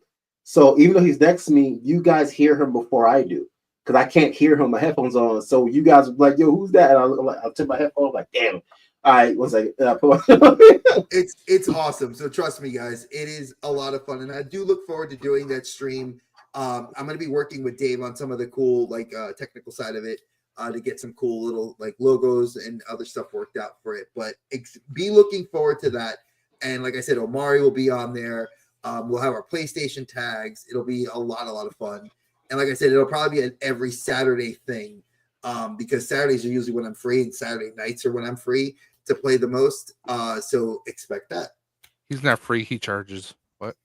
I wish. If I can make money off of that, if I can make money off of playing Rivals with my friends, do you know how awesome that would be? Shit, I'd take that all day, every day. But well, there's also the argument of copyrights.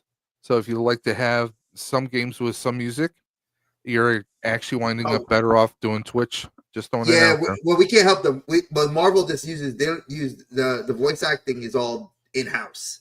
Okay. The only thing you could probably consider copyright because Spider-Man is from the actual animated Spider-Man universe from the cartoon. No, but Like- if they ever use the No, actual themes, I'm just saying. they don't use like. Well, actually, they do when you have the Captain America Infinity War skin when you get his MVP because it does the whole train sequence like dun, dun, dun, dun, dun, where he catches the spear. So Yeah. they actually do have some of that. So I guess maybe, but if it has to be more than 13 seconds, right? Before they copyright you. Who knows? YouTube's been changing things lately, but I guess That's you'll true. find out after the first stream. Well, it will. So again, guys and girls, thank you guys for coming through. Big shout out to Britterbug. I have missed seeing your stuff, and I'm glad to see that you are back amongst the living, doing stuff. Definitely check her out if you guys are looking for fun, cool stuff. Check her streams out. Check her channel out, Britterbug Gaming.